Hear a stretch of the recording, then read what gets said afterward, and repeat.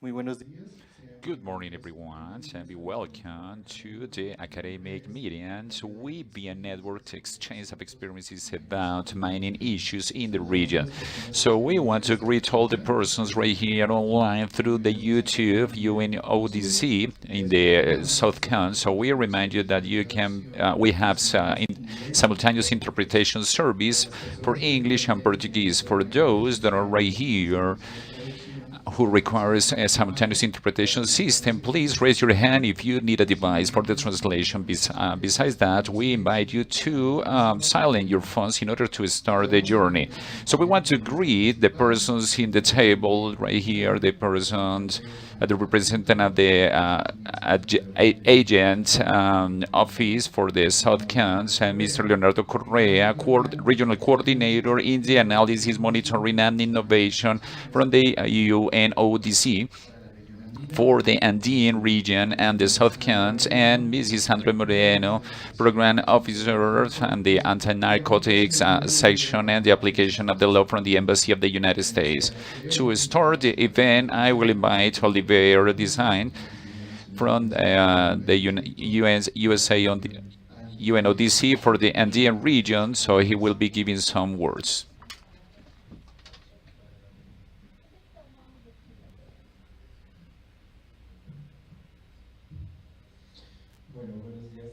Good morning, everyone.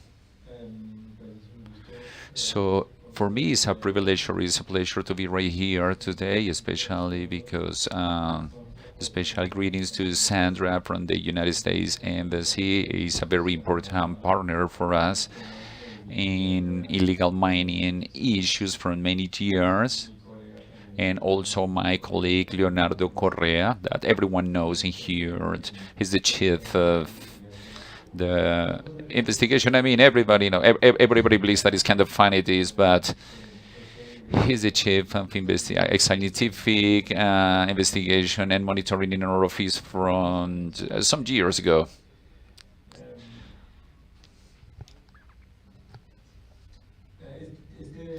This event, Weavy Networks, well, I believe is part of the action or the activities that we have related with dialogue and conversation with the UNODC, with the academic community, and also with the professional community in regards to illegal mining. We organize many events in regards to crime and drugs to have reflections about the controls with the main players or the stakeholders related with these subjects. In regards to mining, is something that we haven't done so much in the previous years. In the last years, I hope that this event is going to be the first edition of many editions that we have to organize in the future. I do believe that one of the ideas that we have with the organization of this event, is to be able to share knowledge about the technologies, about the monitoring methods of the illegal or illicit phenomena in this environment, with an approach, in this case, related with illegal mining. Illegal mining issue, well, it's our office, in our office is a very important subject. We've been working for more than 8 or 9 years, all related with the Ministry of Mining and Energy. I would like to take advantage to thank the excellent cooperation we have had from the ministry. And well, based on this monitoring process, every year we publish a report about the evidences about the about this subject in Colombia. So, well, the idea right here is then during this journey is to be able to discuss about monitoring methods and research and investigation. It's always complex by definition to learn, to understand, or to measure the amplitude and the scope of the illegal or illicit phenomena. By definition, there is not statistics, official statistics, which is were related with estimations. And well, we hope that, well, this day we have all your experience right here all together for us to be able to know and understand the better or good practices that your institutions have in regards to monitoring and investigation, scientific investigation, of course. One of the main goals of this meeting is also to think how to, based on the monitoring researches that we can organize, measuring the crime issues, we can actually transform into tools that we can utilize for making decisions locally, departmentally, and in the national level as well. Especially in the case of United Nations and in the case of UNODC in particular, it always results in that the investigation or the research that we do to have a practical application for the governments. We are not a university, we are not an academic sector, so the goal always is going to be that those analyses and studies to be turn into recommendations and suggestions to be translated into public actions. So I would like to thank you, all the members of the academy, members of the institutions of the government state, members of the international community, American Embassy, right here present, for your participation in this meeting. Thank you.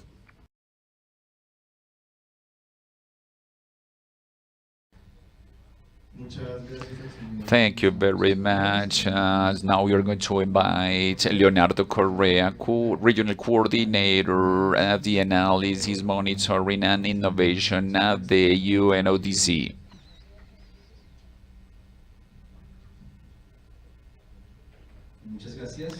Thanks a lot. So I have this paper for you to see that I did my homework, I prepared my speech, but well, as Olivier mentioned before, well, yeah, this is a meeting. I believe, friends, we've been dealing with these issues for a long time. So what I would like to highlight right here is the academic spirit in this event, in this meeting. This is like, kind of formal, but we are here in the academic spirit. We really want to share experiences. We want to know if we are doing things okay or wrong. We would like to identify what's missing because, it always produces like, anguish, that message that the problem in Colombia is overdiagnosed. So if it's overdiagnosed, probably we will have solved the problem yet. But I do believe that there are some elements that are a priority in which we need to work first. Within a partnership that we have with the government of Colombia for more than 20-something years, 22 years, we've been trying to set the scientific and technical evidence for the public policies making decisions. So it's not always done. Sometimes we make decisions not considering the technical evidence, but the spirit of this project, the soul of this project is to generate information, generate evidence for the government to be able, or the governments, to make better decisions. We started in the 99 with the coca crops monitoring system. Then in 2014, we began with the monitoring system of the exploitation goals in the rivers. In 2021, we just started with a system that were monitoring the interventions of the government, in this case specifically in regards to manuals eradication. So those elements are gathering in a big monitoring system that characterize not only the crimes, the drug production, the illegal gold exploitation, but also characterize the territories. I believe that right there is a key point of all this monitoring exercise that the United Nations does. To characterize the territories implies, of course, to characterize, the markets, of course, the dynamic of the conflicts, the players, the stakeholders, the way how the vulnerabilities in the territories facilitate or not the crimes to be implemented in that territory. And the response is that the territory has for the intervention of the state. So all that is part of this idea of characterize the territory. So it's not only to know about how much coca there is, where there is, or how much illegal mining is there, or there is also how the territory is able to respond and to adapt itself to those issues. In that component, it's been a key, I mean, in that idea of monitoring the territory is being key to integrate the approaches, gender approach and ethnic approach. And right there in the entrance door, you will find QR codes for many of the reports that we have done, especially in these matters. I mean, I'm not gonna say neglect it, but I mean, we left some behind in some reports because there is a bias, I believe, because or due to the crime and drugs, and to understand the crime and drugs, we need to understand the particularities of the territories. We need to understand the cosmovisions in which the indigenous communities have to face those issues, and so on. I would like to highlight those investigations or research in which, for instance, the indigenous communities in the Cauca department, in the NASA community, they build some tools to include in their life plans the drug issue. There we have some examples of the NASA indigenous community of the Agua. We also have some examples of how we can use this information for some Consejo Comunitario of the river for them to have more tools to manage their own territory. A couple of weeks ago, with the Ministry of Energy and Mining, we delivered the first module, totally designed, set up from the very beginning as management tool or instrument for the indigenous community in the Amazonias in Colombia to know, to have more details about the situation of the goals, alluvium gold exploitation evidences. So this has been designed for them. Also, the gender approach, there is something very interesting. We have many investigation about the social and economic conditions of the women right there. So we have a characterization of the role of the women in all the narco traffic line, because if you really want to understand those issues, you need to go to that details. It's not only about to say how much coca there is or how many alluvium gold evidence there are and where it is. Every time we go deeper with those subjects, its topics, we notice that we need to study much more. And well, right there, there is a temptation to start studying much more, so only because we need to know. And that's why we have these meetings. We call the researchers for them to help us to identify what is urgent, what the public policy is requiring right now. We have many researchers, but we also have many represented, and I'm very happy to see many colleagues right here. I mean, I don't have any idea about the illegal mining, but well, but you are experts in conflict, you're experts in women and gender, you're experts in territorial subjects, and we need you to help us identifying what is missing to know, because from working together, we are going to get applicable solutions. And well, as Olivier mentioned, the idea of doing all this investigation is not only to be a university. The idea is to have better information for making decisions. Therefore, this is the main goal of these 2 days or a day and a half, to try to identify the investigation axles where we need to go deeper, where we need more information, in which we need better information, and also to be able to identify the way to support efficiently to reduce the impacts of the illegal activities in the life of the communities and in the health of the planet.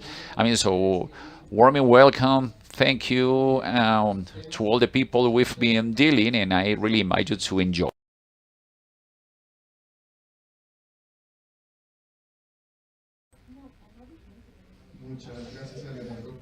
Thank you very much, Leonardo. So we are inviting the persons on the table to have a seat. So we are going to start with the subjects. We are inviting you to participate actively in this meeting. Could be online or right here in the room. So we will be motivating you to have to make questions and to respond questions. So having said that, we're going to start with the first meeting of today with the panels. The name is Impacts of the Mining in the Communities. So the relations between the mining and the communities are not limited only to legal issues. In many regions, the mining is embodied in the traditions of the communities, but in some others is subsistence alternative. However, the pressure of the big enterprises and the richness made the relations to be dynamic. The moderation for this panel will be done by Adriana Ferreira. Ariana is a lawyer with some studies in sociology, and she is taking right now a PhD in social science with an emphasis on education. In his professional career, she's been working in the public sector in matters related with the victims' attention policies, human rights, and peace building. Ariana.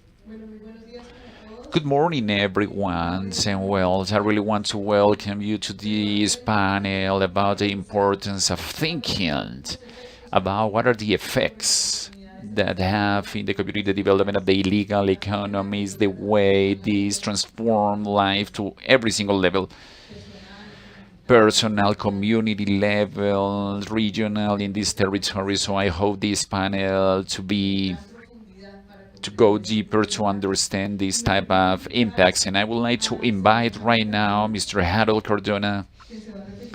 He's going to be talking about the approach about the mining and social conflicts in Colombia.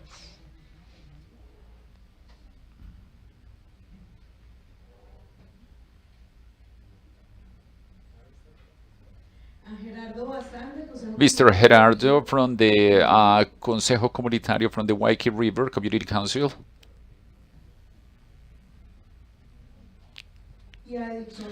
And also Edison Gustavo Daza from OPIAC.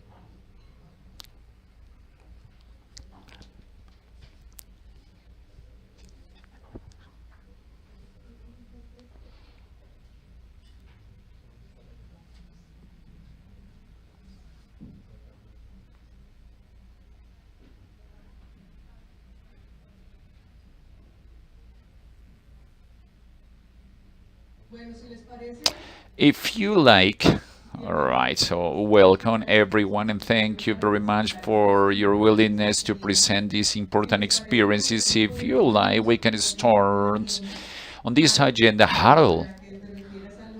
So if you want to talk about matters related with the social and environmental issues related with the mining stuff. Good morning, everyone. Welcome to our Medellin city. I hope you're enjoying it because I see that many of you are not from here. All right. So we have a presentation. Please go ahead.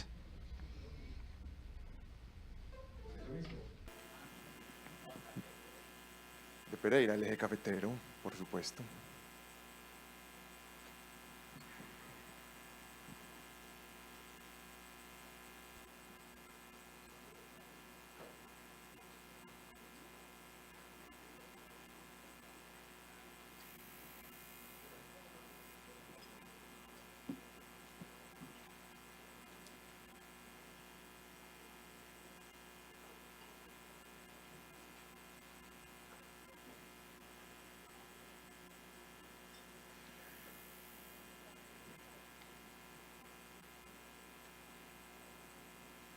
Muy bien, mientras encuentran la presentación y la ponen, Well, in the meantime, I can start telling you a little bit. My name is Harold Cardenas Trujillo. I am a professor from the Amphitheatre University, and I've been many years researching about mining issues from the academy standpoint in the presentation that we will share, that I prepare for you today, versus two aspects.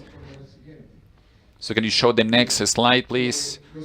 About the social and environmental conflicts, and also how from the universities, from the local university, we have a better approach about this investigation. Next slide, please. All right, can I have the pointer? Thank you. Okay, I'm going to explain you this image that you see on the right hand. This is the bridge in Pescadero, Ituango. You have heard about the Ituango hydroelectric plants. So this is a very important milestone for the local population. They lost this bridge. It was taken away because you know that part of the condition of the development in Antioquia, it's being given due to the geography and the difficulty to access to different territories. So this bridge showed the access to many communities. So to flood it meant a very important conflict that EPN produced. So that's the reason why I am showing that image right there. All right. The main goal of this conference is to explore the last reflections and approaches of the investigation and conflict, environmental and social, and to comprehend why it is important to approach to these topics, especially in the Antioquia region. Antioquia is a mining state. One of the speakers said before that culturally some territories are mining territories. This is a territory that historically and culturally is a mining territory. So this is a social and environmental conflict. In Colombia, the main states or department, as you can see, Antioquia is the second one. That's why it's very important to approach to these subjects in Antioquia. This social and environmental conflict is surrounding many subjects: infrastructure, industry, livestock, hydroelectrics, and mining. Deforestation as well. So this led that in general in Colombia we have this number of persons dead, killed. That's why the Colombian government, they sign up this treaty to protect the environmental leaders, but we also make a great effort to protect the social leaders. That's a big problem and issue, and in Antioquia, the dates or the information is not less. So how we understand the social and environmental conflicts from the theoretical approach. First of all, we need to identify the environmental problem, the disagreement or focus, the way the conflict is manifested, the history of the consolidation, and the type of the conflict it refers, the evolution stage. Some conflicts just started, some conflicts are very old conflicts.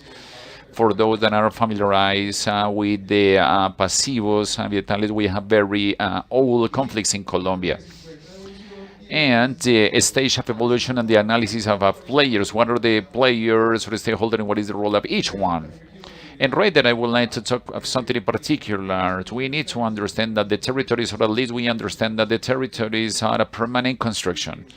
And we are not observers from the outside, only seeing this space. We are important stakeholders in these territories where we build, and from the academia, we contribute to generate local capacities as well, and also to generate this analysis that will allow to have public influence, and also to generate developments in the wide sense we understand nowadays. These theoretical approaches starts or intervention strategies begin in different dimensions. One conflict resolution approach where it's very important to have some agreement between or among the different agreement and to make them feasible for the different stakeholders. For example, in the Amphitheatre University, we have an office dedicated to the conflict resolution in the territories.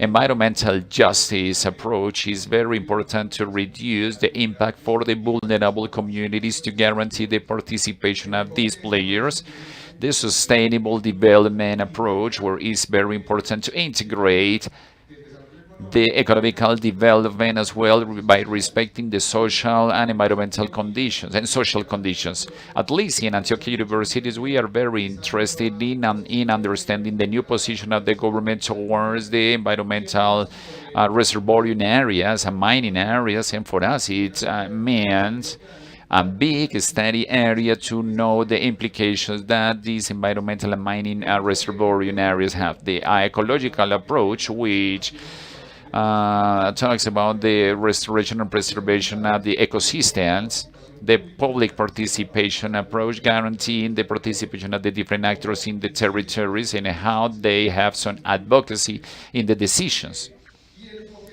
and the environmental impact assessment approach, where we pretend to have an influence in the mitigation of the risks in the different activities developed in the Antioquia territory.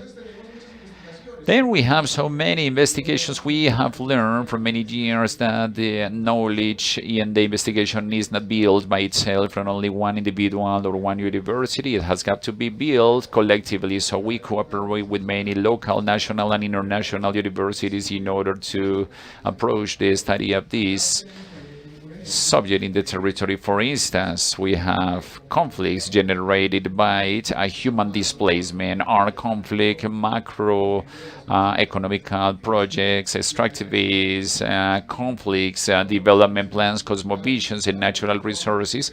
And each one are some exercises that we have developed from the academia in Antioquia to understand those environmental and social conflicts.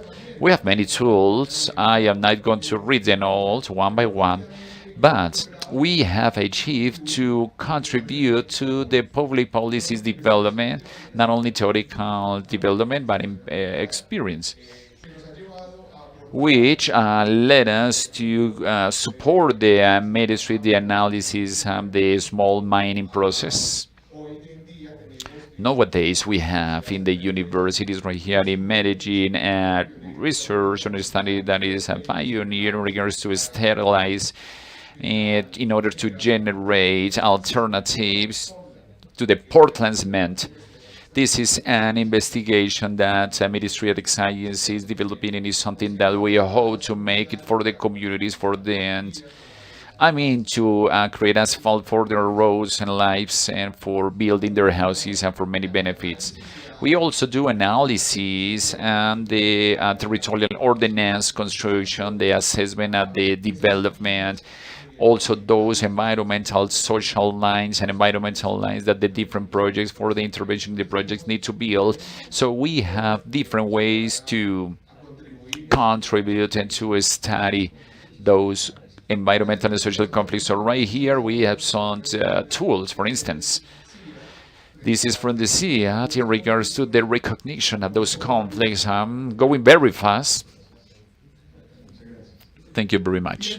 And right here, so we have an example of Core Antioquia, where develop a methodology to observe and to do monitoring and to those environmental conflicts. Right here, we have some investigations that we have developed with some other universities from abroad about the typology of those conflicts, towards who are the actors, the levels of impact, and the roles, in order to note and to set up or create strategies for solving those conflicts.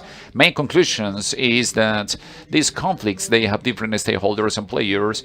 They have different interests in the territories. We need to work align with those actors in the territories, with those actors, in order to diminish those difficulties and issues in the territories, and to continue building. We cannot just pretend to solve those conflicts overnight, and to continue building sustainable territories. An example, this is an investigation, well, a research that we are just finishing. We're going to start a second phase.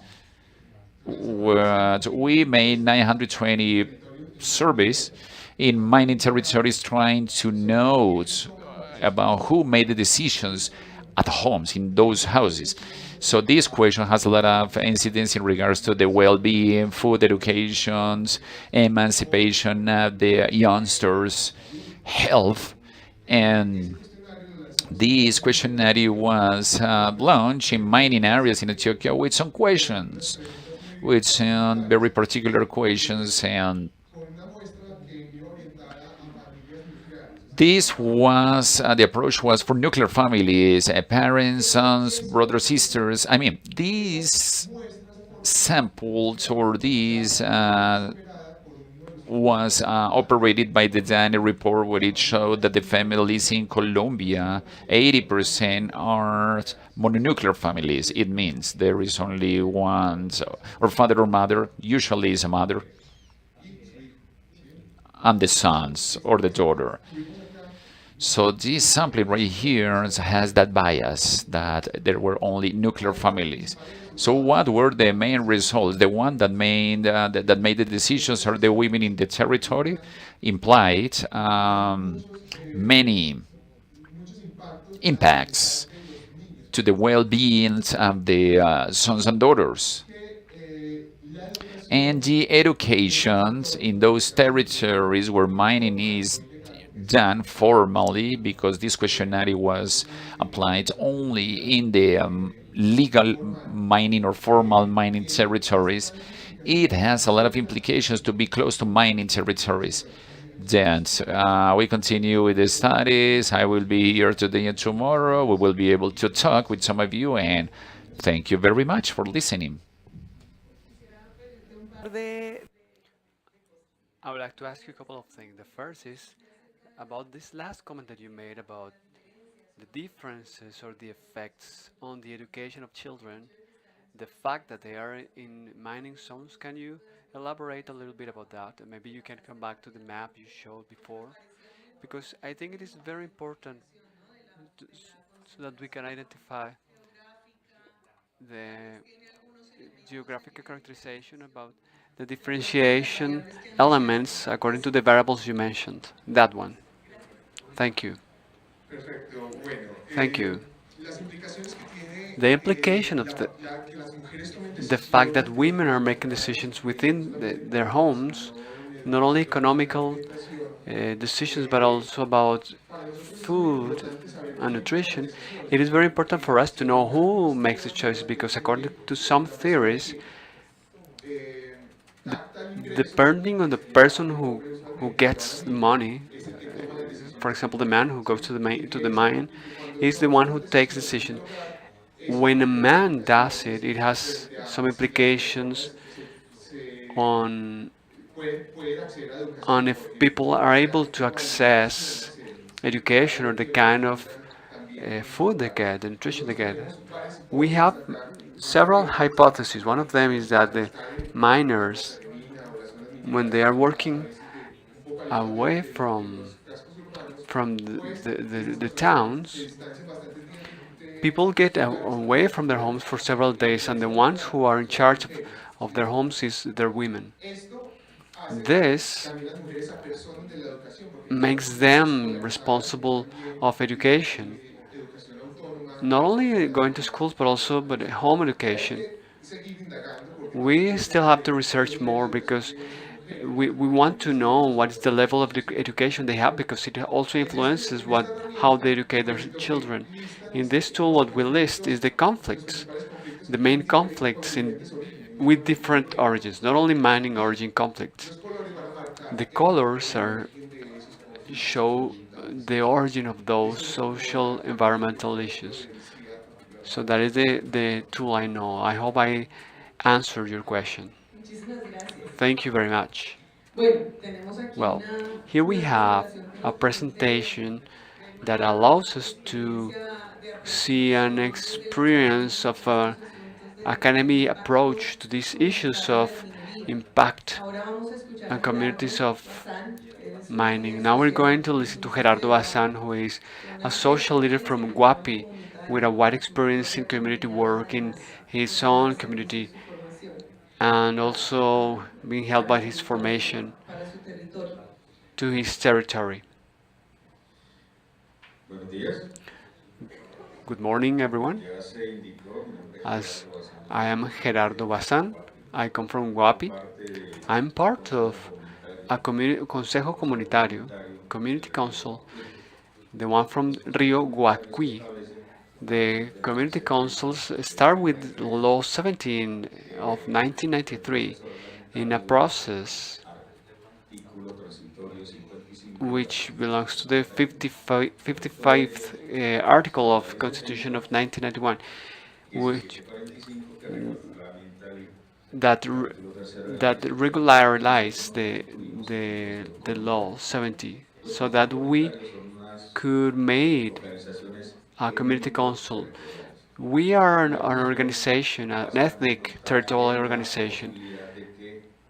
We strive for having the possibility to have the self-governance of our territory according to the particular features of our territory.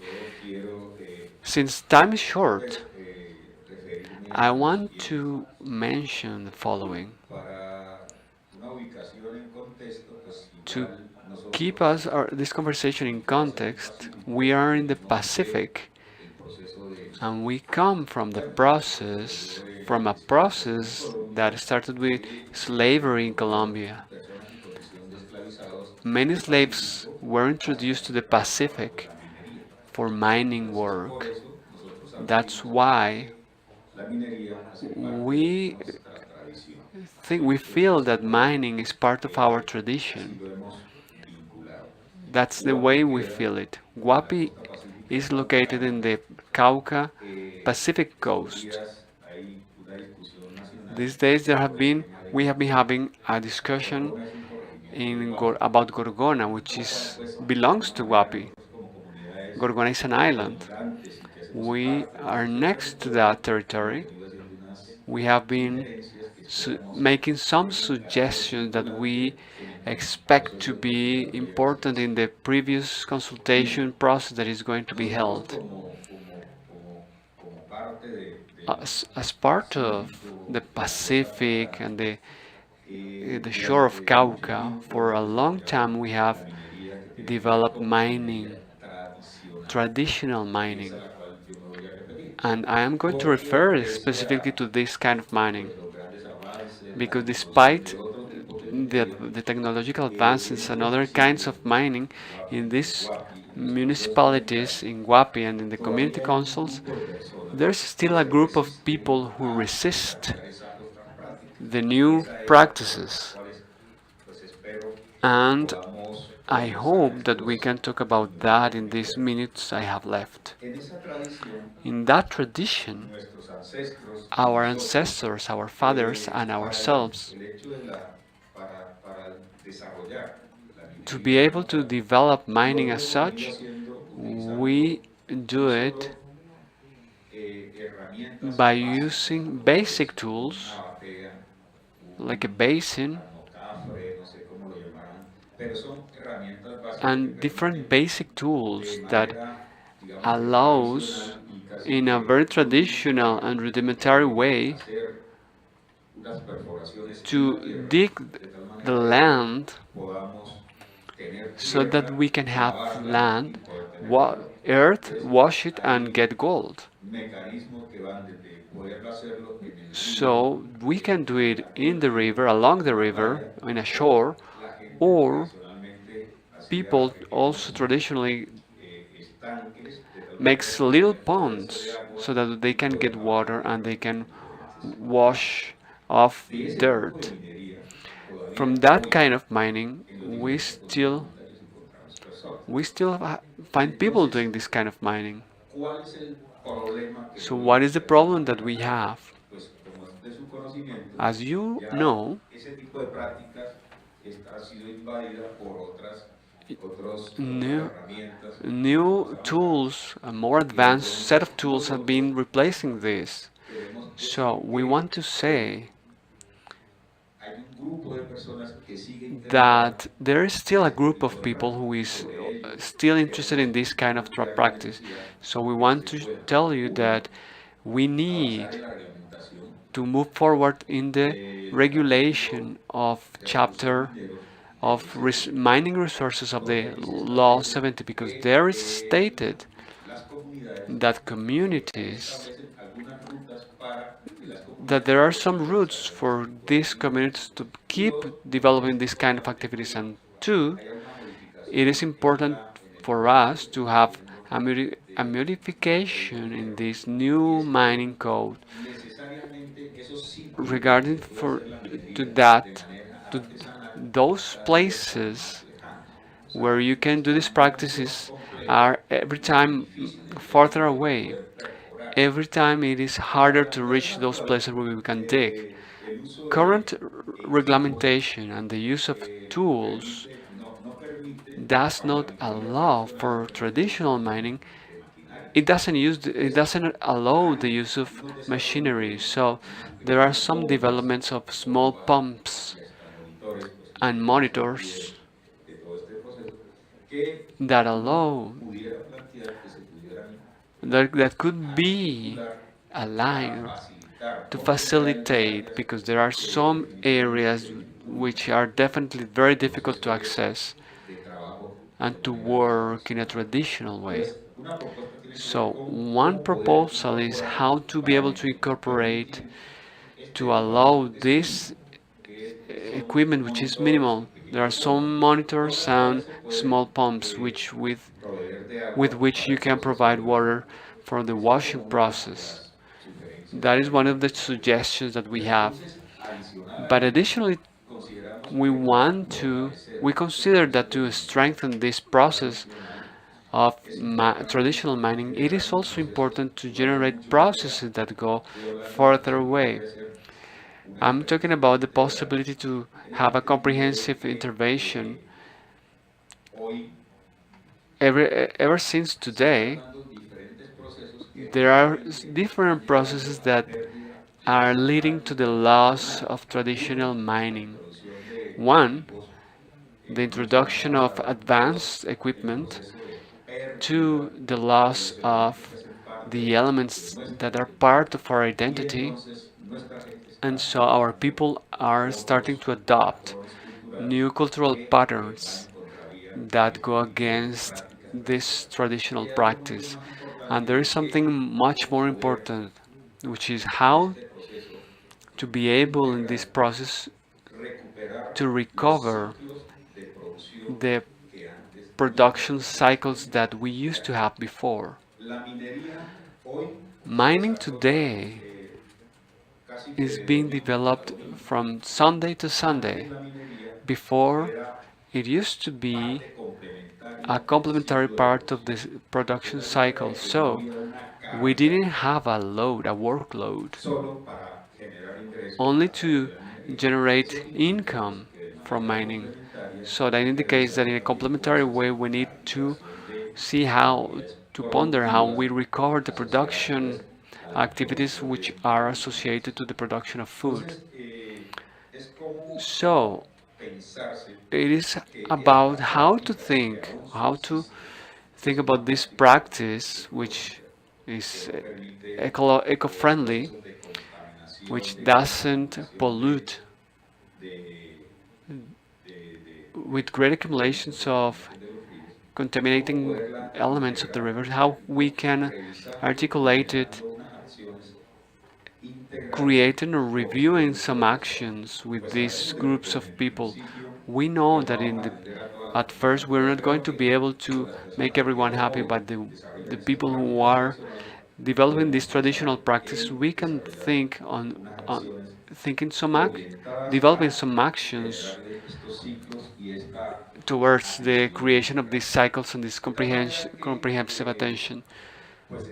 So, in our case and in the community councils of Guapi, we are talking about 42,000 inhabitants in Guapi. There is a percentage of them, about 13 or 14,000 people, who live in the rural zone of Guapi.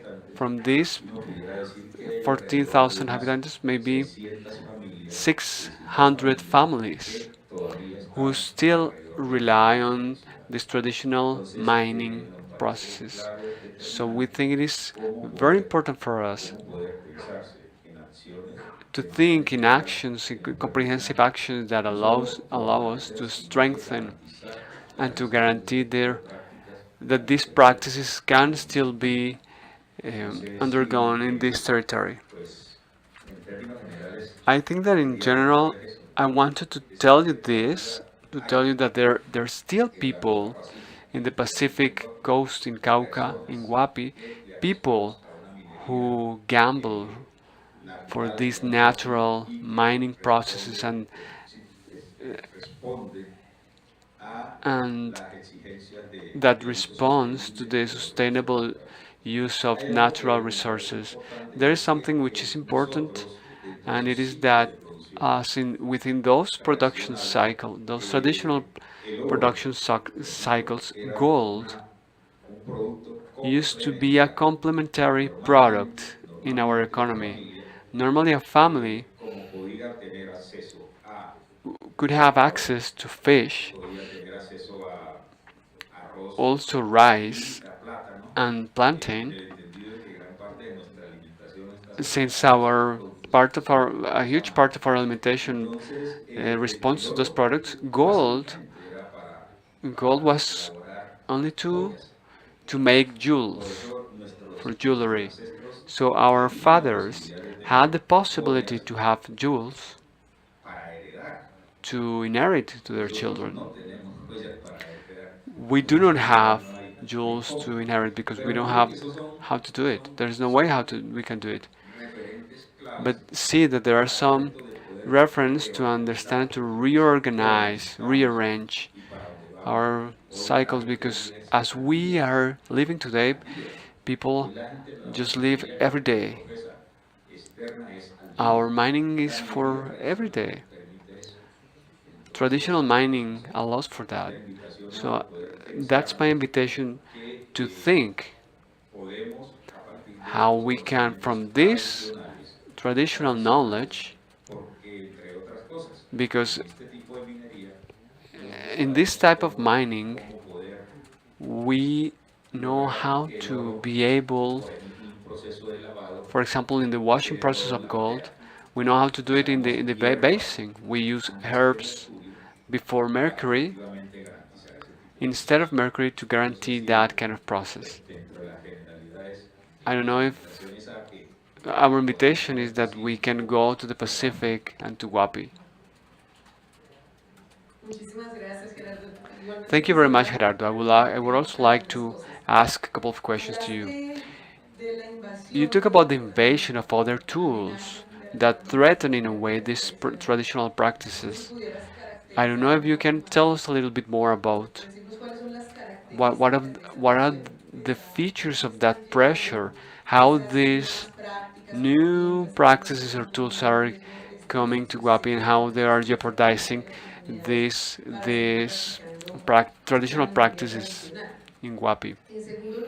Second, once you tell us about the features of these pressures, we would like to understand the relationship between profitability, between the traditional mining, and if there is within the community council the practice of the practice of mining with these new tools. What are the differences in terms of profitability and income yield?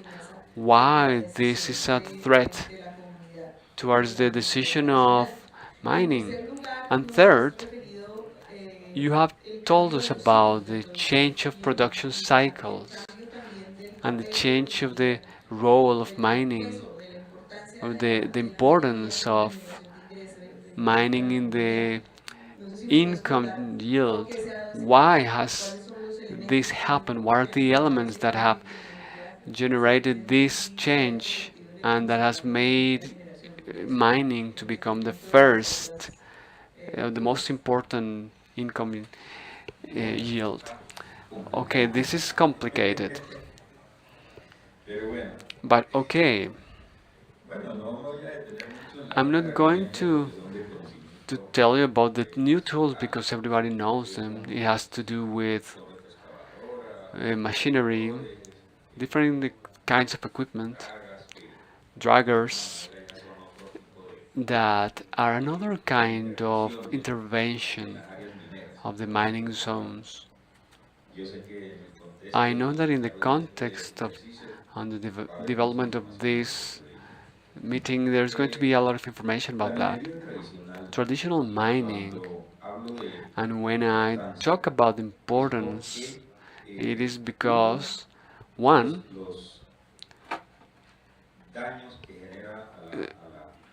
the harm that this does to nature are minimal. But when I talk about the need uh, on how to think that through mining we can grant the income generation, and this is linked with the third question, because what we are saying is that if people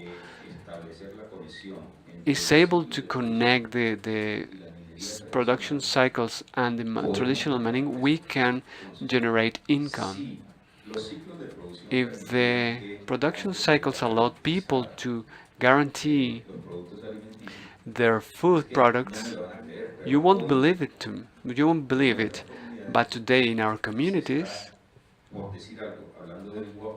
talking about Huaqui, the last community is called Concepción de Huaqui, and there is and this produces plantain, a very delicious kind of plantain. And when they have tried to do a different kind of mining, they don't have time to harvest that plantain. So that means that part of the income they get from mining has to go to buy food, and that goes to fish, to rice. In the lowlands, we have very good lands for rice production. Not before, not long ago, before 40 years ago, from Guapi, we brought rice to El Valle, to Buenaventura, and today is the other way around. Today we need to get rice from Tolima, and we. So I want to state that if we manage to recover the production cycles, we are going to guarantee that a good percentage of the resources that we use in purchasing those products, it would be our saving if we implement a traditional mining process, so that we wouldn't be dedicating all our time to mining, but we would be working from Monday to Thursday, say Monday to Thursday, and the other days we would be guaranteeing, because if you do the math in the consumption, we spend a lot of what we produce. But if we produce it, that would be the saving that we could generate inside the territory. So we think it is key to think about a process with this group of people associated to the comprehensive attention that allows for their recovery of the production cycles, but also to come back to the practice of traditional mining. Thank you very much. And we finished this first part with Edison Gustavo Daza. This is a professional commitment with the community work. He's going to talk about the experience and the cultural and environmental impact on communities in Caquetá.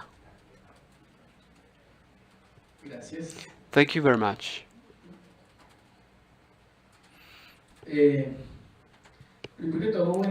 First of all, good morning, everyone.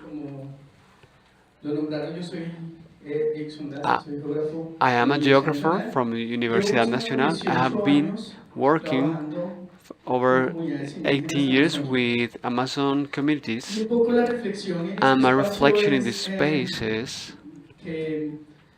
that the Amazon, different to what he was talking before, we don't have that tradition, that culture of mining in our cultures. not even Pero en los traditional últimos artisanal 20 mining, años, but in the last 30 20 años, years or 30 hemos years empezado a we ver have esta started to see actividad this en activity territorios amazónicos in the Amazon y más allá de territories, los estudios and beyond the científicos o scientific studies that we universidades have o or the academic institutos, studies a that we have, nosotros como organización indígena, for como us as la OPIAC, indigenous nos interesa organization, un poco, we are nos interesa interested, mucho we are el very tema interested cultural. in the cultural Digamos que ese es el issues, tema que and más that nos is preocupa a nosotros, the thing we are básicamente most worried porque about, basically, para los amazónicos because for the Amazon el peoples, tema del idioma, the el language, tema de la tierra, the el land, tema de la naturaleza, nature, como la mayoría de los pueblos as indígenas, as for es most of the indigenous esencial, people is essential, es la parte de la vida, pues, is related to es life itself.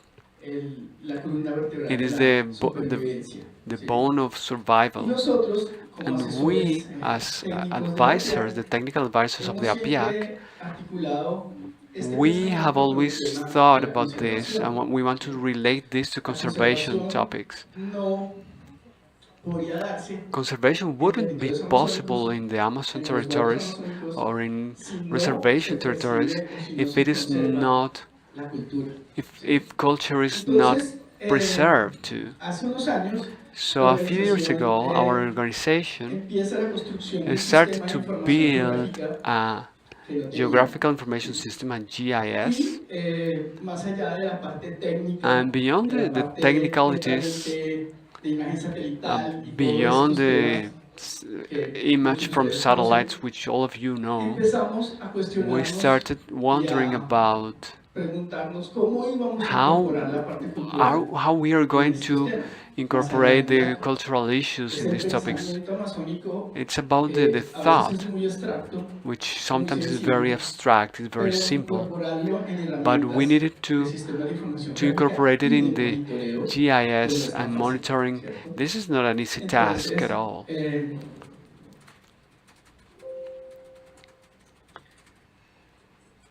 cuando nos invitan a este So espacio empezamos a when mirar, you pues invited to que, this space, como les digo, nosotros tenemos we started thinking somos nuevos en este we tema, are digamos, la new in this Amazonía es topic. nueva en la The minería, a Amazon pesar is de que new in the mining existe issue. Taraira, que es una de las We have digamos, Taraira, minas which is one of más grandes one que of the tiene la Amazonía biggest colombiana mine de that we oro. have in the Amazon. El tema de la minería es realmente muy Mining joven is en el territorio, very o sea, new estamos in the hablando de territory. hace We are 20 talking años. Y about es less principalmente than 20 minería years, aluvial, and we are talking about minería alluvium con mining extracción de dragas, ¿sí? with the use of Y draggers. comentábamos con algunos compañeros que afortunadamente We were talking el with some impacto companions that ambiental luckily no the es tan grave impact is comparado con not otras that zonas bad como el compared Chocó o with como other el zones like in Urabá, Chocó or perdón, el Urabá Bajo Cauca or en Low Antioquia. Cauca in this Digo department in afortunadamente, Antioquia. And I say pero pues luckily, también es but preocupante it's ver cómo it's la parte worrisome ictiológica to see es la how mayor perjudicada the en la fish Amazonía. are the Y como most pasa en el Chocó, pues eso es parte harmed the fundamental Amazon. That también de la happens in the cultura Amazon. It is also alimenticia de los a pueblos very amazónicos. important part of ¿Sí? the food in the Amazon. Cuando yo llego a la Amazonía, When a I come esta to the área, Amazon, to de this area, Caquetá, to Caquetá, yo me doy cuenta I cómo la realize, cultura amazónica, cómo su I start to relación con la see naturaleza y el how uso their culture del is territorio. related to ¿Sí? nature, Y empiezo with a the entender use of cómo the territory, también, lo que también and hablaba el start compañero to sobre los see ciclos, que what luego he was llamamos talking los about, calendarios the ecológicos. cycles. It's called the Y es ecological cómo a calendars, través del año and it se is how utilizan throughout the year absolutamente todas las cosas que el mundo nos da. everything No is solamente used, lo físico, sino not también only lo the physical espiritual. but also the Para ellos spiritual está things muy that the world gives unido us. For el them, tema físico con the el tema physical with the espiritual. O spiritual sea, si yo worlds are utilizo united. algo, si If yo I pesco, use si yo something, if I cazo, fish, if I si yo hunt, talo, todo tiene un significado if I y fell un trees, respeto it has a espiritual. significance and a Entonces, al spiritual llegar a la respect. minería, So when yo mining empecé a comes to the preguntar, zone, I porque cuando start yo to llegué think no había todavía minería en el medio de Caquetá. when I came to Había Caquetá, there habido was otro tipo de not bonanzas. mining practice. There had been another La kind of primera, bonanzas. la del caucho, ustedes First, la conocen muy bien, caucho, rubber, todo el tema de la casa arana, todo el casa tema de arana, la esclavitud que slavery, hubo en esa época, no slavery con that la happened at comunidad that time, negra, sino con las comunidades indígenas with en the ese Huitotos. entonces. in the indigenous Después viene communities, el tema de las pieles, them the skins, the fur, sobre todo de tigres y ciertos tiger reptiles. fur, and some Esa es reptiles. otra bonanza. That was another Y después bonanza that we viene had. las bonanzas And más then conocidas y the más ones that are peligrosas a more nivel mundial, known, es el nivel de la bonanza de la and we're talking about coke, cocaine, cultivos ilícitos. illegal Y crops, and después de que se retira o que hay after una that, disminución de la actividad, after that la activity is narcotráfico reduced, llega la then we minería have illegal mining. a estos territorios. ¿Y de dónde llega? And where does No it come llega del from? interior del país, It no doesn't llega del come from Chocó, the interior of the llega country, not del from Brasil. Chocó, it comes from Brazil. Entra por los ríos que It desembocan en el Amazonas. comes through the rivers that come to Amazon, Rio El Negro, río, bueno, el río Caquetá, y los diferentes Caquetá, ríos que vienen del and Amazonas. different En rivers that come Brasil, from la actividad minera ha sido mucho from más fuerte Amazon. y In mucho Brazil, the más mining, illegal que mining is hacia stronger, que en and Colombia. it's been there for Cuando more estas time than in comunidades Colombia. And llegan when brasileros it reaches y these hacen communities, unos some pactos people from Brazil con los come and líderes de las comunidades. have some agreements with the leaders of the communities, Y se hace una relación de respeto and hacia la it starts gobernanza a y la relationship of autonomía territorial. respect regarding Dice, the autonomy ustedes of pueden this hacer community. actividad, You can pero no do the respetan mining, but y we no have to dejan respect, una parte de esa and you actividad have minera. to No se give la us van a a part meter of that. You're not al going to get resguardo, into van a the estar en el reservations, río, you're going to ustedes be hacen only in su the actividad. river, you're going to Y be ese mining, boom and there started ese the tiempo, bonanza in en el that time. We're talking about 2005 más o menos, 2005, 2006, en donde in llegan which bastantes balsas del Brasil many y se ships, empieza a many regar vessels from Brazil la come, idea de que and we start Araraquara y el medio to know that Caquetá es una Araraquara zona and muy the middle of Caquetá is a productiva en nivel very de productive aluvión zone y que pues no tenemos in problemas alluvium de gold, orden público. and that we don't have any Y empiezan issues a with llegar safety. gente ya del interior colombiano, And many people especialmente de Nariño, from Cauca, Nariño and Cauca, sur de Tolima y the sur de south of Huila, Tolima, y south of Huila, empiezan a and they hacer su start coming actividad. and ¿Sí? start Pero developing their pues ustedes activity. saben But que you cuando ya know empieza that when a volverse un tema bastante then it starts becoming a very importante, pues los important, sectores profitable armados topic, empiezan a llegar hasta the armed a estas zonas. players Y yo me start doy arriving to cuenta, this place, a and medida I que start durante todos los realizing, años sigo yendo y trabajando con ellos, since I have que been empieza working a with haber all una of them for these afectación years, de la there's cultura. the culture Empieza starts a to being haber affected.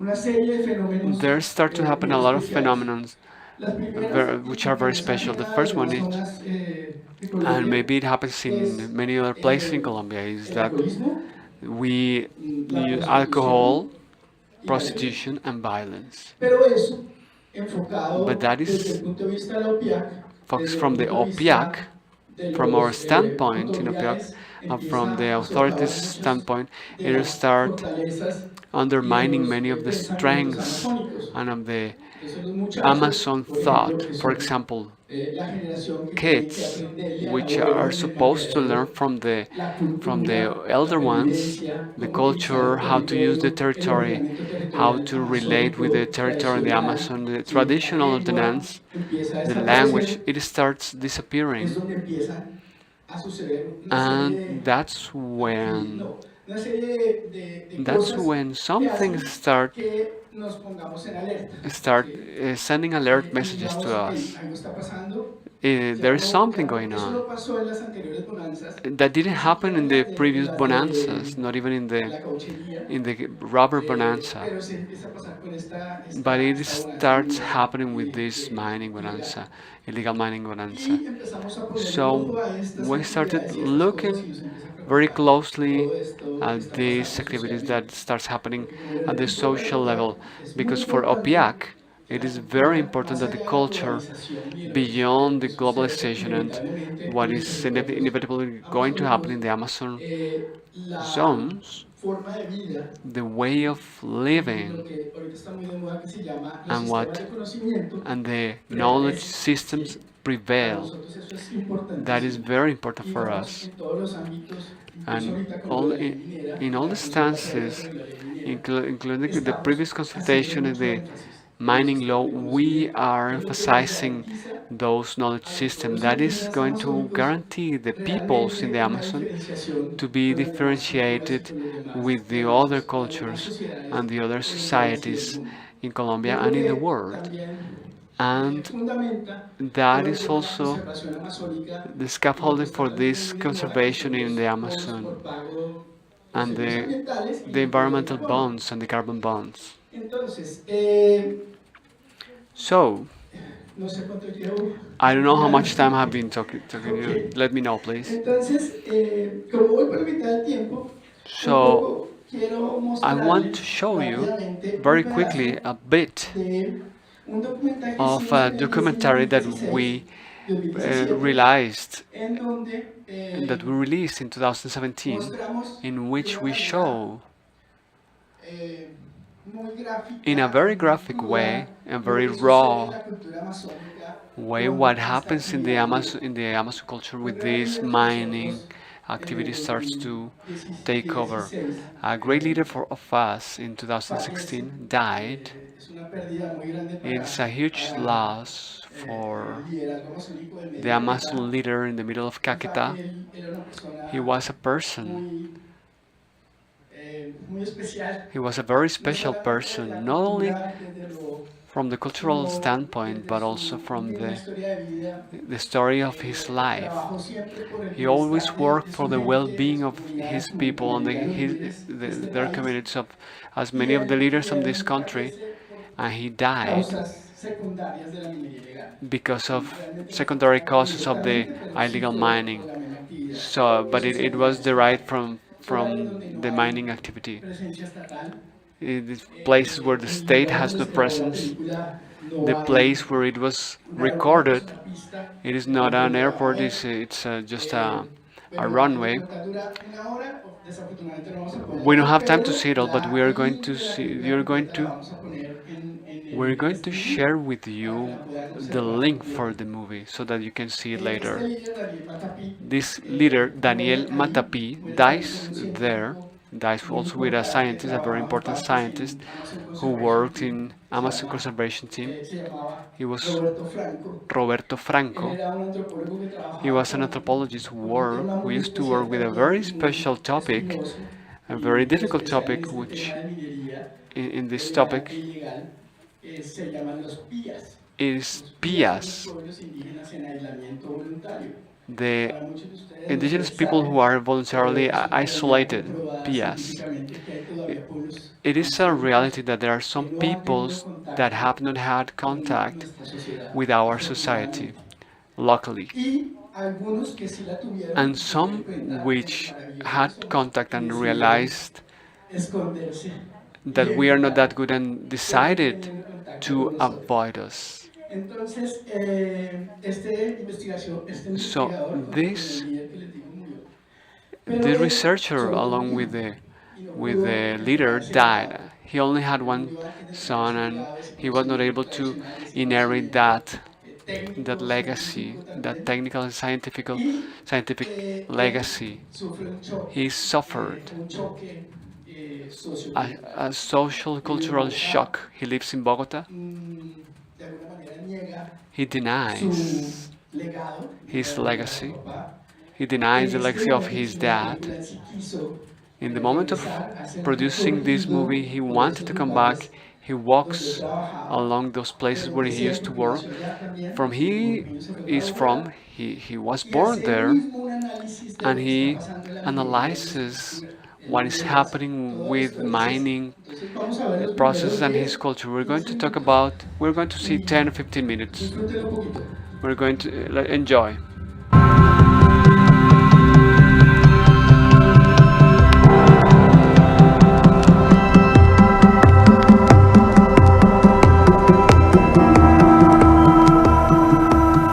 Mi nombre es Elvis Matapi. Mi papá Daniel murió y yo viajé a mi comunidad para honrarlo en un baile tradicional. Pero la historia que le voy a contar es de lo que aprendí en ese viaje. It's something I learned in this trip about the territory, about the culture, about the mining, and about my father. Perdón, Amoca significa. So Amoca means the language. conflict. I believe that I am a person from the city, I might say. I stay all the time right there in Bogota, even though I want the two worlds. I meant we have a way to work in here, how to support ourselves, but right there, there is no job opportunities for you to have your own stuff. I live in Bogota. I've been living for 21 years, but I travel all the time. I visit my family. But, well, we've been for so much time in here, so I always miss many things, because right there we cannot find the things that we have in here. Some people say that the indigenous community, we don't need so many things, but yes, we do. Most of the people right there, sometimes we stop doing some things to do some other things. For instance, right now with the mining, we were all working in the mining. We were all growing coconut because we need the money to provide education to our kids. Okay, my trip is not, because my mother is honoring, Daniel. It's like a dance, because Daniel, for a long time, he lived with me, and I was always dancing with him. He was dancing with my mother, but he's not anymore. So my mother does it as a farewell for him because he's not with us anymore. For me, it's very important in the journey that we are going to have right now because I will be able to see how the community is, what is missing right there.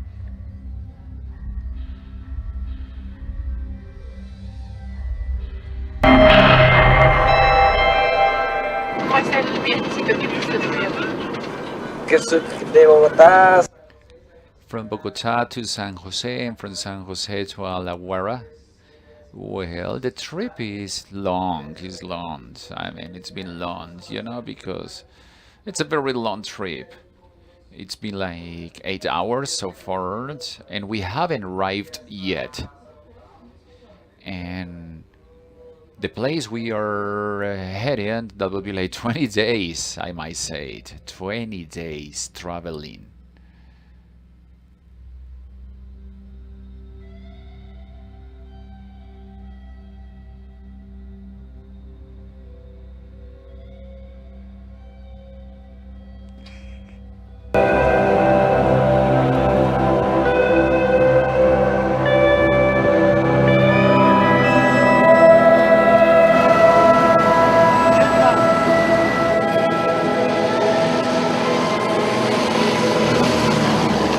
Araraquara.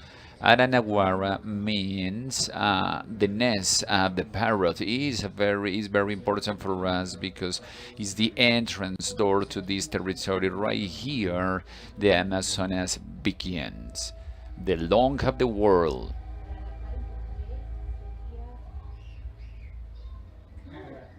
Aranaguara is an area, is a place very special for all the indigenous thinkings, and it's an essential component for the management of the territory of every single ethnic in the low to mid Caquetá River and Apaporis River, because the indigenous thinking in the shaman journeys, they mention Araguara and they refer this as a special community and a territorial limit in the shaman thought. So the loss of the respect is it's been a change in the community, in the way they see things, the way they see the money, this immersion in the market of capitals where the white people are, that makes their vision of the war and the vision of the conservation and preservation to be different.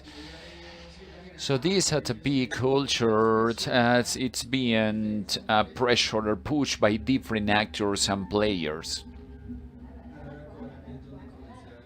Abrawana is where I start seeing the first boats of mining where the limit with the indigenous culture is erased, is deleted.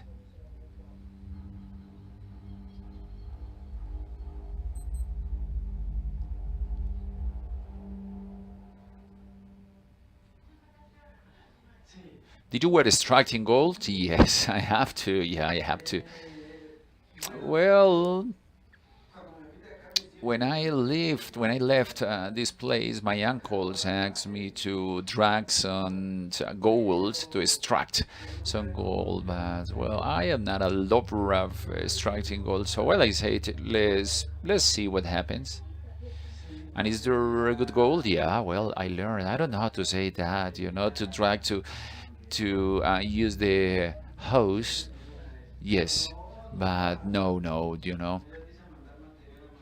I was not like getting the goal. I just jumped and I learned, and I went to the bottom, at the river. So this mining is alluvial gold mining, which is given especially over on rivers. This is done through a dragging system with some houses that are sucking the beds of the river. There is a diver in a very dangerous activity with any guarantee. This diver is going into the water with no working security. And well, usually the indigenous community, when they get connected with this activity, they start doing this kind of, they are sucking or extracting this material from the river, from the bed of the river. Then there is a separation. They use some elements that are highly dangerous, like mercury.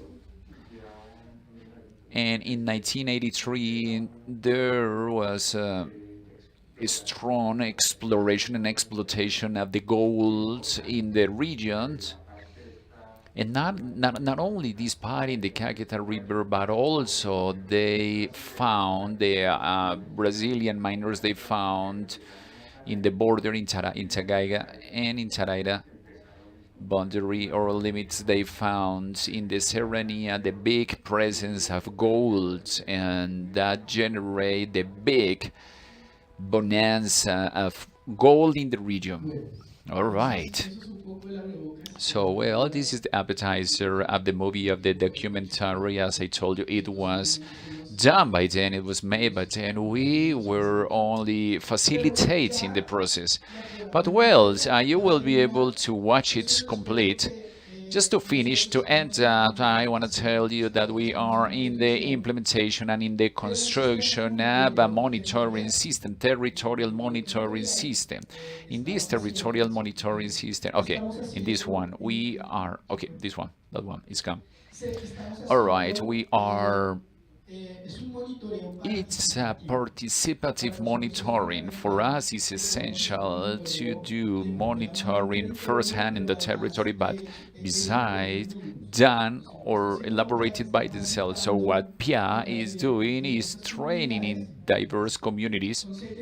They are 6 departments. Is a very big area, so we are the biggest indigenous organization. The biggest indigenous community organization is the main one. But at the same time, we have been able to articulate with some projects. In fact, with EVOA, we are also doing some stuff. We are doing this monitoring, we are training in technological tools with the interculturality Maviadero, where we talked about all the topics and mining subjects and the cultural impacts by utilizing social cartography, being supported by GPS, Trampag cameras, and also some application tools to collect data. Not having internet, so like SmartNet, there are millions of those ones, so we are utilizing CoCollect and Time. We are using those ones, and the idea is to create a network, a very big network, not only for the mining subject, but also for territorial issues. Is a participative monitoring territorial strategy. It has to do with the territory to be aligned or articulated with the multi-purpose Environmental strategies have the OPM that are aligned or need to be aligned with this participative monitoring. Next. Bueno, estas son las áreas donde These are the areas where the mining is happening. We have some pictures of the boats. Okay, when they leave, you know, the white people, when they leave, they are, you know, starting their own mining activity with no intermediation, without third parties. Is something we need to analyze carefully.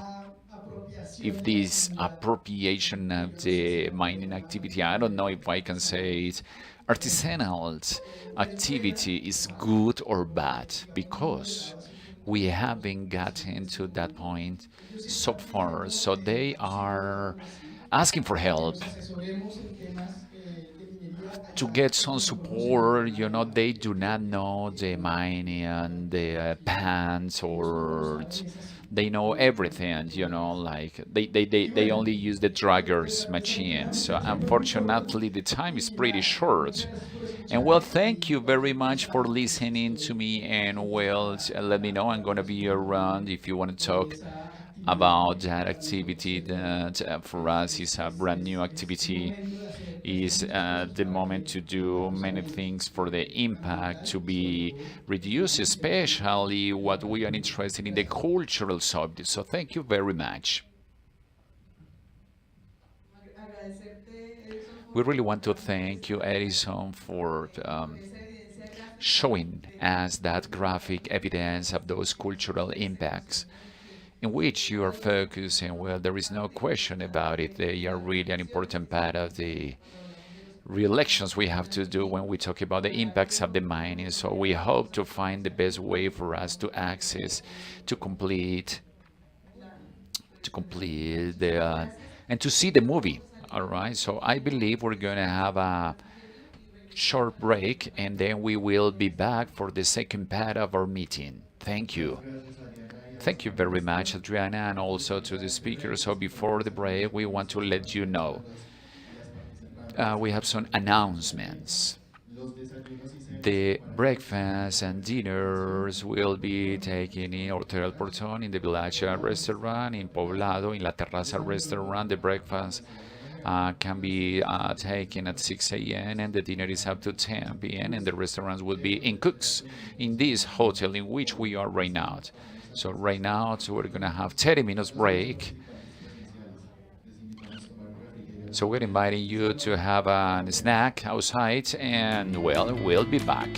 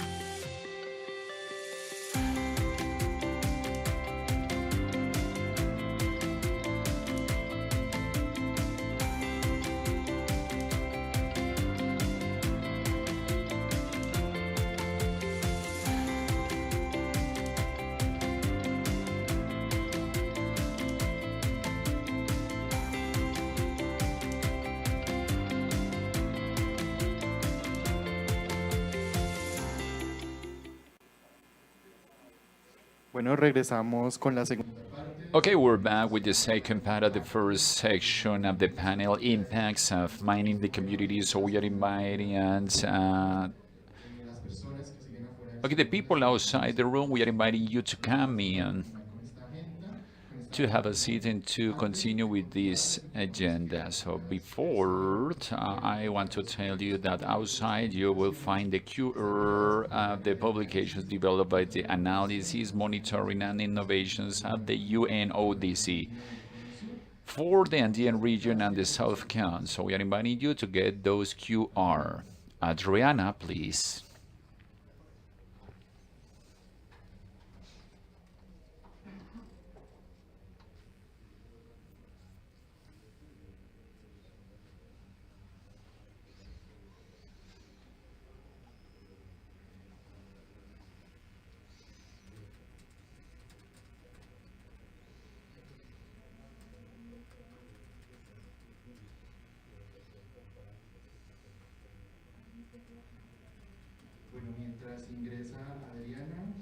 While Adriana is coming, I'm going to tell you how we are going to develop the second part of the panel, impacts on the mining process on the community or over the community. In this blog, we will have another group of speakers.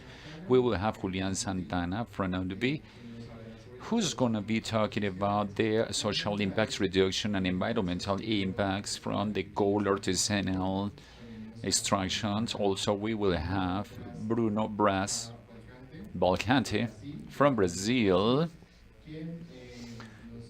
He's going to be talking Tapa House project based on evidence for preventing the illegal trade of persons, and Adriana from UNODC, she's been talking sobre community social agreement as a mean to take advantage of the mining resources, a case study in the municipality of San Jose de Fragua, Colombia. I don't know if Adriana is already here. About noon, we will have lunch for about 1 hour. At 12:30, we'll be going to Cook's restaurant in the Sheraton Hotel. In the afternoon, we will have another panel. Will be moderated by Alberto Correa, our coordinator for analysis, monitoring, and innovation, talking about the convergence and the criminal effects on territories. We will have Sandra Rodriguez from the CMCD UNODC project. She's going to be talking about the understanding of the crime in the territories. We will also have Bruno Manzoli from Brasilia Territorial Intelligence. He's going to be talking about the tele-detection in the gold mining surveillance. And then we will have in this panel Leonardo Giesero Suarez from the Rosario. He's going to be talking about the finance of illegal armed groups. Leonardo Correa.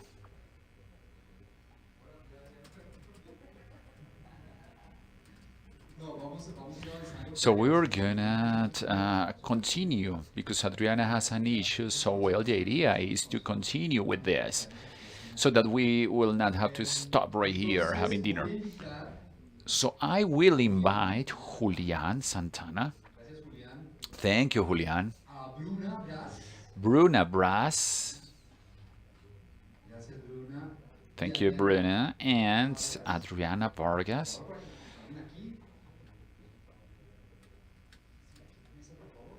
Okay, right here to the table, please. All right, thank you. And we are gonna be talking about these relations, about the communities and the mining, the weight. I mean, it's not only a subject of measuring where and when. There are some impacts beyond the activity. I am going to give the floor to Julian. He's going to be talking about the social and environmental impacts reduction in a small scale in Chocó. Julian, go ahead. Thank you, Leonardo. It's a pleasure and well. Thank you very much for these invitations. I believe that this is a very important space.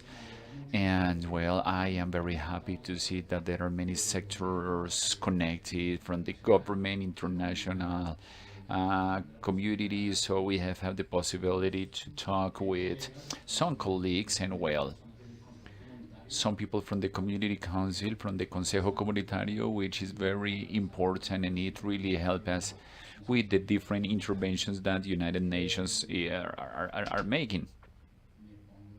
I'm gonna stand up. And well,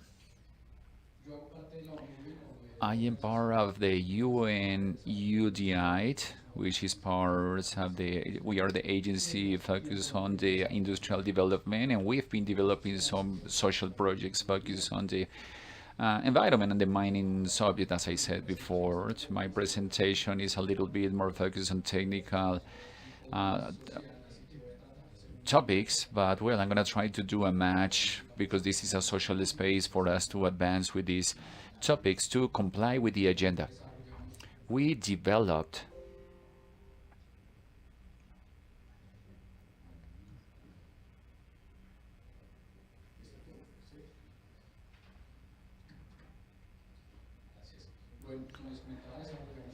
as I mentioned, we develop a project in Chocó. We work with communities and community councils, consejos comunitarios from those municipalities in the region of Chocó. So right now I'm going to give some information. I don't know how to use this one. All right. Okay, I got it right now. So the technical name of the project is Rural Development and Community Council Empowerment in Chocó through the sustainable utilization of the minerals and natural resources. The implemented agenda was the UNOI. The project was co-funded by the European Union and also with the resources of the UNOI and our counterpart or the Ministry of Mine and Energy. The project lasted for 42 months. It was a pilot project, a small one, by the way, due to the amount of money for 100,000 euros, and it ended up the last year in April 30. Thank you. The main goals, or what we are aiming to do with the project, was to improve the subsistence in the communities in the Chocó through the social impacts and environmental in the artisanal and small scale, through the empowering the communities. And how we reach the communities? Well, with the community council or consejos comunitarios. So that's why I'm so familiar with the person right here representing the community council with Gerardo. So thank you very much, because he was actually describing, I felt that he was describing what we did, what we made in Chocó. And Gerardo is the person that can manifest that this is a national need with the community councils in the different zones. So, well, of course, we can see the benefits in sustainable utilization. Utilizing the natural resources, as Gerardo mentioned, is something vital in these communities. The intervention areas. The project have made three main components. From the very beginning, the project only was in the Atrato River.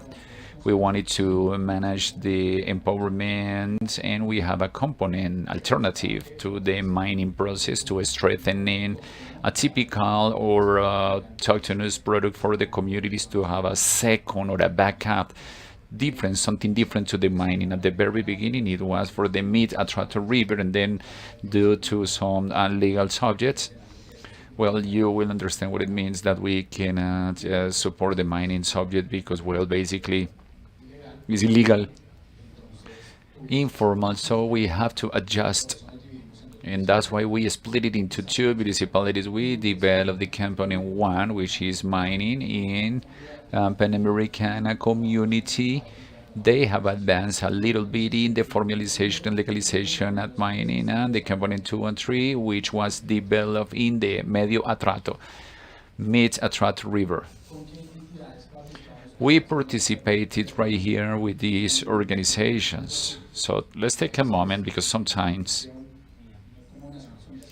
our vision, my vision as Julian, as a person, so I mean, in many cases, the entities who develop projects, they come to the communities, we do not articulate or we do not align, and sometimes we have to replicate efforts, so the money is wasted, the time is wasted in different communities.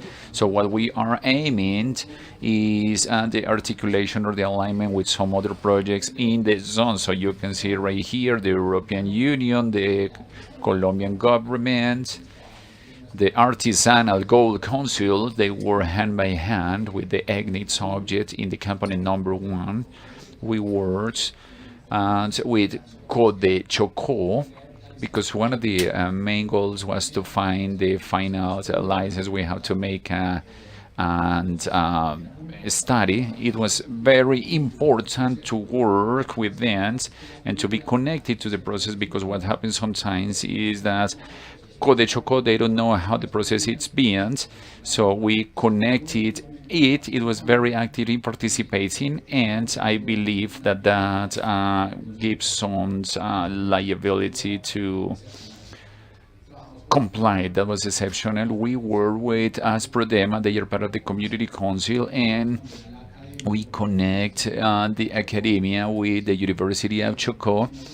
We made some mapping, and we were aligned with some other projects and programs in the municipality right there, like the USAID project, WWF, and what we made, Corcrecer, we opened the letters. I mean, sometimes it's very difficult to open it, and then what we understood is that these projects have advanced a lot in the paperwork, in the analysis, the socialization of this topic with the community. So we complemented the work they've been doing before, but we didn't repeat, because that would have been a waste of time and money, and we wouldn't have the impact that we wanted to have. So we need to highlight the importance of the interinstitutional articulation in the territories.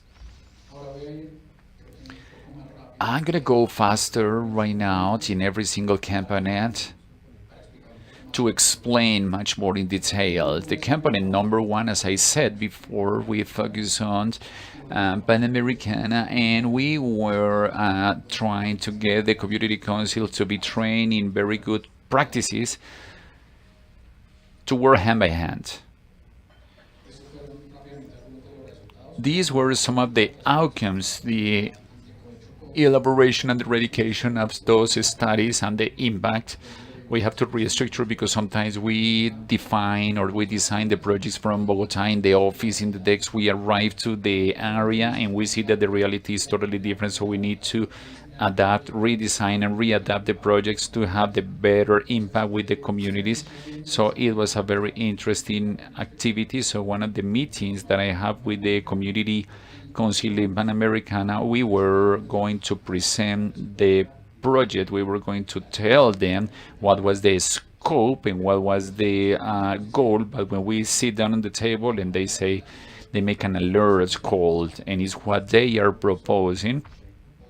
Another entity made it before. What we need right now is to work in a project with an environmental impact. So, well, right here, this is management topic, to change the design of a project, but it was a change that we have to do, very assertive, and we are trying to the projects to be implemented in regards to the needs in the territories, to take them to the national government, to develop them, to have a very important impact into the community. So finally, we made the assessment. It was issued in Corpo Chocó. We provide the technical assistance, which is what we do in the Zone, where we train many people in environmental exploitation for men and women. It's important to highlight that we work with a gender approach, cross-sectional, for all the people who develop the project. At least the 30% should be focused on gendered approach. We train 85 persons in classroom is a little bit difficult, sometimes complex to have all the people in a classroom. We have 9 sessions for training, and finally we deliver 3 artisanal equipment. They were installed.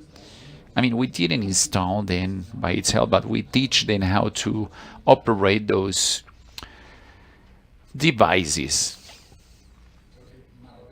Okay, I have to go faster now.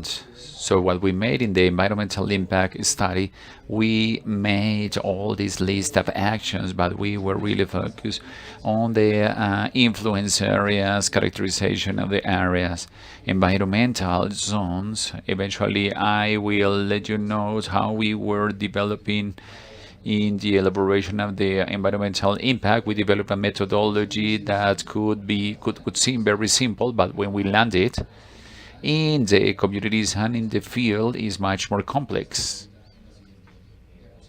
To what is presented in the next slide, we made the environmental assessment, the analysis behind the environmental impact, and controls and monitoring cross-sectional training for the communities to understand and to adapt all this new knowledge and all the implications which brings to have an environmental license, which is not only to have the permission to operate legally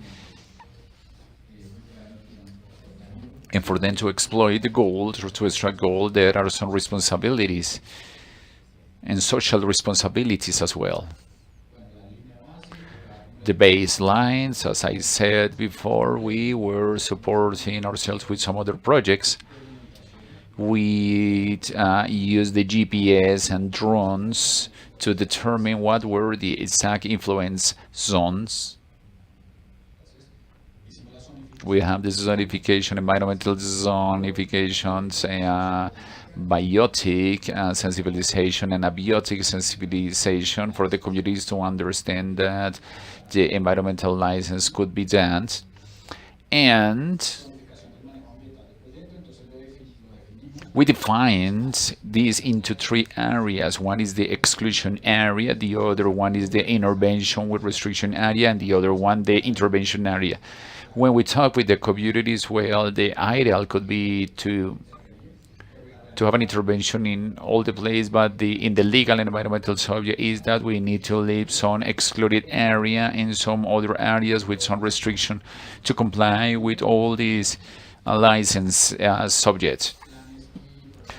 PM8 plans and programs. This is a little bit technical, but we made management of the water resource, community participation programs, and environmental educational management program. This is essential because sometimes the communities do not understand, or well, maybe we haven't made the activity of socializing or explaining what it means to have a license, titles, a mining title, and well, many times, oftentimes in the field, they say, I have my mining title, I can exploit or extract everything, but they do not know what is the social, environmental responsibility and the impact. So it's an activity that we need to do from the donors, projects, institutions, government to sensibilize the end users that are there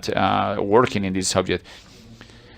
This was what we developed in the framework of the environmental impact, and I'm going to be very brief explaining so you can see the zones where mining could be done. Every zone has a number, which means that that's the exploration and exploitation, mining exploitation order. So when they are in the phase front lines, when they finished, let's say they open the second hole or ditch, and then they will be filling up the first hole or ditch that they dig.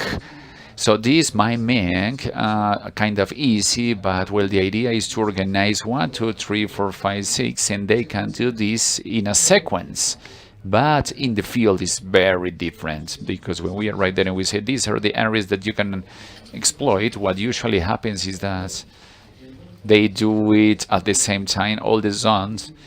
And then when the corporation or the agency or the ministry, they just go right there to see what it's being developed, they notice that the environmental compensation is not being done, that there is not defined zones. So we need to socialize and to create more sensitivity, do it just like this. We have Code Choco supporting, and they say they can do the environmental compensation with these little plants called Code Choco, gave them the plants, native plants for reforestation. So we cannot just bring any plant on any tree. So this really called the attention. I don't know if there is any colleague from the environment ministry. So we have the opportunity to socialize this methodology on behalf of the Ministry of Environment. So it's, I mean, I dare to say with 80% of the environmental corporations in the country, because it's a model that, even though seems easy to be done, is not, and it has a great impact to organize the environmental subject in the mining exploitation. I really want to highlight this because it really called our attention, and because it was a very tough activity to be done by the team. We got very good outcomes, but currently in the front line in Choco, it's been like that. And I say it's been done like that because I got a call the last week and they were right there. And they say, we don't know what's happened, but there is environmental compensation in 3 front lines. That is, well, it's very innovative. They say, I don't believe they sent pictures, and they say due to this impact study, the Codechoco Corporation, they are going to create the reference terms for all the environmental license that to be issued.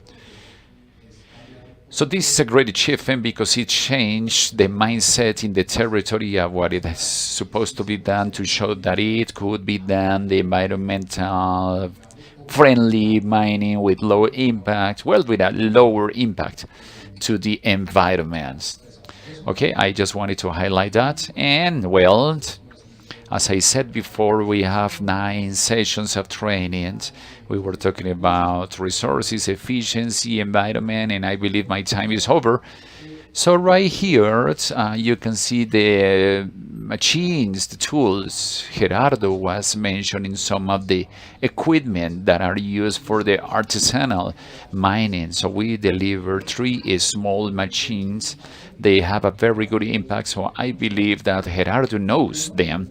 One was this Colbert, this tracker, a small one, not artisanal, well, because it's not an artisanal device, but it's a mobile. What is the meaning for this? We give it to the Community Council, Okama UPA, and we agree that the Community Council will manage it through some associations of women into the council.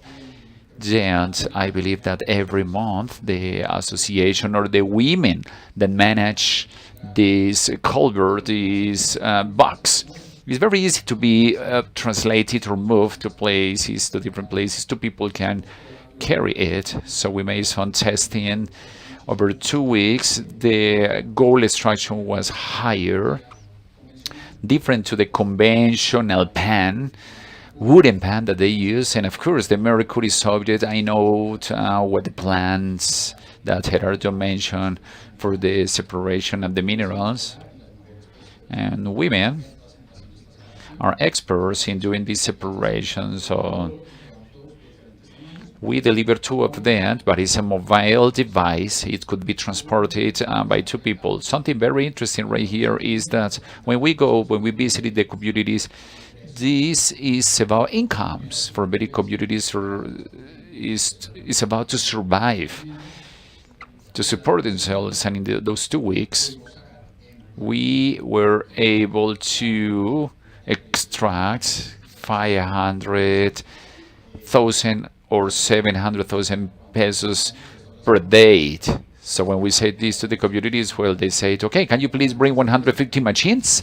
We cannot do that, but we tell them how much you get with a wooden pan. Some people say 70,000 pesos per day daily if everything goes right. Okay, so we need to take into account the oil maintenance, gas, but there was an impact, a radical impact in how the situations or the life of the situation of the communities can be improved with these small machines. That was a different activity we made. The idea was to import the machine, but then we discovered that we can't manufacture the machine in Medellin, which reduced a lot of expenses. And right now we are working with those drag-in box machines, not only in Chocó.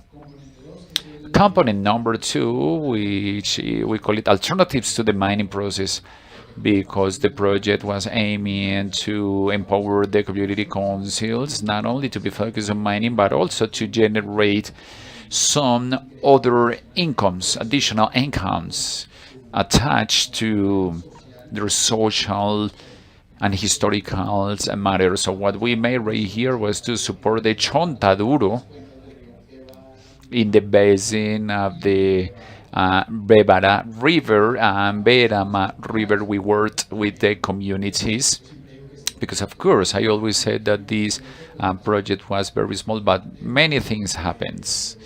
Then we have the pandemic, and after the pandemic, we were for a year and a half, and we were not able to move. So to go to a community 5 hours to keep Dot, I mean, it was to have a video conference is not feasible. So the project, even though it was small, it has many challenges, and we made it. We made it, but it was because of the appropriation of the community council and because they saw this as an alternative. So what we were going to do, it was a business plan for them to be able to commercialize the Chontaduro. They say very interesting, but the river was overflowed in October. We arrived on January, and all the Chontaduro crops are flooded. And besides, we have an insect, the Pipo Negro, which is killing everything. So Julian, they say I don't need the business plan, but we need the tools in order to go back to harvest and so on.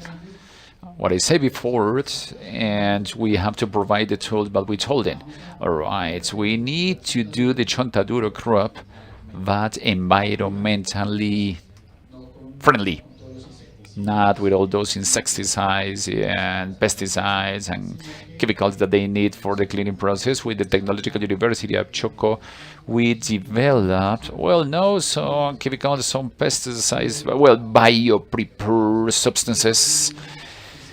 They manufacture themselves those ones with some products that they have at home. Of course, this avoid to reduce the impact to the environment, and we have now some sustainable Chontaduro crops, very environmental friendly. So we have some training sessions in the Atrato River. We trained 72 people, 28 of them were women. We develop activities with Aprodema and with the Technological University of Chocó. We always work with local academia and with local entities because they are the ones that are going to have the knowledge and can replicate the project when the project is over. To continue with it, we deliver some tools.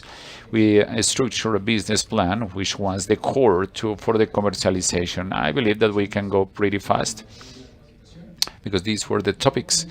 And component 3, empowerment of the community council or consejos comunitarios, as is well known in Spanish. The idea was to give powers, and I always like this picture because it's a nice picture. It means a lot. In Chocó region, the communities they do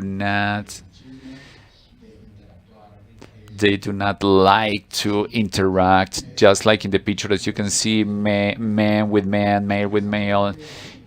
Some community members say to me, well, it's a big word that we haven't seen so many men smiling and hugging each other. That's why this picture is a nice picture. But what is all behind is an intense work for the community to generate these spaces. We work on gender.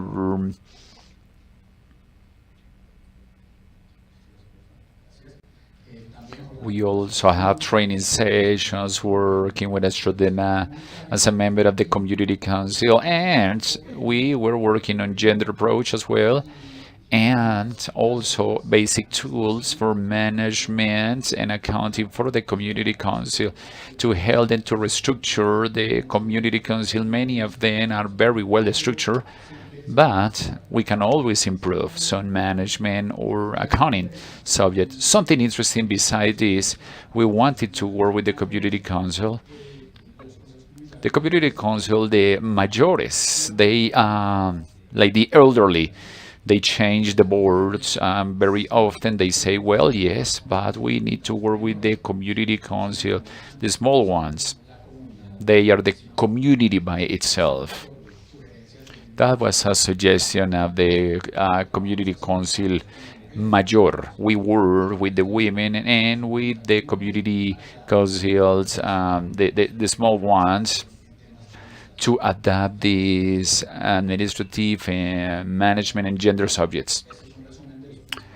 This is a summary of the best results of the project. It's a project that ended up in June last year. We helped the communities to formalize themselves in regards to mining.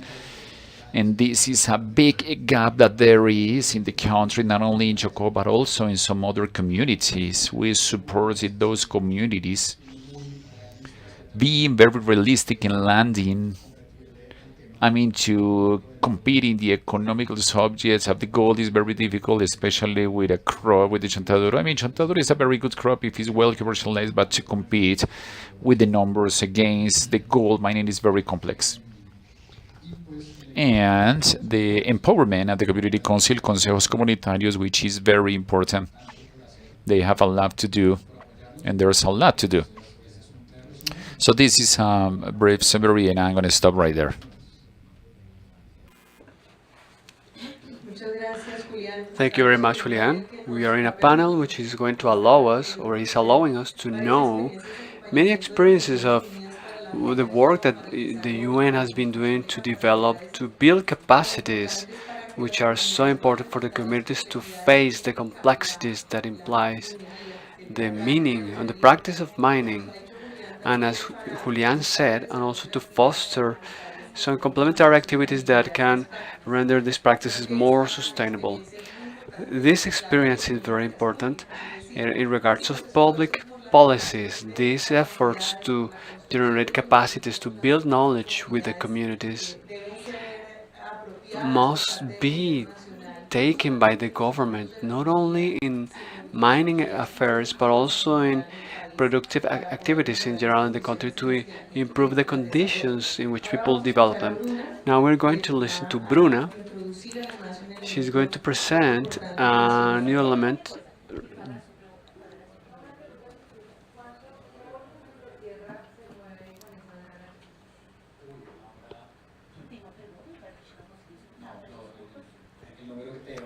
The number I'm going to give you is not okay because I don't have it out of my head, but it's not that much. The dragger there are two boxes different size, but it is an engine, a small engine. There's a lot of water flow, but the amount of dirt, I'm not sure about that. But okay, if your question is focused on if it affects the river flow, no, it doesn't. Where we are focusing in working with these machines is in small rivers which used to have a constant water flow, but it doesn't have to be the main river, but small river flows that are still moving. Exactly. So to answer your question, I am not sure about the number.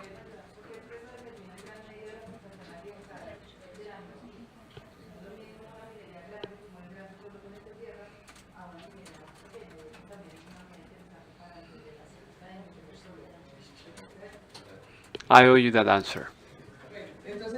Okay, so welcome Bruna, who is going to talk from a preventive focus of illegal mining.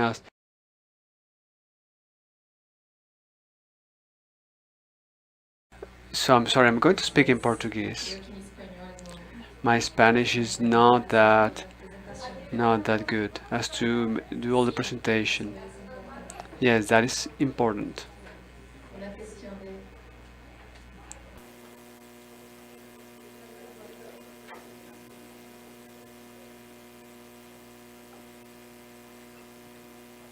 Bom, eu vou continuar daqui em português. ¿Quieres seguir hablando en portugués? I'm going to continue speaking in English. I am Bruna. I am the officer of projects of Unido Brasil. I work from the conception in this project called Project Tapajós.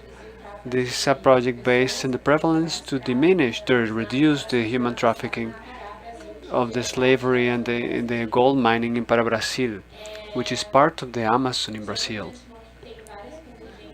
Beforehand, I want to tell you that there are so many convergences, and it is very good to participate in this, but I want to speak about how this project came about.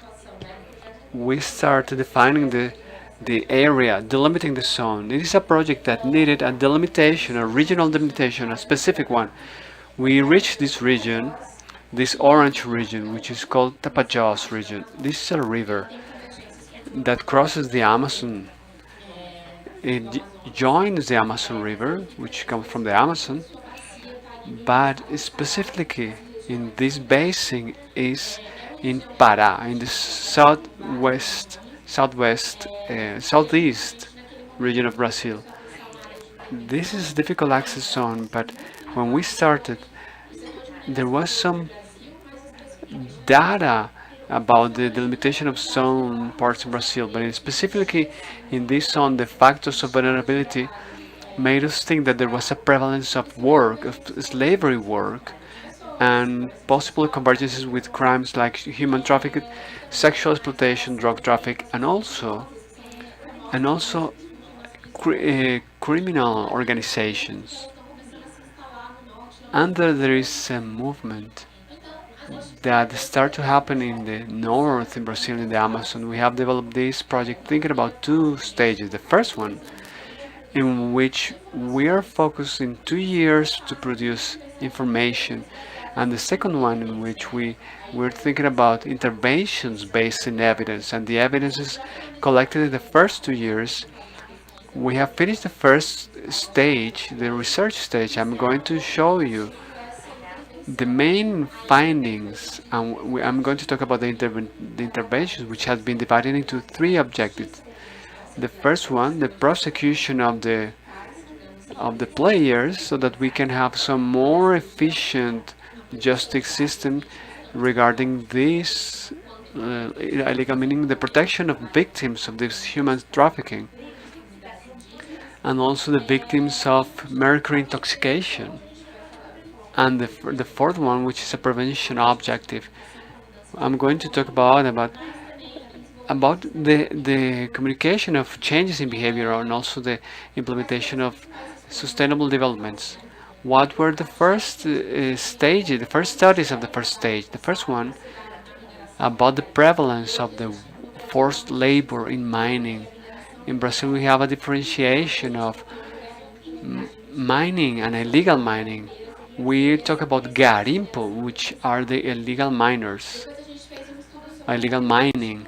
And then we have a study about the production chain. One of my companions is going to talk about that, and the work that we do in Brazil about this. And we have made an analysis about the intersection of criminal activities. Which are the criminal activities which are involved in the illegal mining? And the fourth study that came into our radar is to understand the profile of the social anthropologist profile of the people who migrate in the sector of illegal mining. Most of them are not from the Amazon, they come from other regions. And there is an international flux from Guyana, Suriname, and Pará to give works to that sector.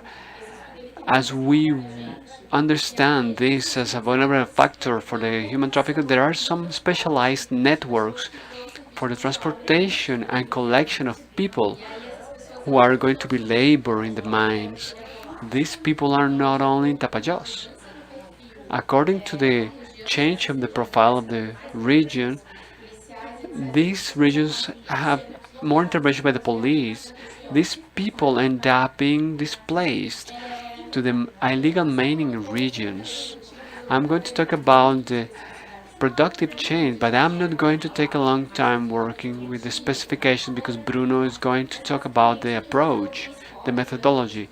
But I have some pictures so that we can start to understand and about the different ways of mining that we have in the PLG regime, which is called, as in the regulation of Brazil, it is authorized as small-scale mining, but it has been transferred. We are going to talk about the small scale, but we also have the use of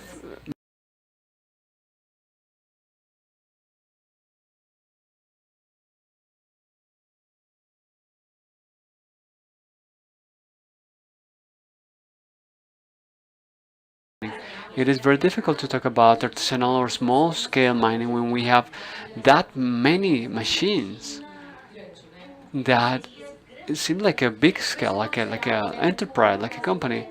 But in a general way, generally speaking, the mining in Brazil, for it to exist, we need two supply chains. One that is going to supply raw materials, fuel, machines, and at the same time, you need the labor chain.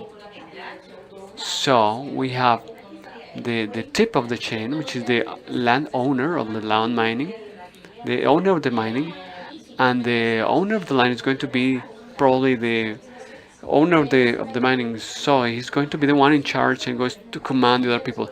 And we have a chain of services, cooks, and we also have the operators of the machine, which are present in the study I'm going to show. We're going to work with the people who work with the machines. The gold that comes out of this mine is traded with the first buyers. What happens? TTUVN are the names of the houses which collect and grant or guarantee the origin of the gold. And there are many topics related on how we do it in Brazil. And at the same time, the gold is traded with commercial establishments. When people extract, they directly negotiate in gold. This gold circulates in an illegal way, let's say, or with no registry, or that this gold can be traded without paying taxes. Gold is going to be refined and is going to be exported so that it can be refined in other countries or internally. It's going to be to the classical market of jewelry, banks, or end consumers of gold. I don't want to take too much time talking about this. This is going to be in Bruno's presentation. With this study, we mapped the entry doors of this asset of an illegal asset is going to be ends up traded as a legal asset. The approach is going to be presented by Bruno, crossing the information that we get from some different agencies in Brazil with satellite images. I'm sorry for my technical ignorance, but that allowed us to create a protocol to evaluate the region of Tapajós, and this protocol can be used in many other regions as well. We managed to think about this and to see if this gold is potentially legal or illegal. And this happens if we try to see if there's a license, if there's a license to work, to operate in some zones. And we see some images that there are some some activity happening inside within these areas. So we have some when these limits are trespassed, we can understand that this is a potentially illegal, that there was that it started as a legal license, uh,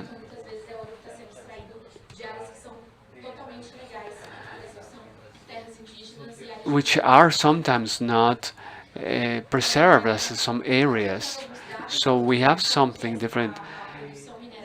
We present some data with the production that we have in Tapajos. Only one third. We can see only on one third of what is extracted in Tapajos can be considered to fulfill the regulation. So we found more than half of the gold that is extracted there. We cannot say that it's legal. They do it in a regular way. The gold that we get from that, it's about 4 tons of gold that is put in the illegal market. It's a huge amount. The problem of having this amount in the legal market is that we have an approximation of the damage, the economic damage that it yields to the country. The first the first problem that we have is the mercury intoxication, is which reaches the traditional communities.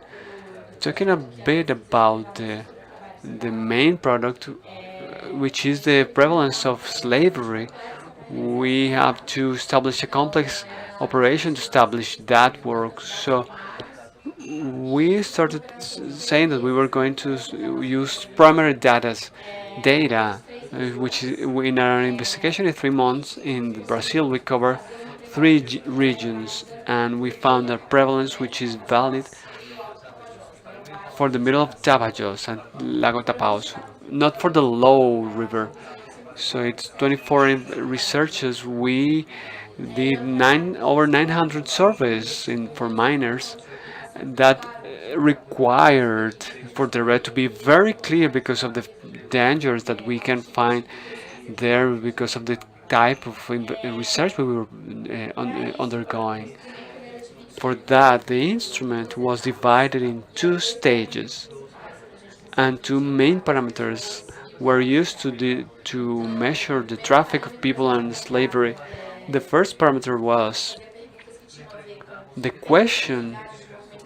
We asked them about the surveillance, isolation, the loss of liberty, freedom to communicate with friends, or having to pay with sex, their work, abusive behavior, degrading labor, other less violent indicators that helped characterize the traffic of people and slavery.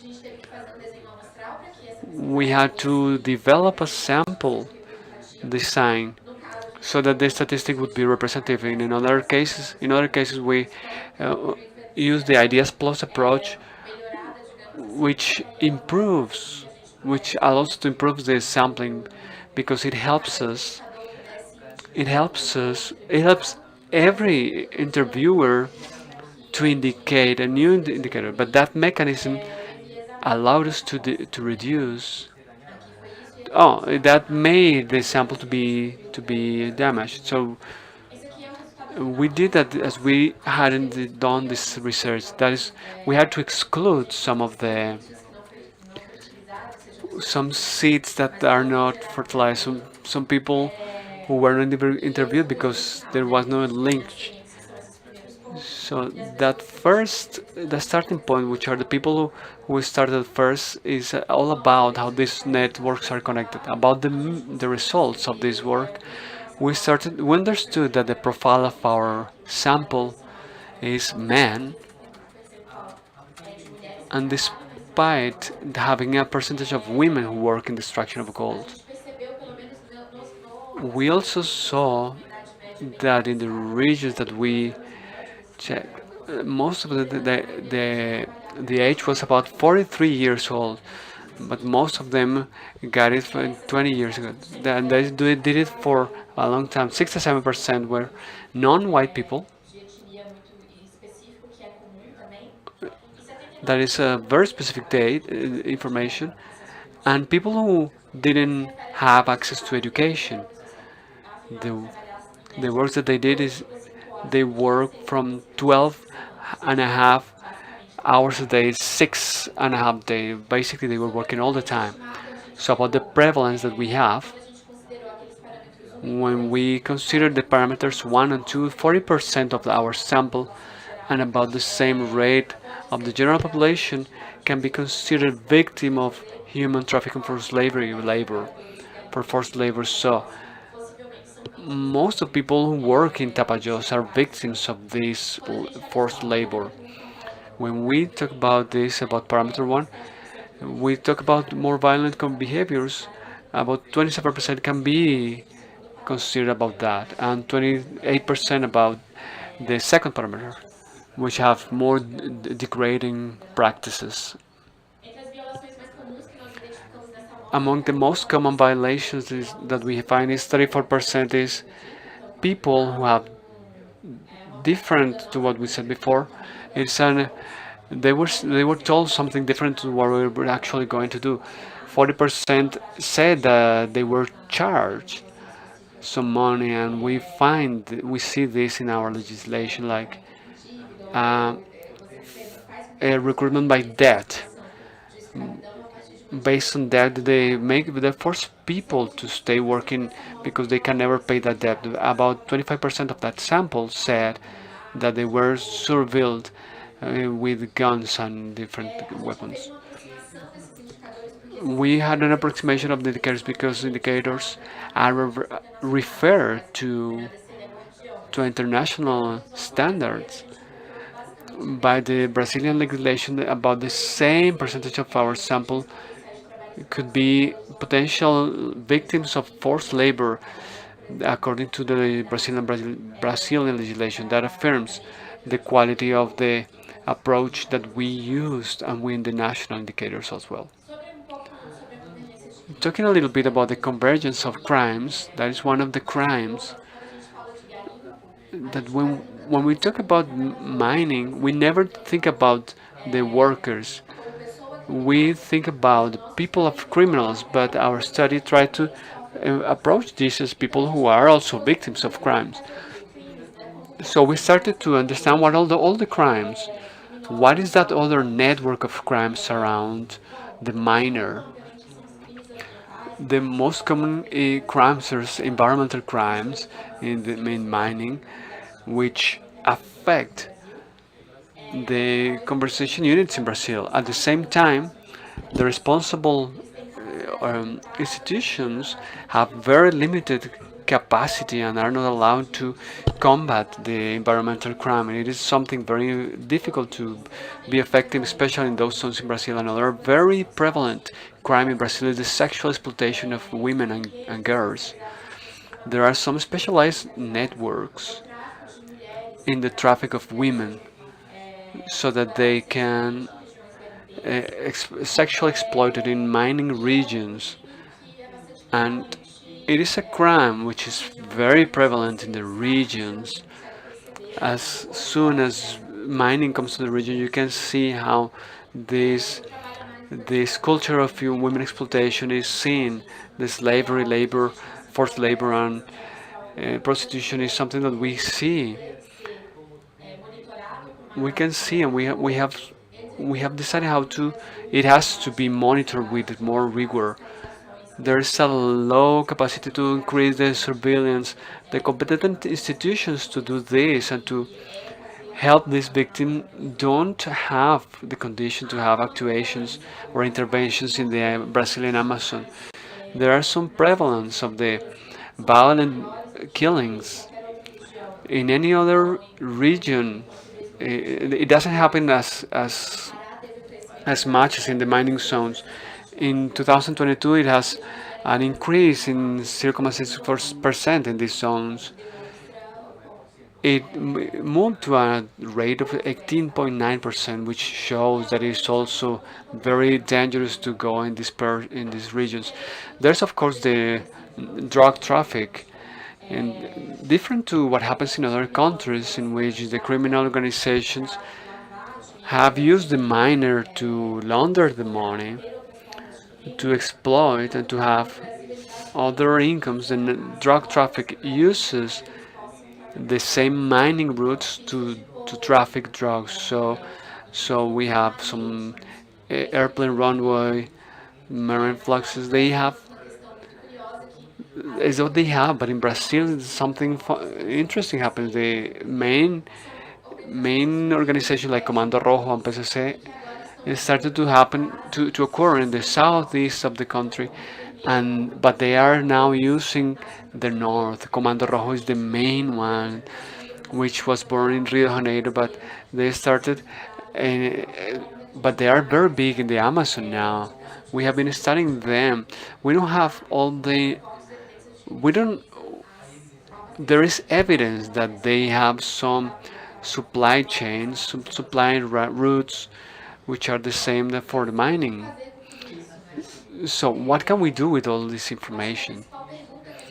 I think that the main question we have to ask ourselves is how to react, what to do in a sector in which legality is the exception. That requires a multifactorial vision.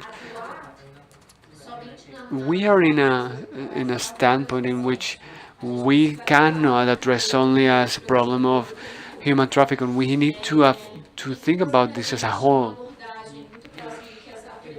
This is going. We have to board this with the authorities.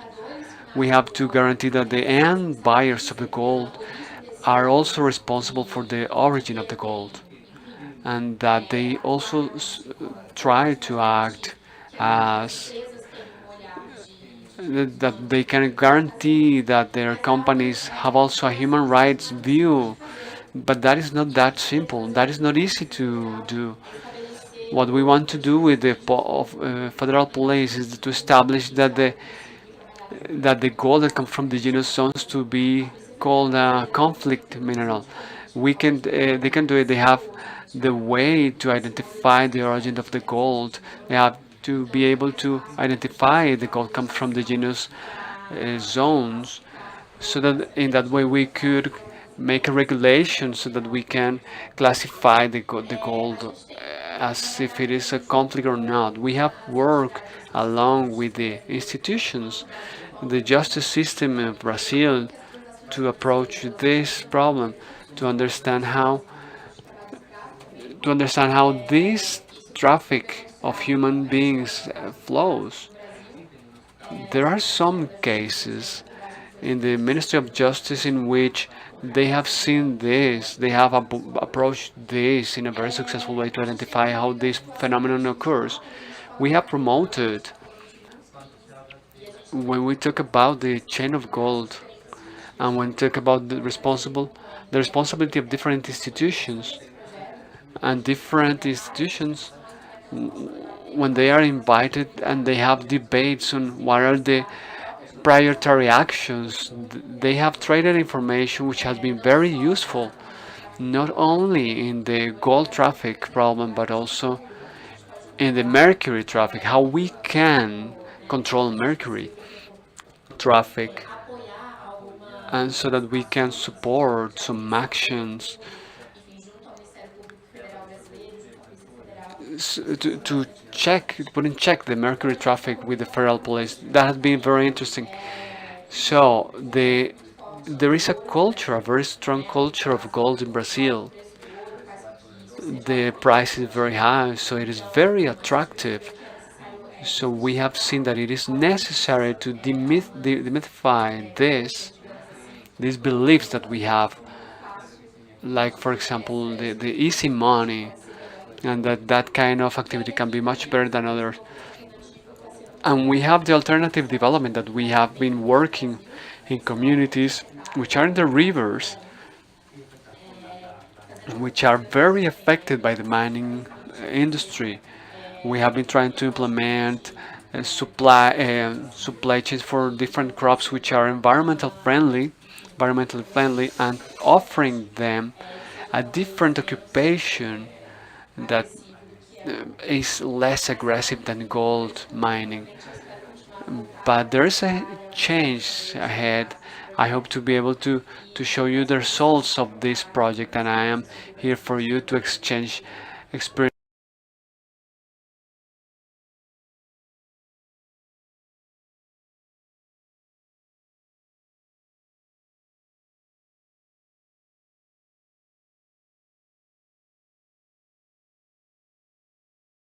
Creo que Colombia tiene un camino largo que transitar en términos de identificar hacia dónde se van esos activos. There's a, we have to identify where these assets go after the initial production in the different economies that we have, illegal economies that we have in the country. It is also very valuable to define the parameters to determine what are the labor force. The forced labor, we try to criminalize the one who is working in that, but they're also victims. They are the ones who work the most and the ones who earn the least. There are some debts about reduce the incarceration of these people who work in them, but they do it because they are forced to do it, because they are in context that force them to work in those activities. This is a very interesting approach beside the convergence of the illegal economies and how we find the context in which the legal work is the exception. Thank you very much for sharing with us this experience.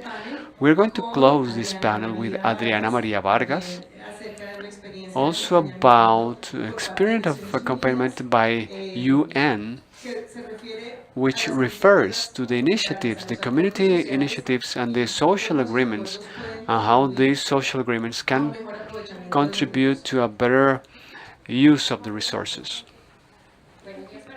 Good morning, everyone. My name is Adriana Maria Vargas. I come from UNODC. And in this opportunity, we want to share with you the social agreement as a means to take advantage of the social minimum. This study presents the case in San Jose del Fragua, in the department of Caquetá in Colombia. I want to start with this presentation showing you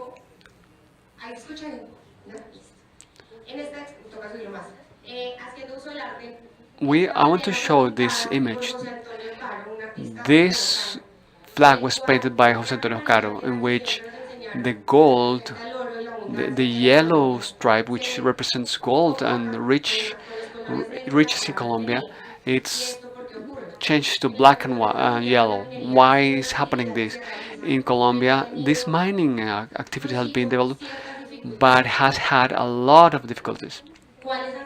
Which ones have been the main ones? We have identified 5 factors which has rendered mining not to be a very sustainable activity. The first one is that in Colombia, where we have gold and we have minerals and non-renewable minerals, there is a conflict, a mining conflict. Gold is a legal product which is difficult to track, but the extraction ways are profitable and very appealing to the armed players in the country. We have some difficulties in the fulfilling of regulations. The regulations are designed. Those regulations are not easily fulfillable. So mining is also a love and hate activity because it leaves some impacts on the territory. But many of them can be mitigated, but the way in which they are done creates a bigger impact when they evade the mechanisms of small-scale mining, in which they don't use aggressive chemical products. But most of the chain, there has been an exploitation in which the environmental impacts have been very high. We have collateral impacts, social impacts. For example, with gold and coke, bonanzas have yield collateral impacts, consumption of drugs, prostitution, and other dynamics which are yield non-desired effects in the communities. From UNODC, we have approached this problem not only by analyzing the territorial problem, but and the satellite images, we have highlighted with the Ministry of Mines and Energy, we have followed the BOA, EVOA in the country, and we have presented the results year after year. In the last year, in the system of EVOA, as Leonardo was mentioning at the beginning, we approach this as an ethnical approach. Edison is a witness to this. We have been able to involve the community so that they can show where the mining activity is being undergone, what are the strengths and what are the weaknesses facing this dynamic in the territories. And at the level of studies, we can highlight 3 studies that have been developed, and that is the characterization that was made in Guapi with an approach of territorial organization in Antioquia and Santa Rosa de Osos in 2016. We characterized this area too, and also in Nariño. So, seeing the results of the study that we are presenting now, this study was designed as a model to include the mining variable in the organization of the municipalities to regularize the activity, and it was performed in 2018. We highlight 8 important aspects that we found in San Jose del Fragua. The first one is that it's a mining tradition municipality, but it was not its first line in production. It was a low-scale mining. It was not formal. There was illegal crops. There was armed players, institutional weakness in the handling of the mining industry. There are still some special protection areas. There are some indigenous groups. It was about 3%, and there is an articulation between institutions and mining sector. The convergence of all these factors makes that mining is not desired activity, because all this is generating a conflict. So what did we do in the office? We mapped the players. We identified the main players that we have in the territory. We have the local government, the communities of the municipality, the companies, the mining companies, and the surveillance institutions of the country. We approached them to show them that working side by side from the communities and from the government would yield to a better result and would help the mining variable to be beneficial for everyone. In this case, we took into account the environmental impacts of mining, the problem of illegality in the municipality, and the capacities and weaknesses for approaching this problem. How did we do it? We started from the local government to help formalize and delimiting the mining activities from a geographical standpoint, deciding where it was possible to mine. The inclusion of energetic measures in the territorial organization allowed to have an agreement between the subsistence miners and the territorial government to let them know where the mining was allowed. My tongue is a little bit twisted. The institution allowed us to strengthen the territorial institutions, because we identified that not in all the municipalities that we have a mining secretary, but there is a direction, an office dedicated to this. We managed to strengthen the institutional apparatus so that we found that there is a weakness that generates conflict between the institutions of the communities. And at last, we generate all this system of improvements in the community and institutions. We identified that that improves the state of the municipality because the royalties go up. In the case of San Jose del Fragua, the gold is extracted in a municipality and is legalized in another one. So that is reflected on the royalties that each municipality receives. So we managed to make those royalties go to the municipality where the gold is being extracted. We have two parts in this system. The first one, which is in blue, and the lower part, which is in purple. The organizational axis, we had some agreement processes in which we strengthened the capabilities of this sector. That strengthening process was made in four axes: workshops with the organization, direct workshops that we did with the communities, with mobile technical sheets where we collected the information of people who are in the territory. As Julian was mentioning, many of the alternatives that are designed are just by people behind a desk. This allows us to go directly to the mining zone and work with the people who are working with mining and approach the reality. The difficulties for trading, these difficulties were also identified throughout these workshops. The exchange of experiences. In the exchange of experience, we invited people from Iquiria and from Jumbo who communicated their success experience to the miners. This creates trust in the activities that we are doing in the territory of success cases that have already happened.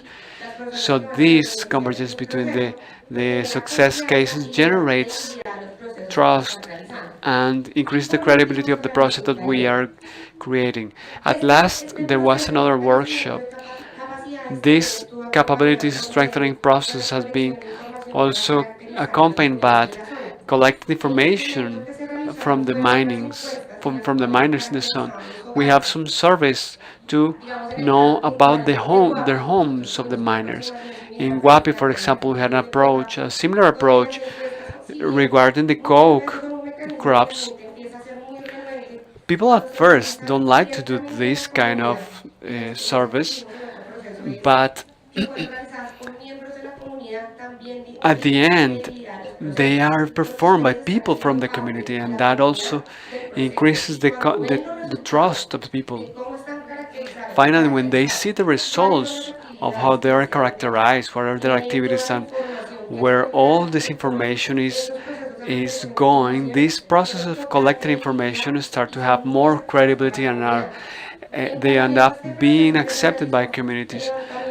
In parallel with collected technical information, which was also accompanied by planning and visits. Yes, my tongue is very twisted, I'm sorry about that. The georeferentiation of mining units, because they are not easily identified in the territory, and there are some flaws locally to identify which are the points where mining is happening. So I don't want to say that in the municipality they don't know where mining is happening, but it's about the technical support to get to know where the mining is happening and how it is happening. It was complemented with the charting of these areas. So as a result of this process, what did we get? We are based of the regularization process of the extractivism in this. Taking into account what Gerardo was mentioning, is to have a low technical model of mining. This could work very much for Guapi because we are including population and also the government and communities. And at the same time, It allows to have a set of guidelines to improve the management of resources, and it fosters regularization processes to to get in subsistence activities at a local level. In this moment, where I'm going to share with you a video of this work happening in San Jose del Fragua. Please play it.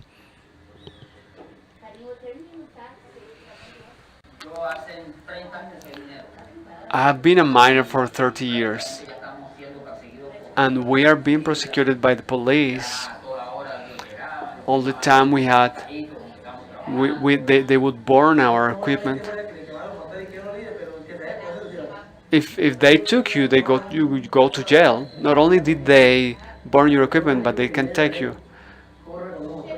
You have to run with those engines, and there's a lot of time that you waste because the illegal exploitation must be combated with the attorney's office, with the army, with the police, and with all the institutions so that we can reach the communities, avoid our Amazon to be destroyed, to lose these water resources that are very important for our countries and for the world. I don't know, I was going to say that that is illegal and that harms the rivers. Doctors say that we shouldn't eat fish because that has a lot of mercury, because they're being fished because they use it in the mine. We are worried about the environmental impacts because where we have mining, we have more violence. The violence levels rise and social decay increase.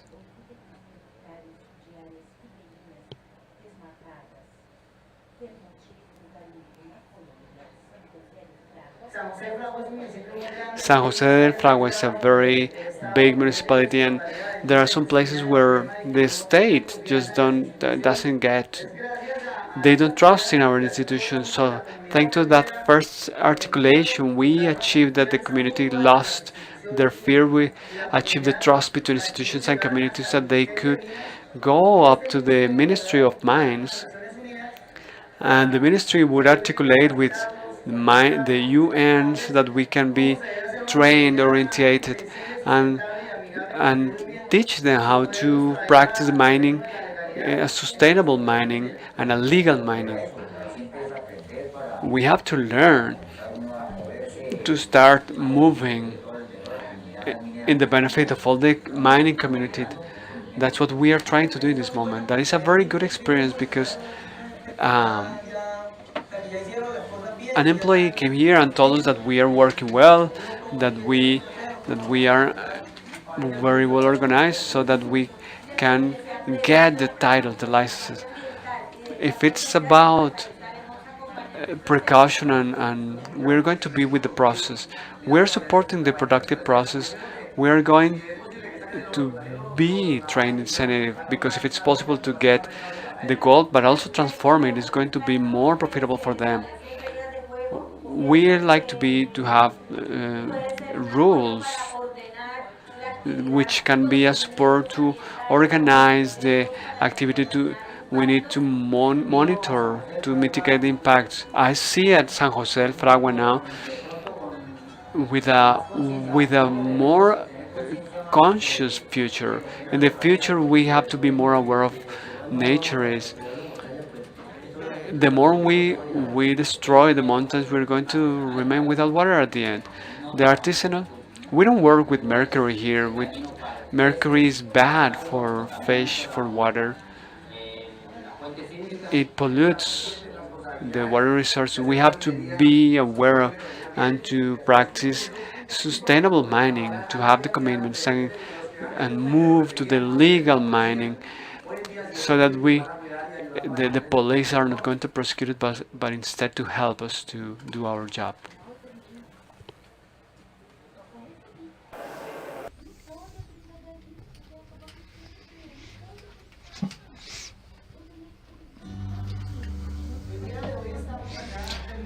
Today we are here just finishing a phase with all the inhabitants of San Jose de Fragua, the municipality. They use the artisanal mining.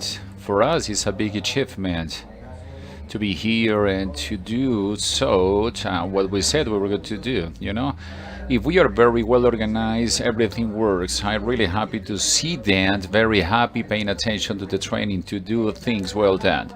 We want to help them for them to be organized as they did in the community of San Jose de Fragua. They organized their cooperative and the mining association. I want to continue to team with the authorities and with all the groups that want to make this process to come true. Well, it's beautiful because, well, right there we will be fixing our farms and helping our sons. We do not to be hide or hidden. We can invest, eager to work in the farms, in the fincas, in all the sense of the word with our families. My name is Wilmer Rodrigo Montoya. I am Abelardo Padilla Acosta. My name is Edibel Gordillo. I am Belisario Tuitinho, and I want to work in mining. I want to do mining well done. I want to do legal mining well done for everyone.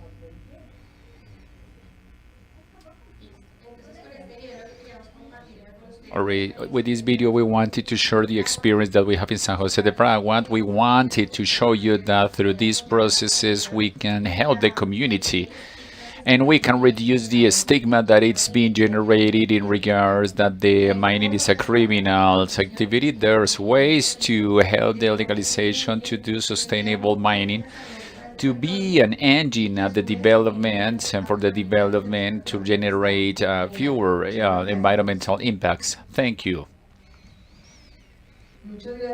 Thanks a lot, Adriana, for sharing this experience. Well, once again, I believe that from the public policies perspective, there's a lot to learn from these type of initiatives.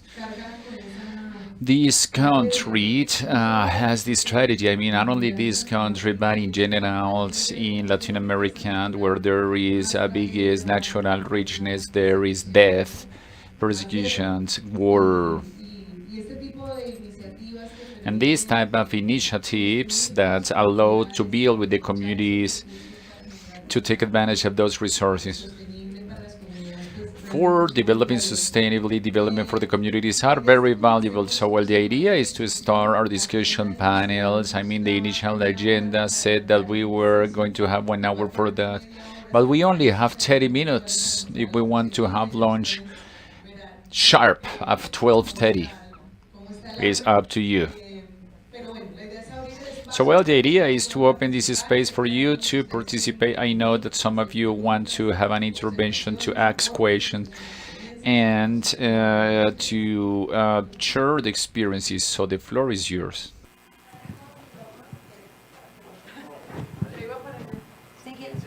Muchas gracias. Buenos días para todos y para todos. Good morning, everyone. Okay.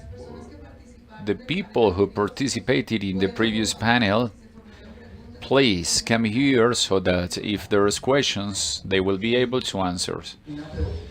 A concern, a general concern I have when we come to these events, and of course, you listen to people,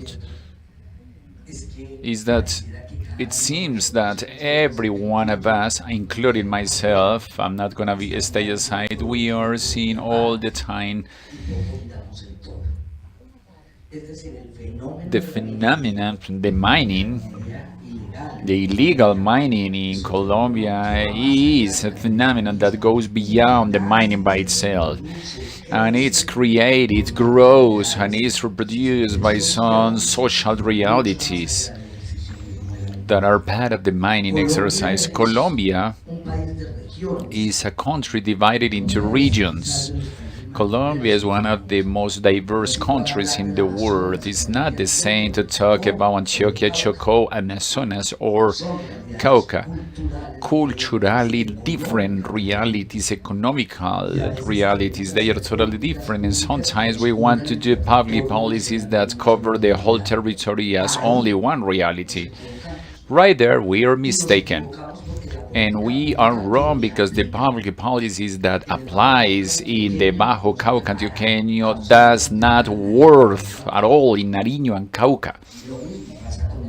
The same with Amazonas, and the same is happening with Brazil.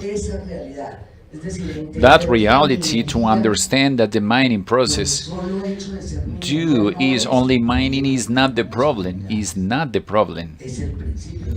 Is the principle of finding the solution, is the principle of to conceive public policies that help us a little bit more, because there are some economical interests in our country like us, and many war interests as well. There is not a mining zone in Colombia with people with misery and people with hunger, with famine, with hunger. They are people that starving. Yeah. Our friend, the Brazilian person, I mean, she was talking about something that we didn't mention. The Bajo Cauca Antioqueño zone, for instance, women in the Bajo Cauca Antioqueño, they are named the chatarreras. They are cleaning the ground, the soil that some other people were washing or cleaning to watch what it's been already watched. So they have to do sexual favors. They are abused, raped, to get 20 or 30,000 pesos. Brazil name it, Colombia doesn't name it the way it is. For a problem to have a solution, it has to be named. And here, women are slaves, and the men as well, in the mining zones. But women, there is people trafficking, and so why we are not mentioning this? Why we're not? Brazil is talking about that. Here we have to mention it in order to solve it. What is not named does not exist. And it's done by the informal persons, illegal ones, but we do not name it. But besides that, to think the gold with an additional value, with an added value, especially the ones that come from some communities, I mean, the possibility of the gold to stop being cursed. And this is economical development of the country. That's the name. So the neoliberal did not allow this, but well, it's possible to go to talk about that added value. Slavery, sexual exploitation of boys and girls and women. The world is fed by the gold in Colombia and Wells. Neither do we listen to the subject because we are afraid of listening to that. This is a society built on the fear. We are scared, we are afraid of saying that in Bajo Cauca, and the same is happening in Nariño, and the same is happening in Amazonas. The gold is connected to supporting the war, and that money is worth it. It's worth to buy the guns and weapons. So can we continue punishing our people? Or we need to think in the goals as a development to develop the society with respect for the culture. But we need to name it. So we have to mention so many things about the loro, about the goal. So we need to name our women, teenagers and adolescents and adult women in the shaming role and criminal role that they have nowadays, to start thinking how to solve it. but we need to name it as a whole, what is happening in a region, in our mining region, so to be fixed or to be solved as a whole, because of course, maybe we can still do a lot of studies, but if we do not see the problem as a whole, we will not be able to change the realities of our territories with its cultural diversity. Thank you.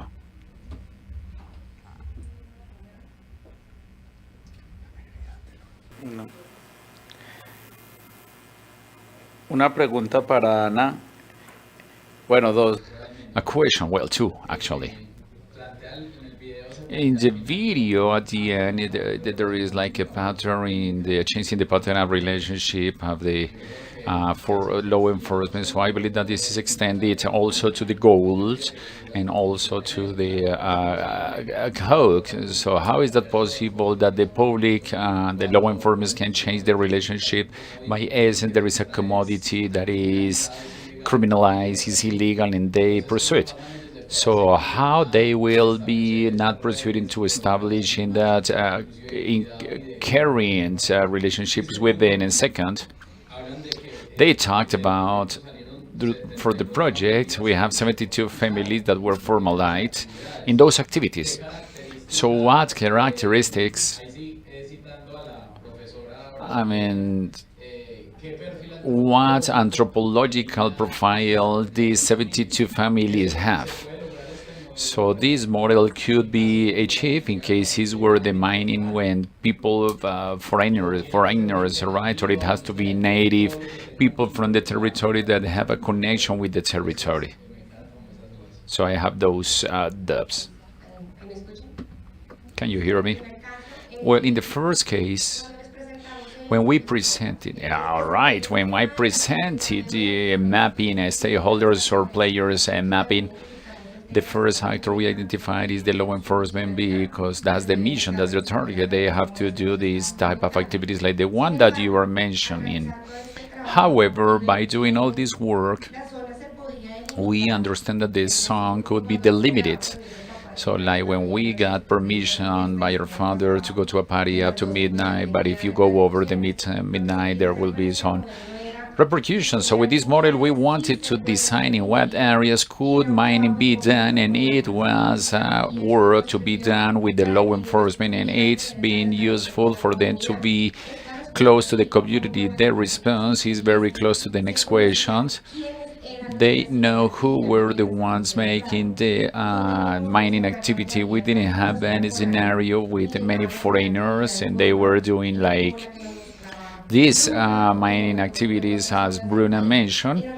It was a very small activity. We clarified at the very beginning it's not the main income sector, but it was done traditionally. So the convergence of these two factors of not having foreigners that wanted to be part or to comply the rules, they want their territory to be all right. So this allowed the community and the law enforcement to work hand by hand, as you see in the video, that the law enforcement is a player that is supporting the mining, and they didn't have to be chasing,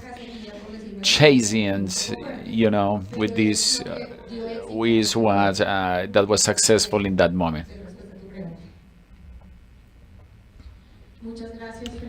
Thank you and congratulations. Very interesting, all the presentations. And I would like to call the attention about something we have repeated. The COC is very similar to the goal. The goal is the value reservoir, the most important. I mean, all the miners from Huapi, from El Chocó region, in San Jose, they are producing, which is the reservoir, you know, the value of the world. So the transit from the legal to illegal could be much more fluent, easier, because it's what the world economies are aiming to. That's why the world is moved along the value reservoir. So the market is different. There are no value reserves in cocaine, so that makes the market to work in a very different way, and it's important to take into account this, because the question right here is, why do we create a policy? Why creating a mining policy? To understand the conditions that are gold. So we are going to get some conditions where there should not be gangs, there should not be environmental impact, no conflicts, no collateral effects. So the world will agree on that, but that's very important to take it into account, because the reserves, the big countries, they receive royalties. The washing transit as well receive benefits, and at the end of the day, the people receives benefits because they live from extracting. So I would like to call attention, being a market that has that level of power in the world.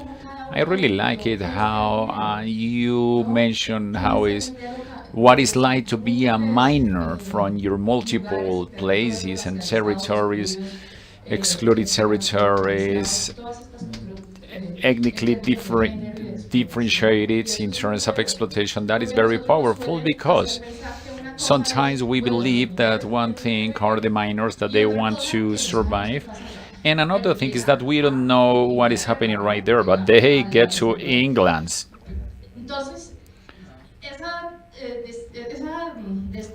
So that lack of connections, as is being mentioned, is a mistake to say that the producers could be saved, but the narcos cannot be saved. But whatever you do with the miners is just like what is happening in England, and what's happening in England is happening with the miners. So my question is, in Chocó, in Huapi, in Araraquara, in Tapajós, San Jose de Guaviare.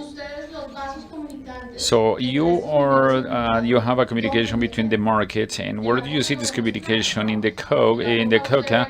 In the lips of coca, you see that there is 1,600,000 the base. Then you have to do 5 million, and that's $30,000 at least in the first circuit. So how do you see all this in these places? How is it presented, and how they are connected, that community, with that global market?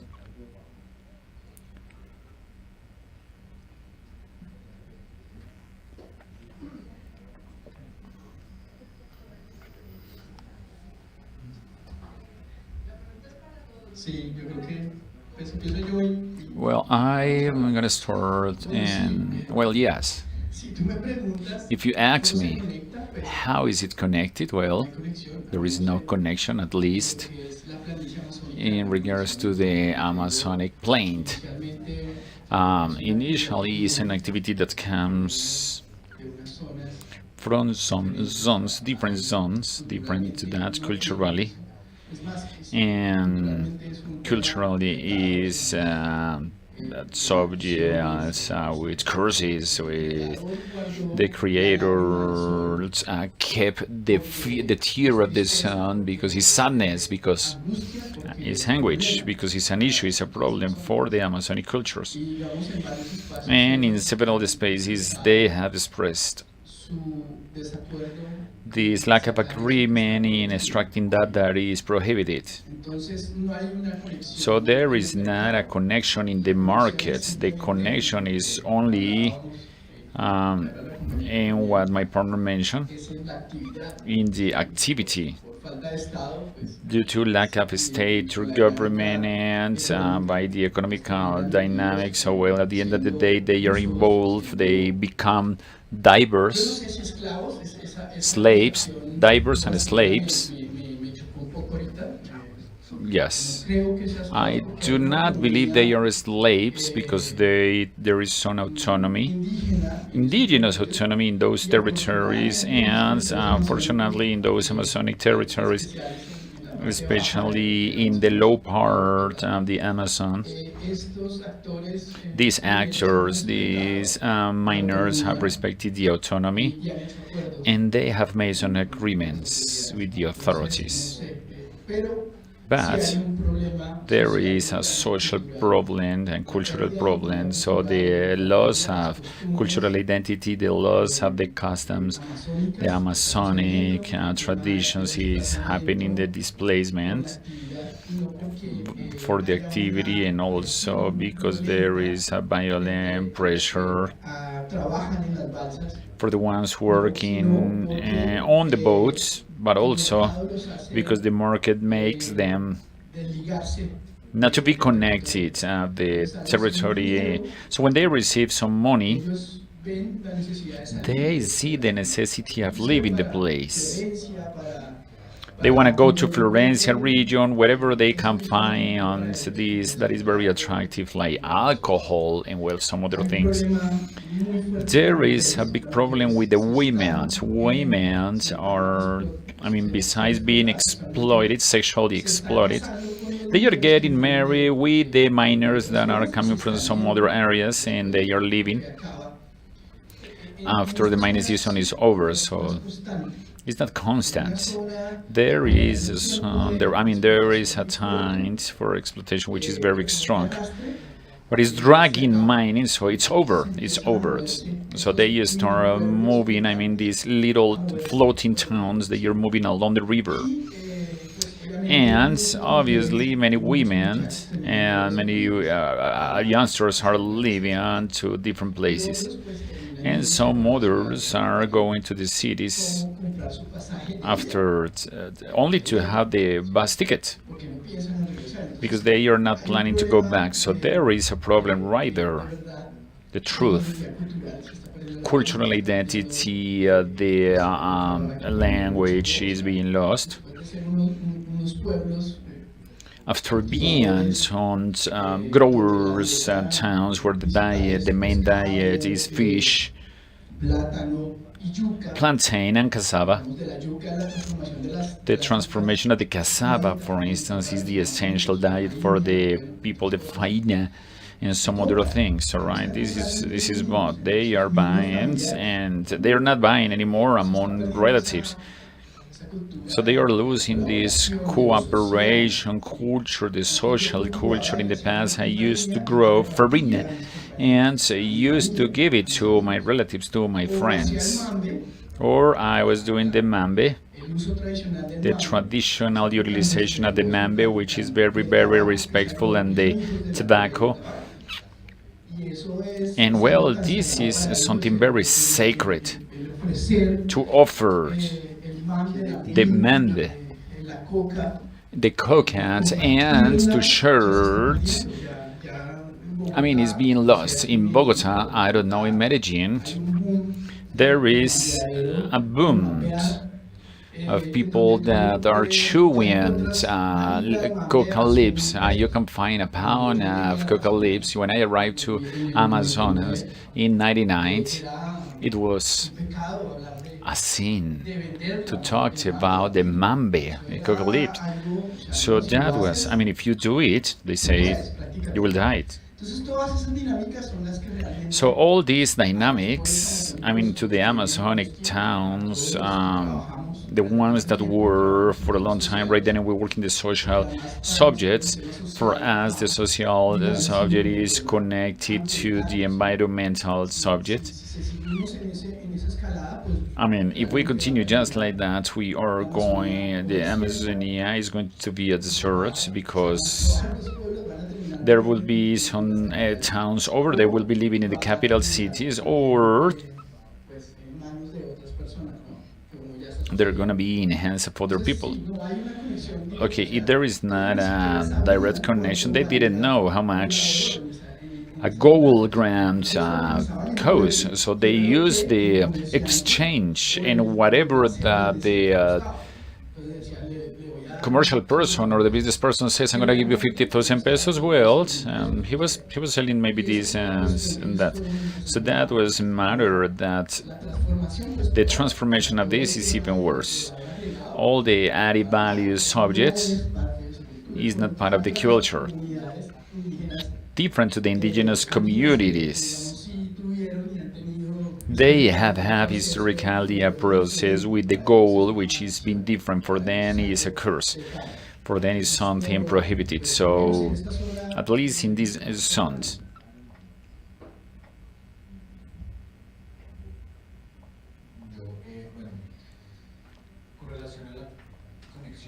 In regards to connection or disconnection in the Chocó, what I noticed is that, like in all the markets, the third party is the one that will get the biggest benefit. So talking about small mining, the barqueros and barqueras, they sell. There is an intermediary, a third party that transports and to do the commercialization. In Chocó, there is a trend, or there is a number, a very interesting number. At least in Quibdó, the 80%, I mean 80 or 90% of the commerce is paisa, is from Antioquia. So the commerce or the restaurants, commercialization of gold, supermarkets, and so on. So this is a problem that the regions have, that the Chocó have. All right, so we can see this as a problem, or it could be seen as a development. So there is always two sides of the coin. But from what I know, barricados are on the base. I mean, the miners are on the base. So I was able to know as well a case in which community councils, the one in Chocó, in the areas they were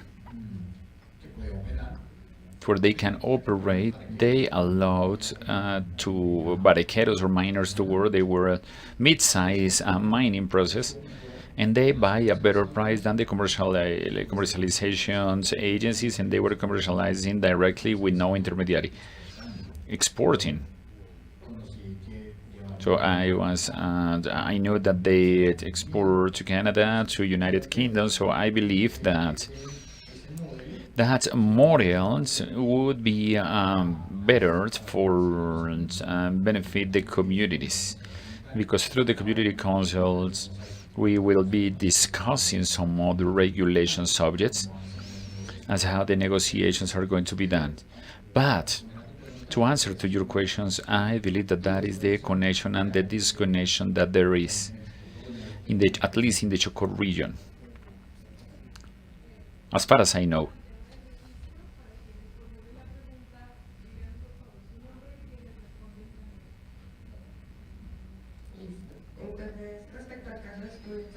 About the case of the study in San Jose de Fragua, this study was aiming to generate and a step further motivating the commercializations. In this case, we wanted the producers, or the ones that produce the gold, to be part of the commercialization. I mean, the first step locally and in the national level as well, but we wanted to be involved in that part in the process. And well, the study, we have some physical versions, and right there you can see the QR for you to know the study in the digital versions. Es algo que voy a hablar. Well, this is something we can talk about. At least in the region of Tapajos, we do not have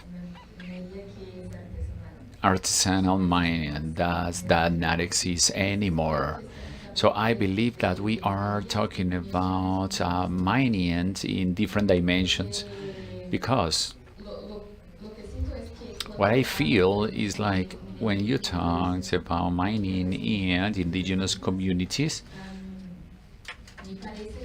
I believe that this is something the talks or is related with some extractions which is manually done. Yes, but in Brazil we have the extraction which is done by the indigenous communities with no machines. So we are destroying all the territory. So this is something. For instance, this is very interesting. the Morucucu communities. They are the communities right there.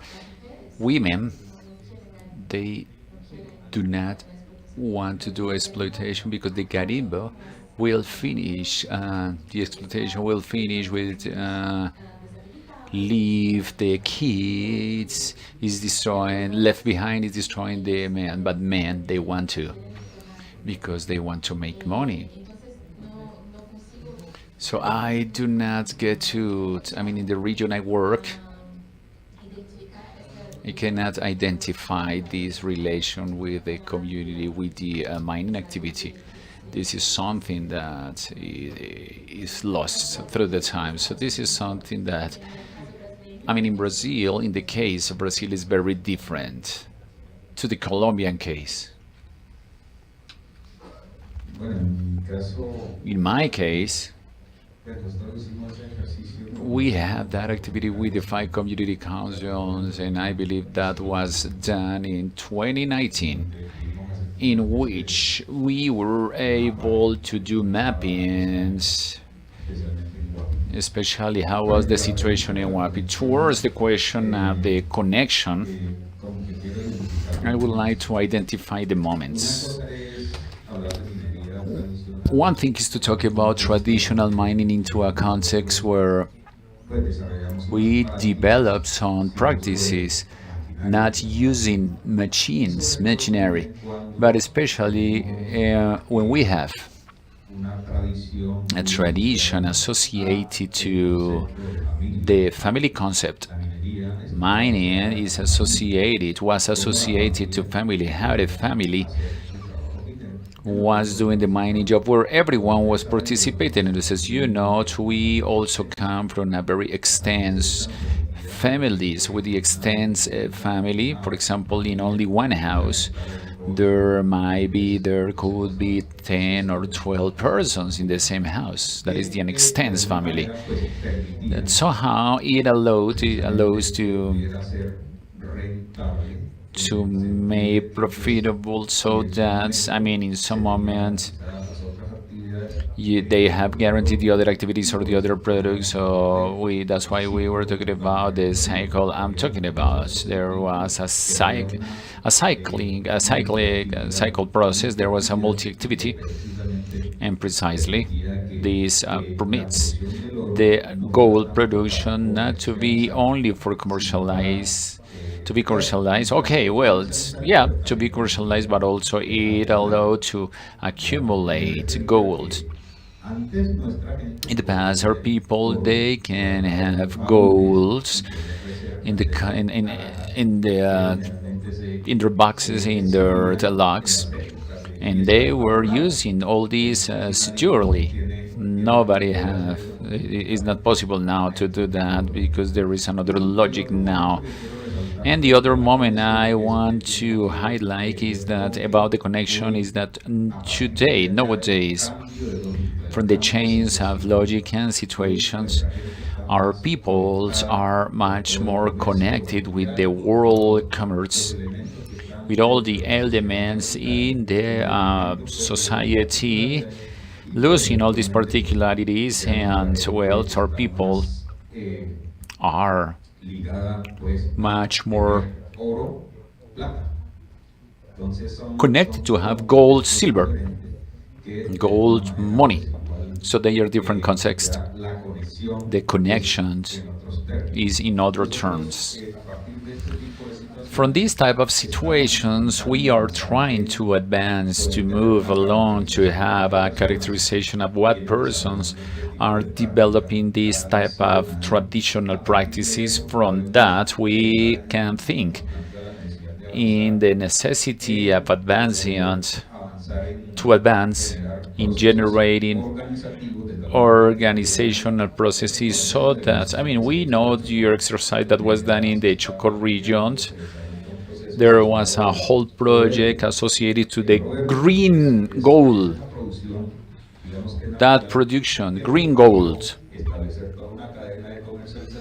to establish this commercialization chain I heard that it was like 3 times more expensive and it generated a whole strategy. So we've been talking about the necessities. So through the SENA, which is the free educational system of Colombia, to develop an educational training. So that institute we may have boys and girls to know or to learn dually to do the transformation institute right there in order to generate other type of added value with some products, with some natural jewels.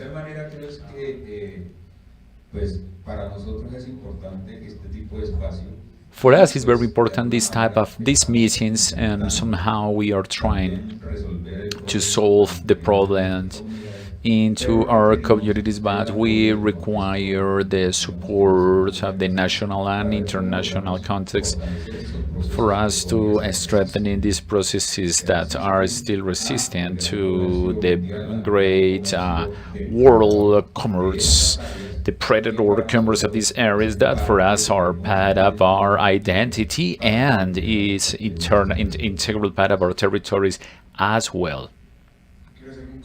I would like to make a fast comment in regards to the question, the connection that we have identified in some investigation. I mean, first of all, the artisanal mining, they are registered or issued in the alcaldía, and they have a volume to sell every month.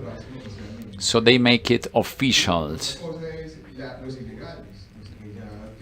The illegal things, the illegal ones, they made the prohibited things. In our research, we were able to identify that gold has several pathways. It leaves the country not reporting any royalty into the country, and sometimes it's reported through mining permits. There are some no active mines that they are closed already, but they are producing or they are reporting these goals through these closed mining. So it's a washing gold strategy. There are many ways to do gold washing. So right here there are commercializing agencies that have alliances with illicit groups, and that gold is washed. And well, she is passed through some mining title that is not currently issued. And from 2018, with the EAFIT and University of Antioquia, we identified those illegal economies in Antioquia.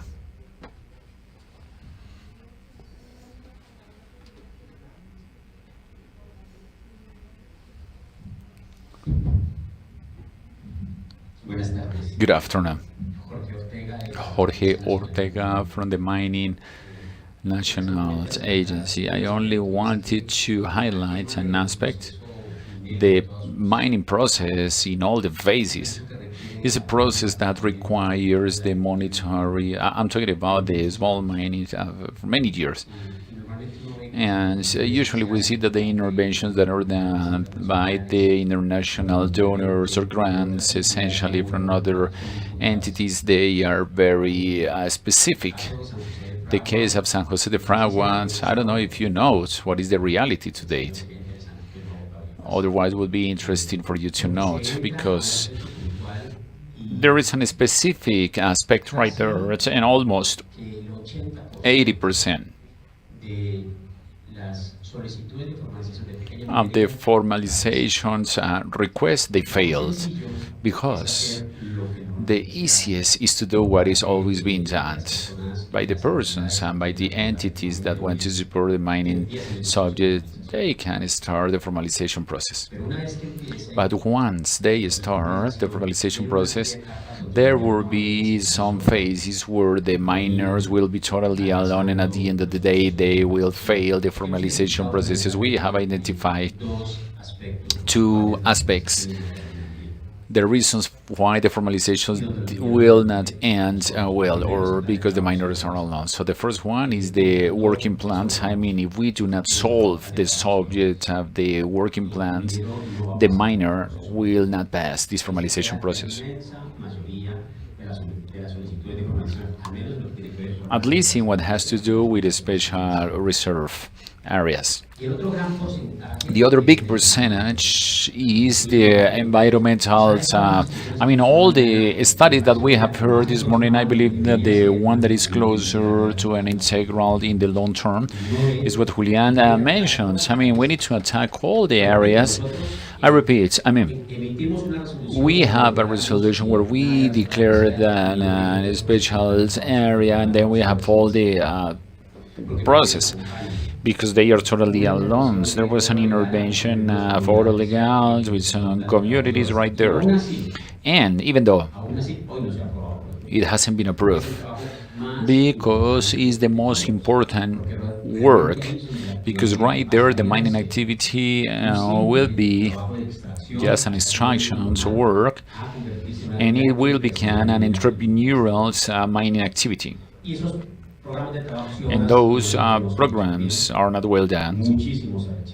Many of them are rejected, at least in these scales, because they are seen as an additional requirement, and they are not seen as what they are. They are a planning technical instrument, an entrepreneurial. So if you see the Plan de Trabajos has a chapter, and they have a financial evaluation, and so on. And the other one is the environmental license, which is even worse. The biggest amounts of the minors, they just stop the routine resolutions, they are not differential, and so on. You know that. Even the small minors that overcome these two phases, there are few of them, and then the agency give them a title. They have to face a lot of activities that they need to comply, and they are not prepared. For instance, I would like to highlight what Julian mentioned about the taxis, and those titles, then they will have a lot of issues, but especially when we talked about small mining in the communities, indigenous, I mean, especially when they receive these titles, they say, well, what am I doing here? And talking about gold, then there will be the commercialization subject.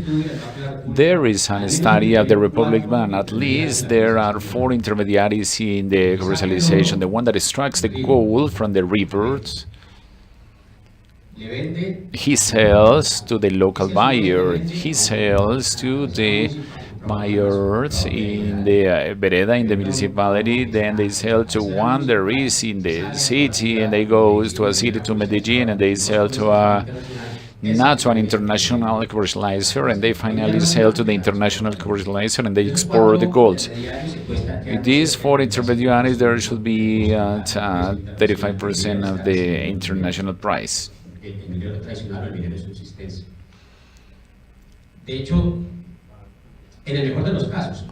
In the best case, when we're talking about miners they have some exploitation in the region, when they are informal miners, it could be up to 40. They receive 60% of the international price, and that 40% stays in the third parties, and the tracking is lost. But we lose the track. So we need to have an intervention, and there is a key factor right there, and it's the banking. If we do not solve the subject of banking, not only of the money, but also, I mean, there is a crucial subject for the big commercializers. I mean, they also have problem with banking. I mean, they have an additional problem besides banking, which is the monetization. So what is happening is like that gold cannot be bought, and they need the money because they live day by day. So they have to sell to a different one that will also pay pretty fast. But it's being produced day by day. So you can see that there are many things, and I'm going to stop right here. But when you see the problem with all the dimensions and only talking about the mining, not talking about productive chains in the mining sector, is a work. It's a big work that requires permanent accompanying that is not going to be solved with these interventions at the time. So maybe a miner requires at least 3 or 4 years of monitoring for this miner to say it. I leave it so that from now on he will be able to go on to consolidate as a mining company.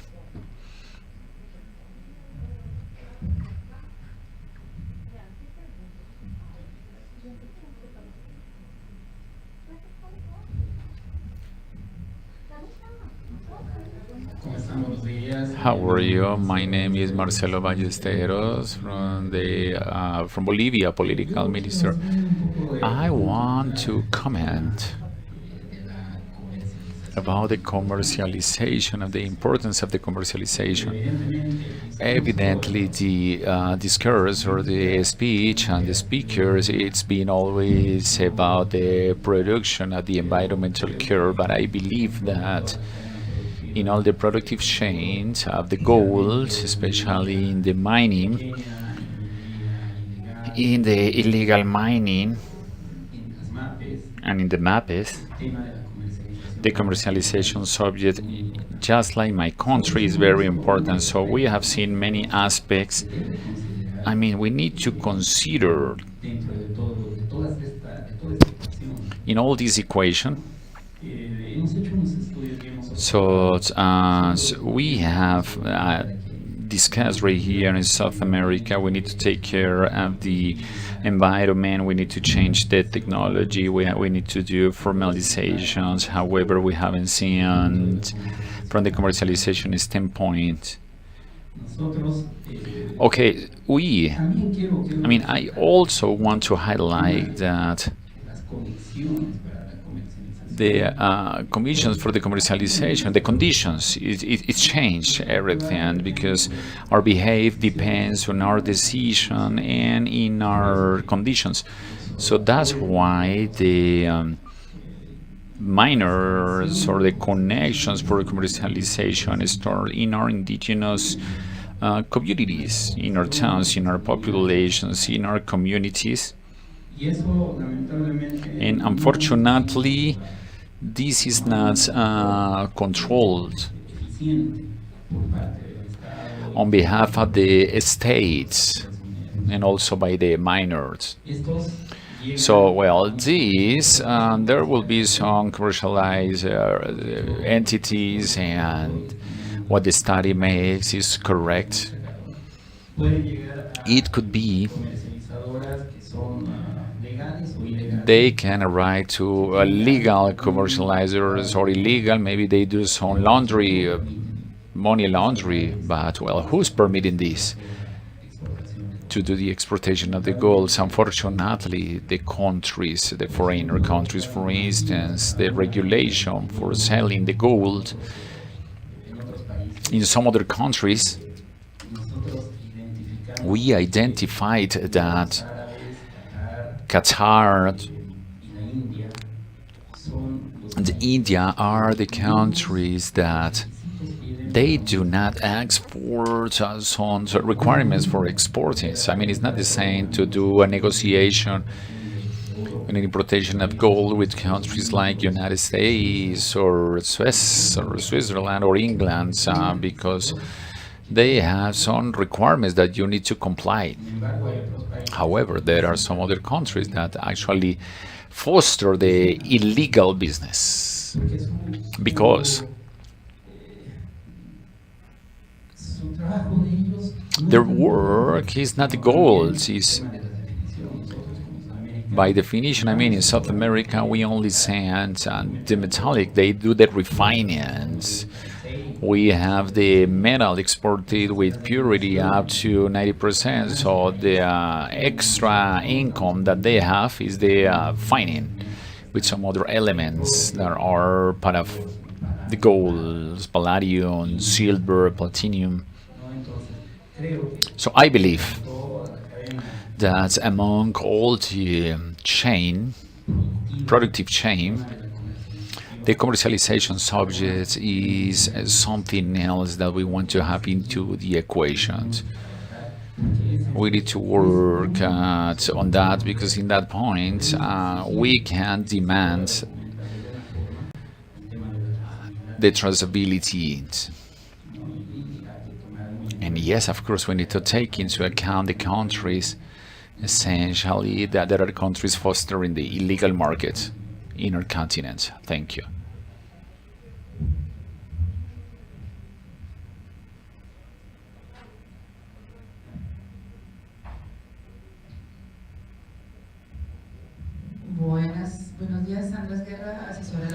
Okay, hello, Andres Guerra. So we have many of the problems related with mining right there, and also with the mining that is being left behind in those delivery ecosystems, and also the illegal mining which can be seen in some territories. And well, I'm gonna be very brief, like a question. We didn't talk in this about the problem that has to do with the communities. I mean, partially when we talk about the Brazilian draggers, when the multinationals comes to the territory. And I'm going to connect this with my colleague Jorge mentioned, his intervention,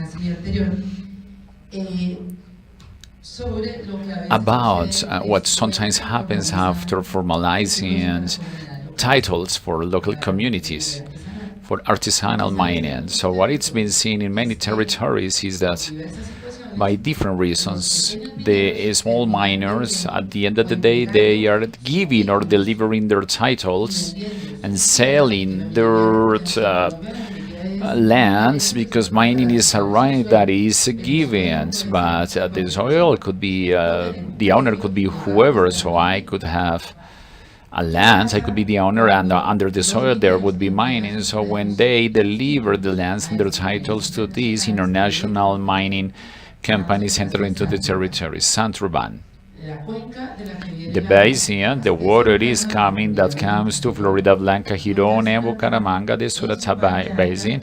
In the highest mountain in the Paramount, 3 municipalities develop mining activities. One of those, with more than 400, we can talk about ancestral mining, not 60 or 40, 400 or more years. But in some of the territories, they give these territories, and some of the multinationals, they have collected all the titles, they unify, and they have some huge scale projects or pretensions to. They don't have the license, but they have big projects, and they may have the water and the rigs for more than 3 million inhabitants. So my question has to do with the conflict, environmental and social conflict, economic conflict, which is what are the guarantees for once the land is formalized and the titles are formalized for these miners in the territory for ancestral, and they have a right for developing for a long time, not to lose with all what it means socially. I mean, because the attachment, the culture is lost, there is an environmental damage which is very strong, and at the end of the day, there is land with holes, with no water, that is not useful for agriculture because it doesn't have any other type of occasion. So what is the guarantee, or if we haven't thought about guarantees for that? Is an environmental conflict? Yes, because it's affecting the water, it's affecting the ecosystems, and is creating some risks for the population. So there are some things that the population traditionally have been living up this activity. So what are the guarantees? And if we are not conceiving this, what do we have to do facing the mining code that is under process to reform? in this moment, because we need to start thinking. Moreover, when Colombia, I believe 20 years ago, they started with it, the whole country have a lot of titles to exploit the soil. I mean, the whole country had titles. The zones more sensitive with titles and mining requests, precisely. About the last year sentence, 2 years ago, the sentence orders that the entities we need to advance in mining environmental ordinance to determine where is possible and how and what scale could be done, how to protect the communities and the whole country, because whatever that we do now is the legacy that we're going to leave to the territory in the future, and this is terrible. So this is the question and the reflection for whoever wants to answer.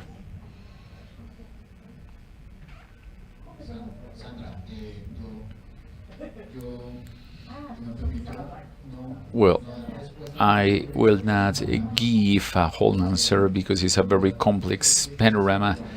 I believe that those guarantees need to come from the guidelines of the government and from the mining code, but I also think that to empower the communities, it has to do with, I mean, they will have the territory and they have to give a value to the territory. Okay, and when we were executing this project with this community, that scenario showed up. There were some foreigners and they were checking or trying to buy some titles, or they were also, trying to buy some miners that have advanced a lot in order to exploit. And they proposed something like, some percentages, but they said, I operate everything and I'm going to give you in the community in that moment, that was the 15%. The community council, they were asking for the 30%. We told them, I remember that conversation with the representative of the community council, you are asking the 30, so it could be 100% yours. So why? They say, well, because at the very beginning as a community council, we do not have the money to do the mining exploitation. That is true. So I go back and I say, it's all right, we need to change the mindset to have everything for now. So what I mean is that it cannot be that to exploit a front line, how much money you need, more than 5,000 million pesos. To do so with all the requirements and with all the imaginary. The mindset is that they needed the money now. So he was saying to me, I mean, the foreigners, they come here, they start operating in 6 months. I will be receiving the money I need. But of course, but you are doing the BTO's process, 100% agree. The environmental license is a whole process, it's a step-by-step process. They will start operating money, their own money, that at the end could be 100% of them, so we can reduce percentage for operative expenses. But what I mean with all these contexts and with all these stories, that we need to start empowering these communities to make them see that they are the ones that it's their territory, and to try to change the mindset, because it's not only about having money now. It's because of course it's going to happen, and we lived that. The big companies, enterprises, they say it's all right, this has a title, it has everything, they comply everything, so they buy it and they have very good money. And then when we do the relations for how much you're buying and how much you're going to exploit, well, I dare to say that they are not paying for the 25% or the 30% of what they're going to exploit or extract. So we need to land it. Is a very good business for everyone, but not for Colombia.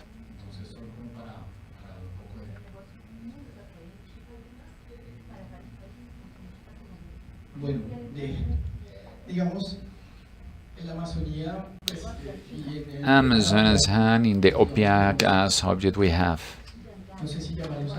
I don't know if we can say guarantees, but I believe it's different in different territories, or they are collective territories. We know the figure of resguardos in the national constitution, like indigenous community, even though the soil is not buyers, under the ground is not part of the indigenous community, so you have different experiences like Japaporis, where multinationals, very heavy, they wanted to do a big activity, and in that moment, given the circumstances and the conditions,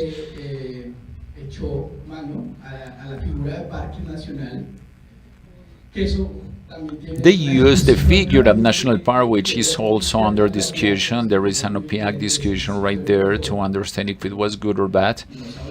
We don't know yet. We believe that it was not the best, but at least the mining activity was not done. In the indigenous mining districts, in Baupés and in Guainía, they are working on now.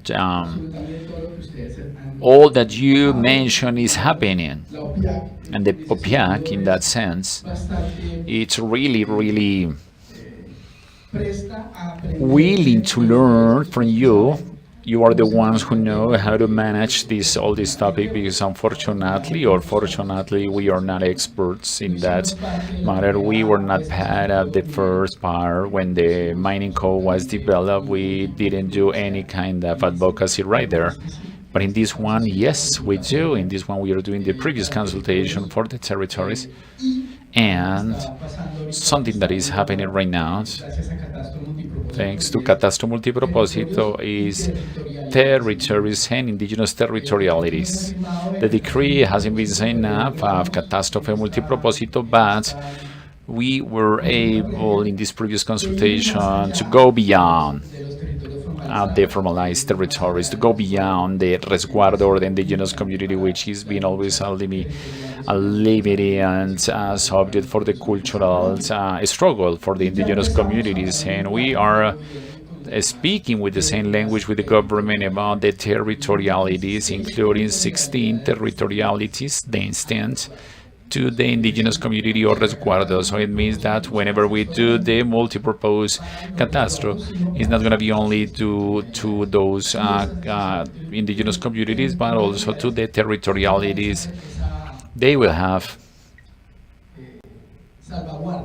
guarantee, which implies something that some people don't like. We don't like it too. The previous consultation. Sometimes in the government and the different institutions, the OPIAC on the indigenous communities, they say that we like the previous consultation, but we have talking different. There shouldn't be a previous consultation. There shouldn't be any request. Certain activities in indigenous territories.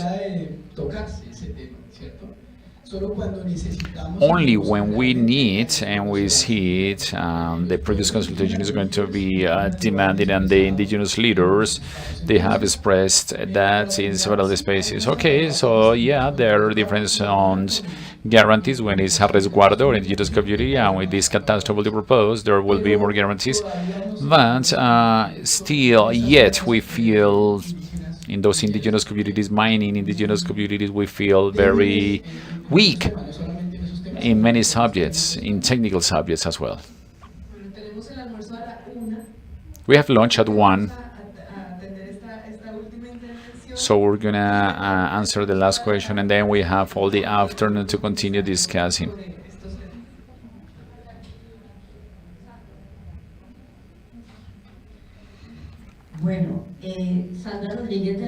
Sandra Rodriguez from the UNODC area of analysis and monitoring and investigation. So I have many questions. The first one for Harold, in regards to the study that it's been done in the Bajo Cauca with the families, what have you identified of the economical dependence of the coca crops and illegal mining? For Edison, Edison was talking about the illegal mining in the Amazonic territory is not very visible. The impact, the visual impact is not like the one in Chocó or Bajo Cauca. But we know that there are some impacts in the human health because the utilization of the mercury, which is prohibited. And we know that there are some communities indigenous that are so affected that their genetic is under risk. These communities are going to be lost. So my question is, what is being done in the communities to monitor? I don't know if we can talk about mitigations to mitigate this situation. And okay, we have I have two more questions, but well, we are hungry now.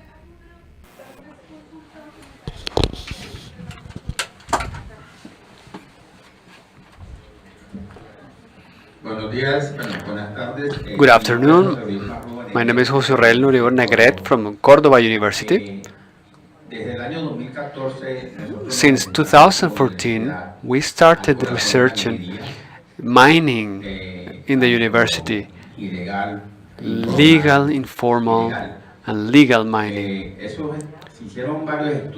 We run many studies alongside with the Ministry of Mines. One is called, and one of them was about the mercury chain. Those are three volumes that we have online. We put there all the problems that we have in the mining sector. We have a lot of recommendations how to face those problems, productive parallel projects, social topic, economic topic is over there in those volumes. After that, we had another study which is board approaching mining in 19 departments of the country. Basic unit of mining development. Use mercury or not, how to formalize, etc. And in 2017, we implemented Siminero for the mining ministry. That tool is the one which is used by the government, the state, against the illegal mining, about the amount of legal grams that they have to introduce in the market. In some municipalities in Colombia, some populations have more miners than inhabitants. For example, Cáceres, for example, another one in Bajo Cauca, in Bolívar, etc. In 2016, in a document that we developed for the Ministry of Health Care, which was a general approach, basically in Chocó, Nariño, and Baupés, we showed the topic of violence, gender violence surrounding the mining sector. Women are submitted more than anything but foreigners, people who are not from the territory.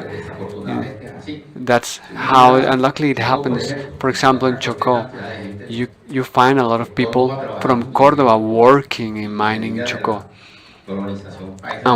And even more the people from Antioquia, the Paisa people. So in an event that was invited to, what I mean is that all that information is available there now, and even more with more strength, because we don't have surveillance in the territories. We are working in Chocó, we are working in South Bolívar, Bajo Cauca, Antioqueño, and we see that the problem is even more complex now. Not long ago, we had a meeting with Procuraduría. If we do not articulate all the players in the state with the academy, this is not going to be installed.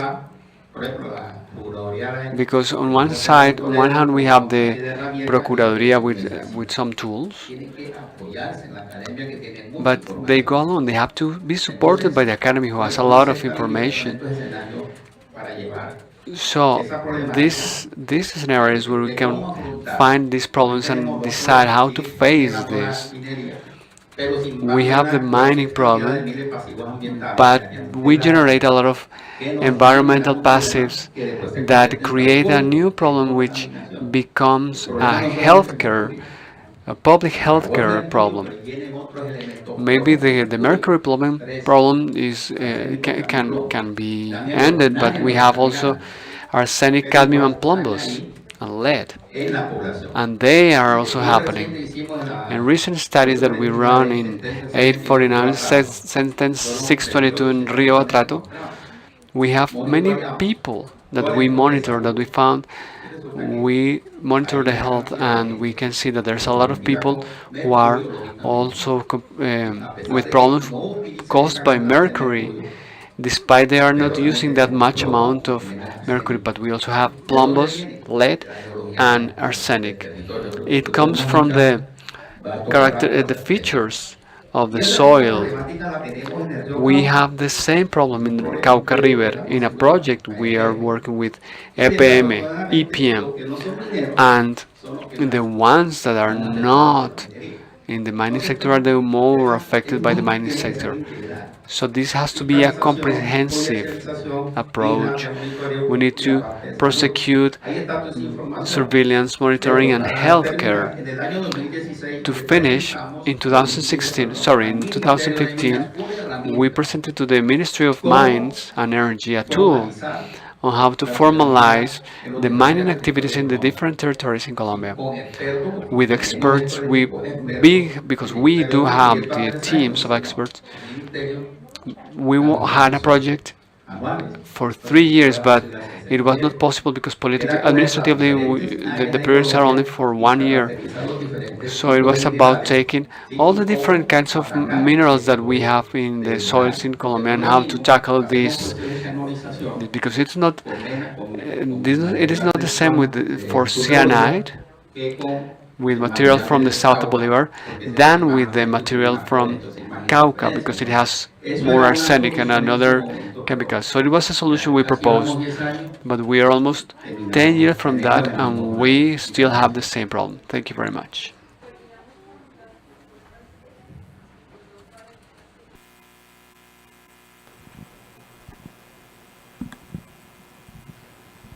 Muchas gracias. Thank you very much. Very quickly.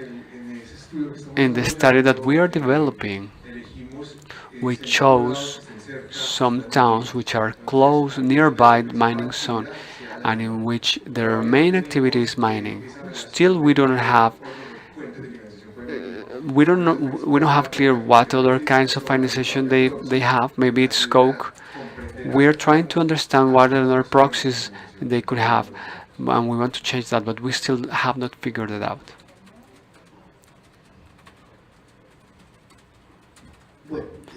Hello, yes.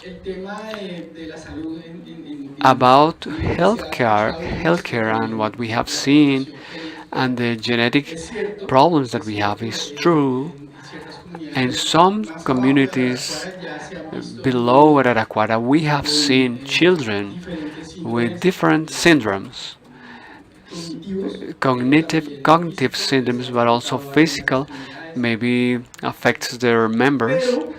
But the only serious or profound study that we have was run about 10 years ago with the ministry and Parques Nacionales. Gaia Foundation was also there, and of course we have seen that fish we had a lot of level of pollution by mercury and other metals, but still we haven't had a monitoring process of the situation of the fish that we have in the rivers where there is mining activity. There are some small studies that the Sinchi has run, but they are very local and they don't allow to trace what is actually happened, because I am not able to assure that those illnesses are directly linked to mining. We think that is that, but we have not proved causation. The second thing I forgot. Era la pregunta, me decías que era Uh, el monitoreo. it was about monitoring. I don't remember the question. Ya, Okay. sí. Sí. Ah, bueno, ¿y Okay. qué hacen ellos? And ¿Qué what? están haciendo ya me acordé que Now I ¿qué están remember. haciendo ellos What internamente? are they doing internally? Muchas cosas. Many Muchas things. cosas, ¿en qué sentido? Muchas cosas es What do I como una mean? actividad For pesquera. example, fishing activities Sobre todo el chorro de Araraquara continues. es la trampa del pez, se llama For example, Chorro de Araraquara is called the trap of fish. es una trampa, It is, ahí it is quedan a los peces, porque pues como you find fish there because since they are going up, they cannot go to the other side, and that is like a trap of fish. está para And that fishing está para sacándolas. activity is not for self-consumption. They sell it in in other cities, so they are poisoning the other cities, and they are starting to speak about that, to talk about that. They're trying not to eat that fish. They are trying to move to another diet, to move to the activity that they had before caoutchouc. They didn't do it in the rubber. Y en los estudios They que he would visto yo, they would eat only scale fish son los pescados de cuero los que because más alto contenido the leather fish are the ones who have more chemical products. So they are coming back to the streams to find the scaled fish. That is one thing that they are doing. And the other topic is the cultural issues. They are praying. They are doing a spiritual job to cleanse, or to heal the world. They are trying to heal the fish that are polluted. That's what they are doing. The OPIAC is trying to monitor, to develop the monitoring system with which the Coordinación de Salud and Women, we're trying to see what we can incorporate from that to try to achieve a traceability beyond the strictly chemical and scientific studies. We try to measure the impact of the diet and the cultural. That's basically what we are doing. Okay, thank you very much to the people from the panel, to you for your attention. It was a very good exercise. We're going to have lunch. What time should we be back? Thank you very much, Adriana. Thank you very much for the people who were part of this discussion. Please, we remind you to sign the lists. They are in the entrance of the room. We're going to have lunch right now in the Sheraton restaurant. For the people who follow this event in YouTube, we will be back in about 1 hour, so about 2:15 in the afternoon. Thank you very much.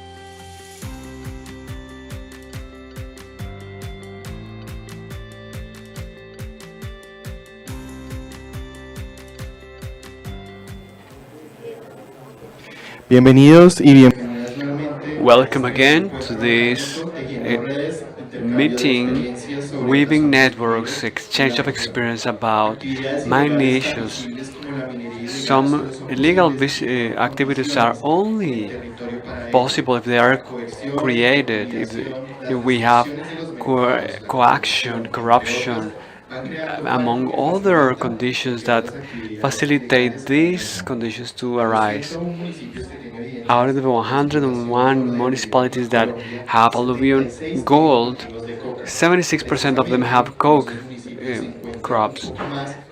In some of them, it's about half of the coke that we have in the country. The design of strategies to face this problem has particular challenges. Solve the illegal activities is not only enough, it's the conditions that those conditions that facilitate it persist.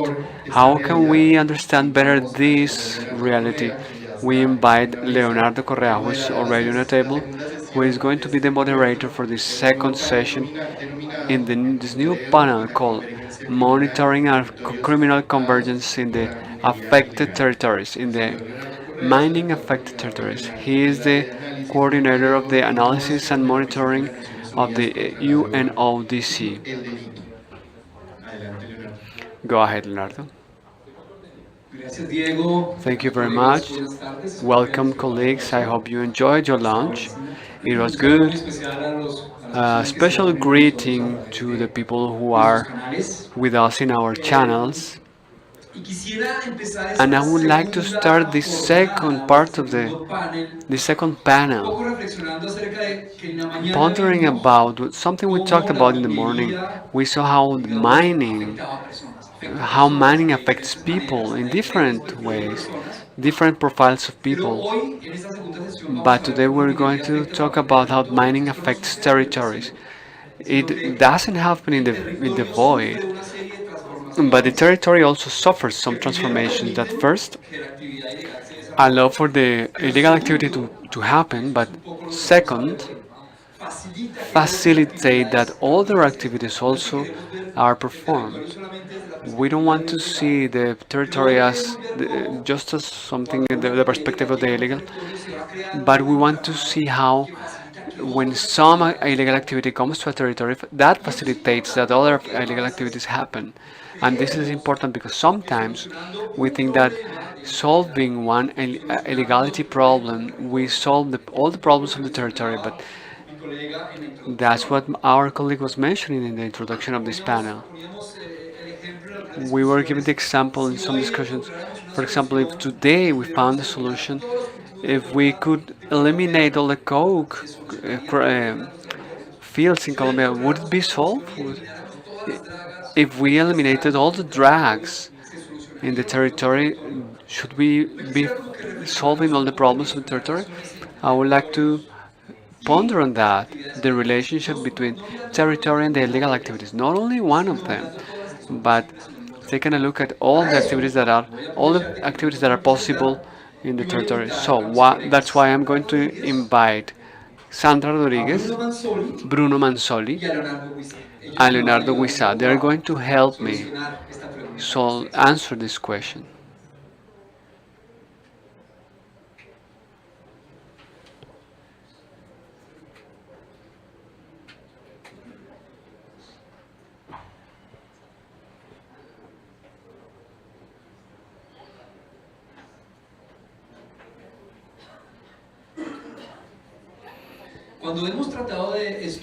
When we try to study, thank you for being here, dear colleagues, welcome. When we have been trying to study the topic of criminal convergence, we have found very interesting things. I'm going to tell you only one of the cases. In Peru, we found that the coke fields in Peru have been growing faster in the jungle regions, Ucayali specifically. And there is one study that they did in Peru in which they found that the first thing that enters in the jungle is not coke.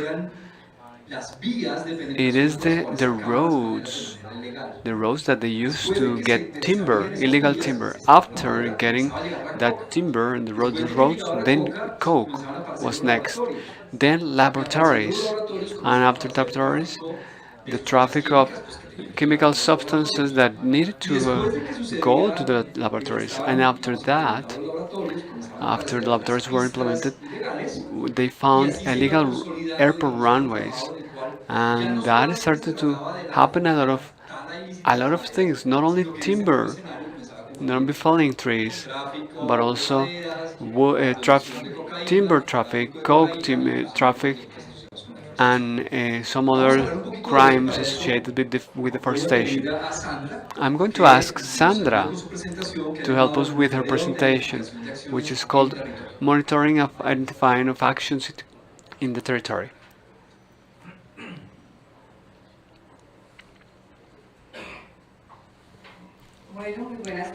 Good afternoon. I hope you don't fall asleep because after lunch it's a little bit hard to stay awake. I hope to keep you active and dynamic. Also, I invite you to take notes of your questions so maybe we can answer later. Leonardo boarded the first slide that I have here.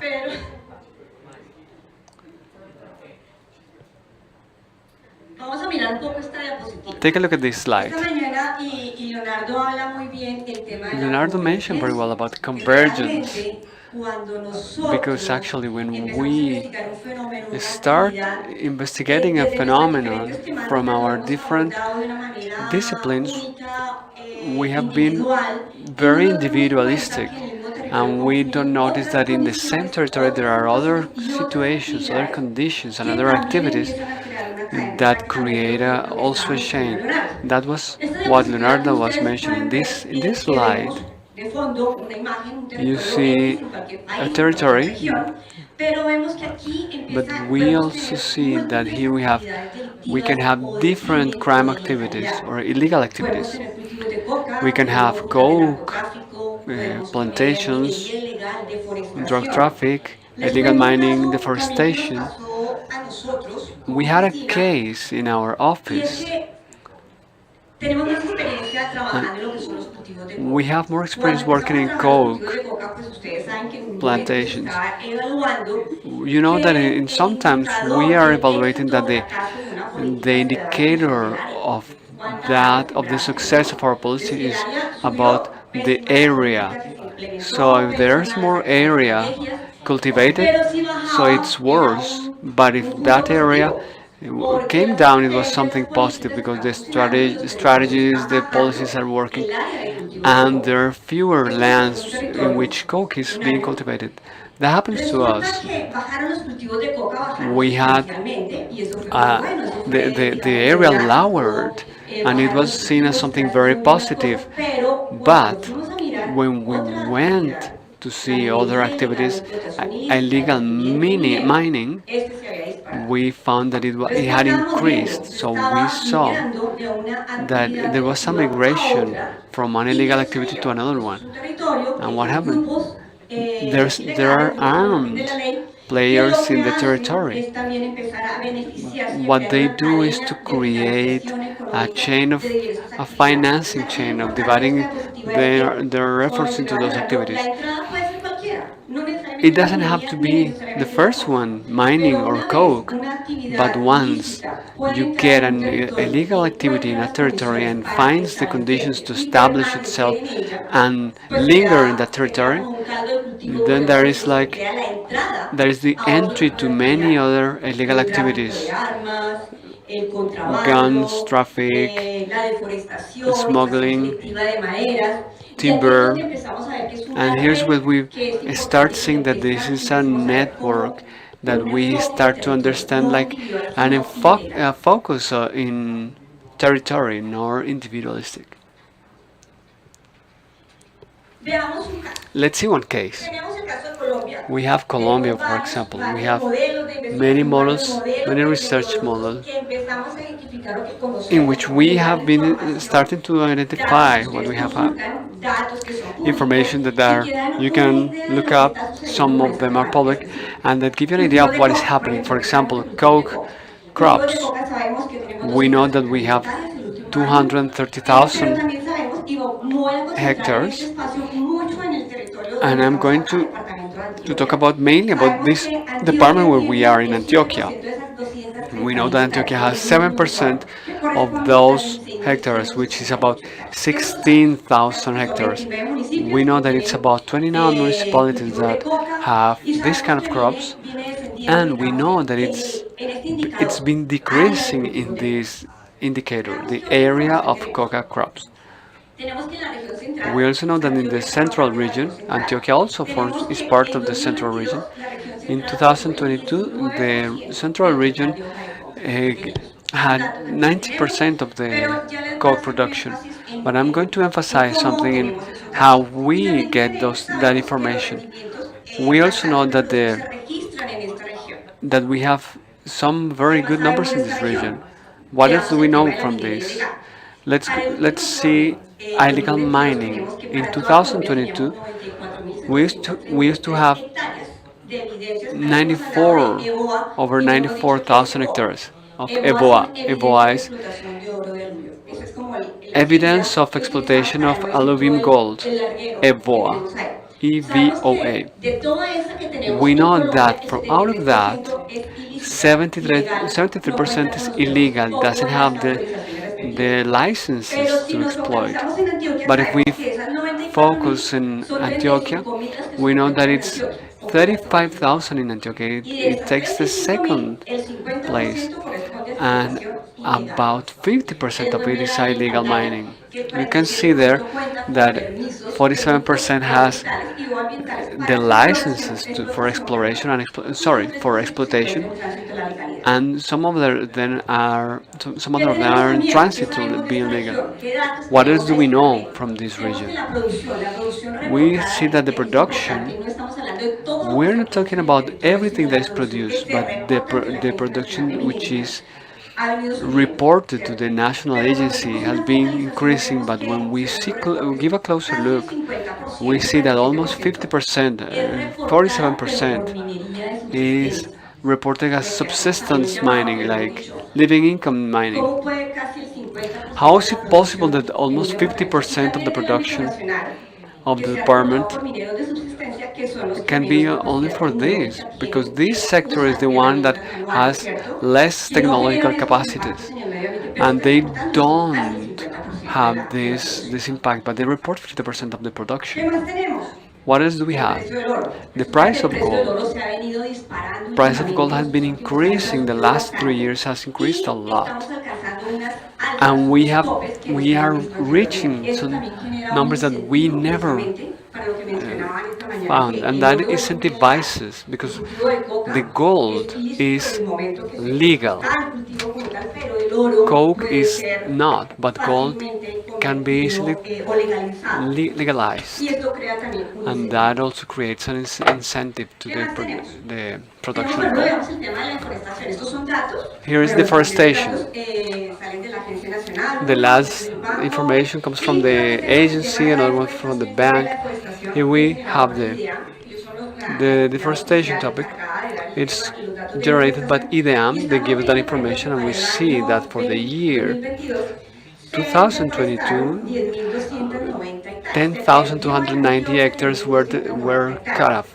And you're seeing here the map, which ones are those red spots. And look that if you notice, we are using a geographical element.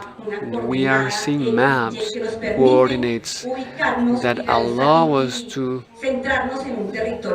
find a concrete territory. We are moving from the statistics to the geographic issues and territory.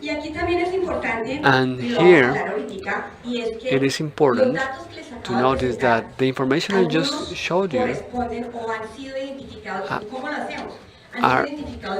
have been identified through evidence, visible and non-visible evidence. When we mention about visible evidence, it's about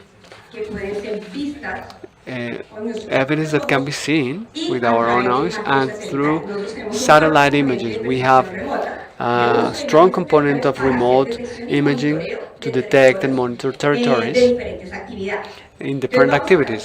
So we're going to see the visible evidences. All deforestation evidence is visible. Coal culture is also visible, and illegal mining is evidence. The production data is not visible. We are going to talk about that. Let's see different activities.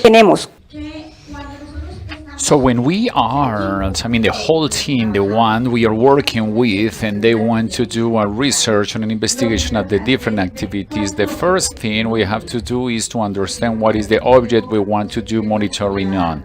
For example, coca crops or illegal mining, or you want to monitor illegal mining with draggers in the water and so on. But we can also see other type of things. For example, deforestation. We can see the marijuana crops, the amapola crops, the fires. First thing that we see is what we want to monitor and how we can identify it. Evidences that are related geographically and could be detected in satellite images. Why geography? Because geography, what I told you before, it gives us the articulations element. So when we have the coordinates, I can see what is happening in the same position, in the same region, in the same municipality. So first thing that we have to see is that the satellite image gives us this component, and then in regards to the scope, so we have to monitor the national territory. For example, we can see what technology and what is the best tool to facilitate it and is the optimal for the regional monitoring, for instance. What I want to do is, if I want to do municipals monitoring, so the inputs for the national monitoring are not the same for the municipal monitoring. So I have to adapt and choose the best technology. So we are talking about mid-resolution satellite images or satellite high-resolution images. When I'm talking about mid-high resolution image, between 10 or 20 meters of resolution, which means it means that I can see some squares 10 by 10, and when I talk about high resolution, I can be seeing metric, under 30 or 40 centimeters. Once we identify the elements, so first of all, we investigate what is the evidence that I can detect in the case of the coca crops. It's very easy, at the same time it's complicated by the dynamic, but I can see the coca crop in the territory. I can see it in the satellite image. If I want to see the illegal mining, I can see it.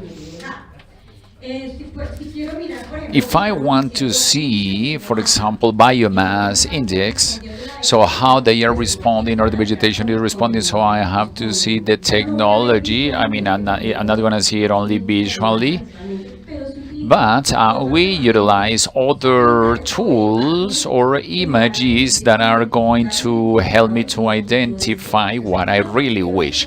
So what I want to emphasize on right here is the satellite and the remote sensor. It could be generalized, but it has multiple applications and in regards to what we really want to assess or evaluate.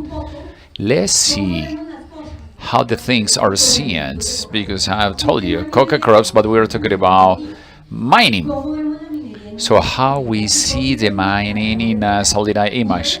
Okay, you are seeing right there on the right side conventional camera pictures. Okay, sorry, in the left hand, conventional photo, and in the right we have a false color composition satellite image. There is a combination of colors, green and so on, to highlight interest elements. So if you see those arrows, they do the matching between what I see in a regular picture that I visually can do that if I'm in an overview of light, matching with the satellite image. So you can see that there is some stuff highlight, benefit, lagoons. There is a clear image. I can perfectly see the body of the river, but I can also see the areas.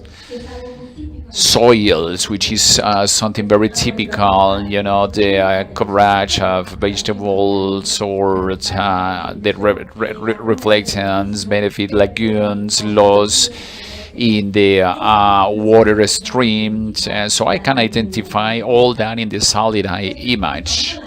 So this is what happened when we do dragger, you know, when we do a dragger in the river. It's not easy to see it visually. We can see the dragger machine or the vessel, but we don't know if they are doing or not the activity. At least we are right there on the place. So what we can see right here is a zoom. I can tell you that is through something we call a spectral or Valdez algebra. Through this index, we can identify, for this case, the draggers machine. They use the pumps or the arms. They extract material from the bed of the river. They lift it off, and this alteration or this intervention impact that they are having on the body of the river made the water column, the sediments column, to be altered. So it's like if you see the sediments all around. So we don't see that very easy with our bare eyes, but we can see it with solid eye images. We can see beyond the evidence, you know, because we can use the infrared, and with the infrared we can actually see other things that we couldn't visually see. So we are identifying this is not only an area for the exploitation and the lands, but also the places in the river where the exploitation is being done in water, which generates some alteration that are detectable with the technology I've been talking about. What happens? This is what we can see in the landscape. We can see perfectly in the landscape. I can use solid images, but what happens if what I want to investigate or the elements that complements what we already saw with the solid images I cannot see? For instance, I want to see the production of coca leaves or the prices of coca leaf, or I want to see the benefits, activities that it's being done for the illegal mining. I want to see what are the social economical conditions of the families that are directly related or indirectly correlated or affected. So here is where we talked about the qualitative methodologies. These qualitative methodologies we have listed.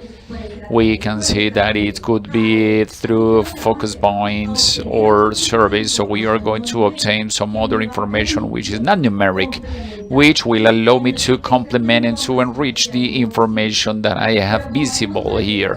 How to get, what do we do when we have to go to the territory to ask to a family if they depend on the illegal mining or not? So if we have the geographic visible evidences, we can generate maps. We have X and Y coordinates. With this mapping process, I can generate a statistical model that, in regards to the elements that are considered, will identify what places to go to act in the territory and to find out and investigate all this kind of information, which is very important or relevant for the study. Because I repeat, this is not about the area. It's not only about the area. So that is the tip of the iceberg, you know, but we will find some other elements that are going to improve the comprehension of the dynamic, therefore to have, we'll have a better focalization of strategies. Nevertheless, something was said this morning in the mornings. In these models or investigation models, they need to have a mixed approach. It's not only about working in geographical part, but with solid images, also the surveys or the focus points or the social cartography workshop. Is important to have the mixed approach.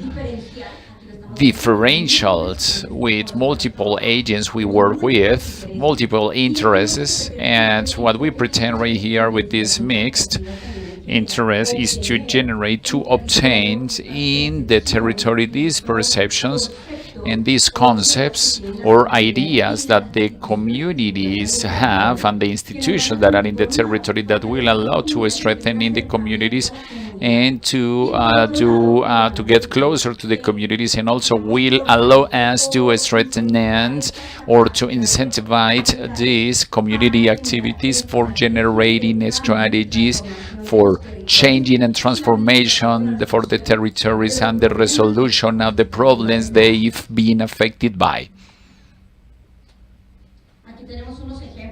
We have some samples of social cartography. I believe that you are very familiarized with these models.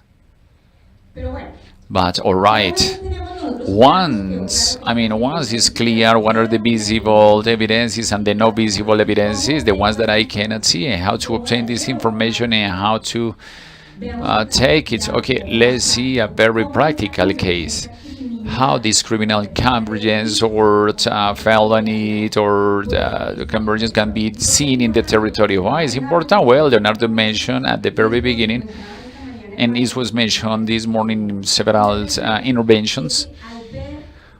When it comes to the problem or seeing the problem, we need to see the whole cluster, not individually, because it's not gonna have a solution to the different problem in the territories. If we solve the illicit crops, as I mentioned before, but the vulnerabilities in the territories are still yet there, it's okay, we're gonna have species trafficking. So let's see how this convergence is seen in the territories. Right here I'm going to show you something we call the integration to the areas framework. So this is Antioquia, and we can see the populated centers, and we can see the roads, access roads, and intercommunication roads. So far so good. We have a very good garage. Let's see the coca crops, where they are located, which is an illicit activity that is settled in these territories, where we have the evidences of alluvial gold exploitation. There are some territories that are specialized in mining or in crops, but some territories have a convergence right there in the same, and they are living, working at the same time. So one of the things, when we've been in the territories in the field, they mentioned that they are not dedicated to only one activity. They do the activity in regards to the offer or the activities that will give them the benefits or the inputs that they require whenever they need to. So if the gold price rises, well, they do gold. If there is some intervention to the machinery, so well, they go to coca. But there are some of them doing the two of them. There are some communities in the territory, they work in one and in the other, women on one side, men in the other one.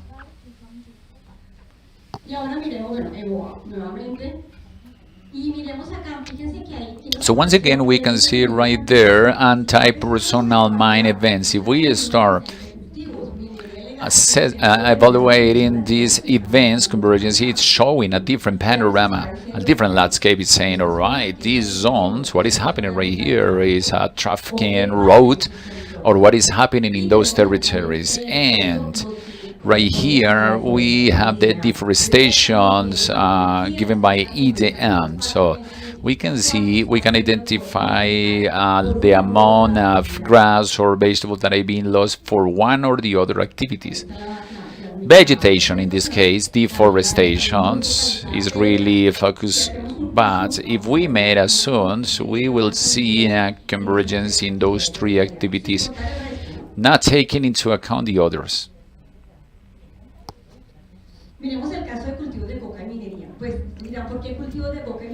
Let's see the case of coca crops and illegal mining. All right. Well, for the Antioquia territory, what happens is that the 35% of the territory that has evidence of gold, alluvial gold, also have coca crops. 35% of the territory has the two activities.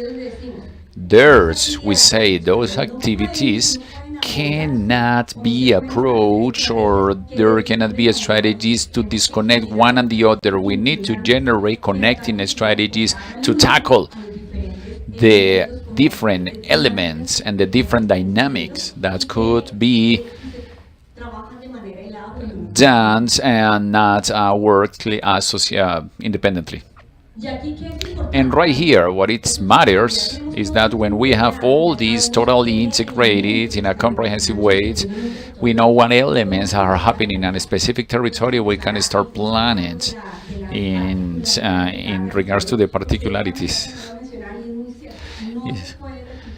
It cannot be replicated in every territory, because every territory has a specific territories. The same communities are different. In Antioquia, we have different territories that, I mean, the model that I use for Santa Rosa de Osos, they have different conditions, but they have to include the threats, but also the strengths and features of the territory.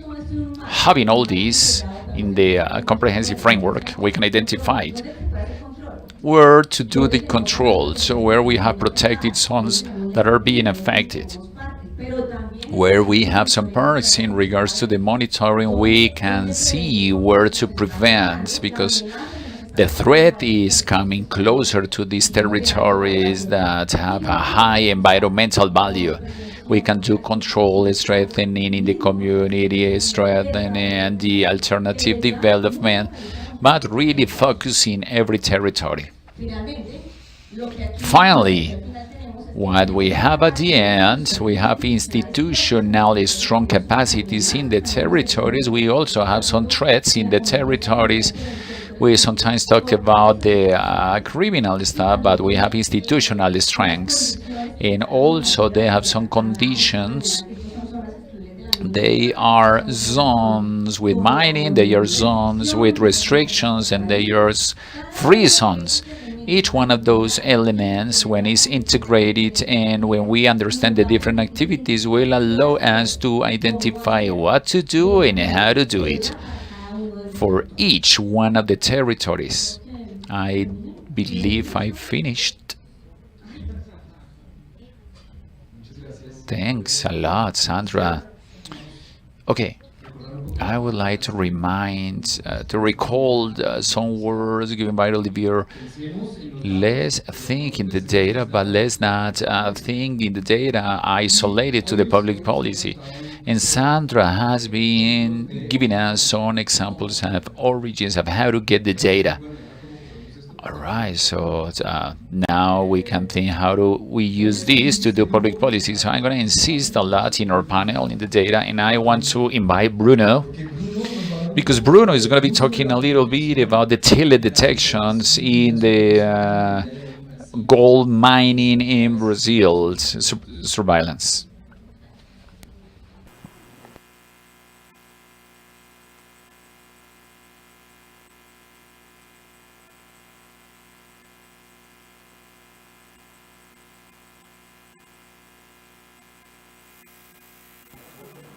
Boa tarde. Good afternoon. I really want to thank Sandra and all the organizers of this event. My name is Bruno, and I work as a researcher in the Minas Gerais University in remote advisory, territorial intelligence applying remote sensor for fiscalization of the gold production in Brazil, especially in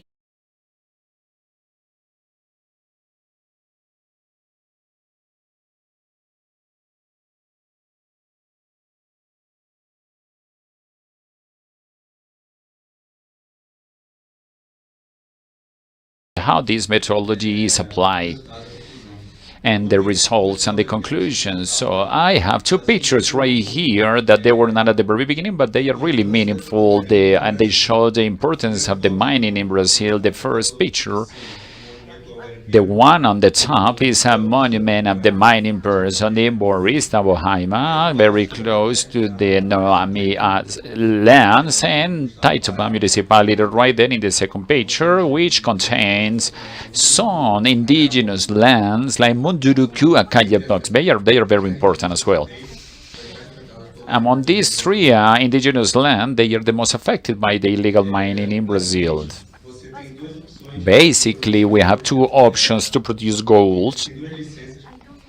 There's two licenses that authorizes a person, a physical person or a company to extract gold in Brazil. The first one is a concession for research and for investigation, so it's 70% of the production. The second title would be the Outorga Ford, or the title for miners, which is given by hydraulic draggers or vessels in the river, which is the 30% of the production in 2022.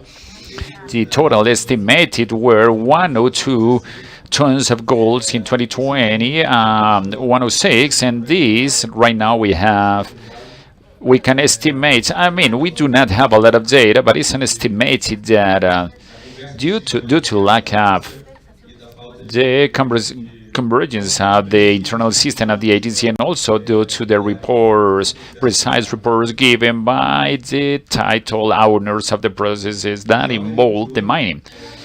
The gold mining, I mean, I want to talk pretty fast about this. Due to the main characteristics or features, the license could be given for every physical person with a Brazilian nationality, with a limit up to 50 hectares for physical person, and for a legal person it has a limit of 1,000 hectares. It includes cooperative. The problem is that in the Amazonas, the mining is, or some states of Brazil, the limit for 10,000 hectares in some parts of Brazil. In Brazil, we have by definition the separation between trying to separate industrial mining with illegal mining. I don't talk about artisanal mining because the numbers will not allow me to talk about 30 tons per year that moves 90 million of reales. It's an artisanal mining, so there's a lot of exploitation. In the legislations, the separation would be this: the miners have only the right to extract secondary minerals and to take advantage. I mean, it has to be immediately. I mean, it's very difficult to the concessions given by some international companies. The miner has to start immediately the exploitation without previous investigation, having no previous information of the place. Right here, so we have some alerts given by the International Study of International Investigation for Amazonia. We had a record right there in the first semester in 2021. The graphs shows 1,000 hectares in green one. Alerts in areas of sustainable utilization where the mining is permitted, and red one are protected in several areas where the mining is not permitted, and yellow indigenous areas where the mining is not permitted. So the gray columns are areas where there is not a specific classification or specific data. Talking a little bit about the legislation, mining legislation is a very complex subject, but I would like to say that the main goal of the law that we call institutionalization, gold washings, we call it a hidden gold. So the law for the 39th decree, they see the good production of gold, good faith productions. It means, to translate it, I mean, legality of the gold requires the good faith of the legal persons. And all this information is filed and authorized the sale of the gold. So it means that the person that buys the gold needs to have the good faith of the buyers, and the salesperson said that the gold is coming from a legal part. It means, I mean, if I find some gold, I can say that it comes from a license from a specific area, and it's totally legal, and the person needs to have the good faith of believing in what I said and what the salesperson said. It's a law. It's a law that the last year was suspended on September last year, the good faith laws.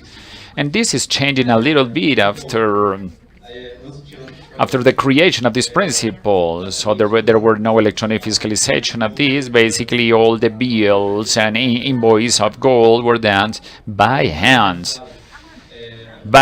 So it's very fragile, no databases, words, and there were some penalties for the ones that made some invoices and all the companies, mining company, they need to send for the reports. That would be 5 grams of gold. Because they don't care because they prefer to pay the penalty. The same National Agency of Mining, they don't have data. They don't have data. And to end the financial compensation for extracting mining resources or mineral resources for gold would be like 1% and 1% of the tax of the negotiated value of the purchase. So it's important for us because the base of the methodology, I mean, it has got to be a legislation, otherwise we will not have this estimation of the legal amounts extracted in the country.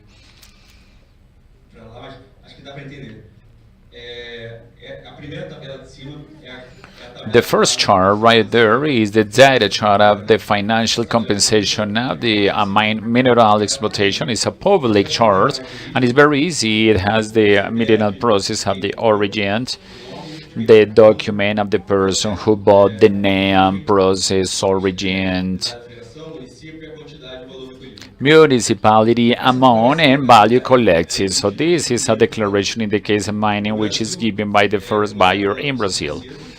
As Bruno mentioned before, the first gold sales has got to happen in a financial institution authorized by the central bank. And as in the moment of the purchase, this financial institution needs to collect every purchase and every collection after the purchase, which is registered as the origin process of the gold, the name of the person who bought, and so on. So the National Agency of Mining updates daily system of geographical information of the mining. In these files, this is a spatial file, and we can allocate spatially every single process of mining. We can see right there the name of the title, owners, and the phase, because, well, basically, here's the process of sales for the exploitation. So we can find cases like this. For example, this is a mining process. Is not close to indigenous population areas, but the image is very dark. But right there is only active vegetation in this territory. And from this mining process, there were 11 kilos of gold, 25 reales were a collective of income. So these 25,000 is divided, where the 70% will be for the in the square in the municipality, and 30% for the territory, for the state. So that is a problem because this is stimulating the state to give more titles or licenses, because this is getting transformed in gold washing, because there are many titles given environmental license with no fiscalization. And some processes like this will allow the gold washing process with no evidence, collecting big amounts of absurd amounts of gold. So it is a very critical situation. When we do this, we have Segmini and Cephane. We have the next situation in yellow. So we have the processes like the origin of the gold in blue, the processes that have authorization to exploit to extract the gold, but they were not mentioned. All these spots that we can see right here on the screen, they are mines. Where there are no processes is something different, but there is no authorization to exploit right here, as we can see on the screen. So we can see that this is out of the authorized area. So this big block, there are many processes where there is one next to the other one is only one person right there. Every rectangle has 50 hectares of only one person. So the legislation, the mining legislation, when they started, they embraced miners always with the idea of an individual activity or in cooperatives with simple tools. And that's the reason why they were limiting it up to 50 hectares. However, through the time, the activities gain investments. Nowadays, they are using machines that are up to 1 million reales. The boats are up to 2 million reales in investment in diesels, fuels. In 2021, they have Boa Vista, they have built more and Tautoba is in the second position in fuel for airplanes. So it's an activity that is not a rudimentary activity. It's an activity with a lot of capital. It's very industrialized. Today we have this.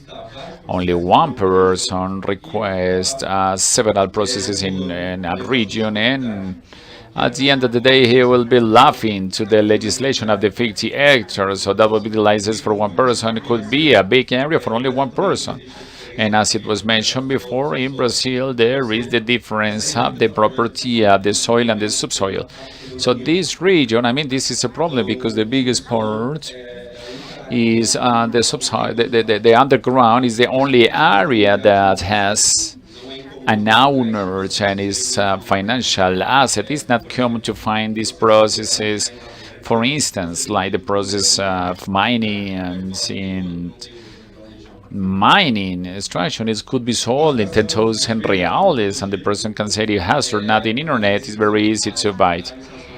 We have the methodology to collect data with satellite images. So we started with SERFAN, which is the collection chart, the registry for mining. We utilize it to verify if the person has authorization to extract gold or not, and we use an open software utilizing images from Brasilmas, which is a program from the federal police, from the public ministry. And we have an agreement for cooperation to use these images. 5 meters of resolution of the images, and as Sandra mentioned, is an image with very good resolution. It's not 100 centimeters, but we can verify our work through these images. So we cross the information, the satellite images. Brazil is giving us a lot of squares and images and daily images, but as we know, the best images are in the middle of the year before it's not cloudy. This is visual, so we use images between June and July to do the classification. We do the visual classification of every mineral process indicated, and we establish 3 final results: if there is evidence of exploitation or if there is not evidence of exploitation. So we classify as irregular with no evidence of exploitation. When we do the extrapolation of the authorized limits, we have 2 possibilities. If we do extrapolation in an authorized area, this gold will be classified as regular. If there is an extrapolation to an area that is not authorized, it's irregular, but with difference in exploitation, because we cannot guarantee if the gold was coming from the inside of the square or not. So we have 3 examples right here. From the left to the right is a regular process with no evidence, and in these 3 processes, we identify the origin of the gold, and I don't know if we can identify right there, but there is a blue one. This authorized process, even though the work extrapolates, the mining goes for the we classify as regular one, and the third one as irregular with evidence of exploitation, because the mining was coming from the square that the agency defines. So right here we have all the squares. It's a symbolic region for Brazil in regards to the mining. So this would be the classification results when we take the satellite images. And to understand the whole process of origin, classifying like regular or irregular, once again, we can see that the biggest part of the mining is out of the legal processes of mining. To highlight this, we would like to say that the mining processes are bureaucratic practices. In the dynamic of the production, we can find gold, alluvion of gold, independently of the legal or illegal processes. Right here, we have classification, a historical classification of the production of 2019. It has a mistake right there. I would like to say that it's from 2020. So in 2020, we have 6% of the regular classification. In 2021, only 7%. They seem to be small values, but we understand that this classification is very optimistic So that soon I will be talking about some limitations that they face, and this number will have to increase, but 68% of the population and 80% of 2021 we identify as regular. In 2022, another data that can affect the future is that this methodology, unfortunately, is very easy to be done. I mean, we have some stories. They hire geologists to do a verification of the data in CFAN. It's not difficult because of the methodology, but it shows how easy the goals are watching. I mean, you don't need very sophisticated mechanisms for this.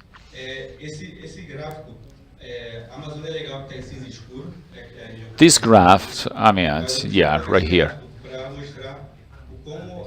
But the idea right here is to show you how the regularity is connected with the regimen of the mine in the region. Right there is the last map that we can see on the right.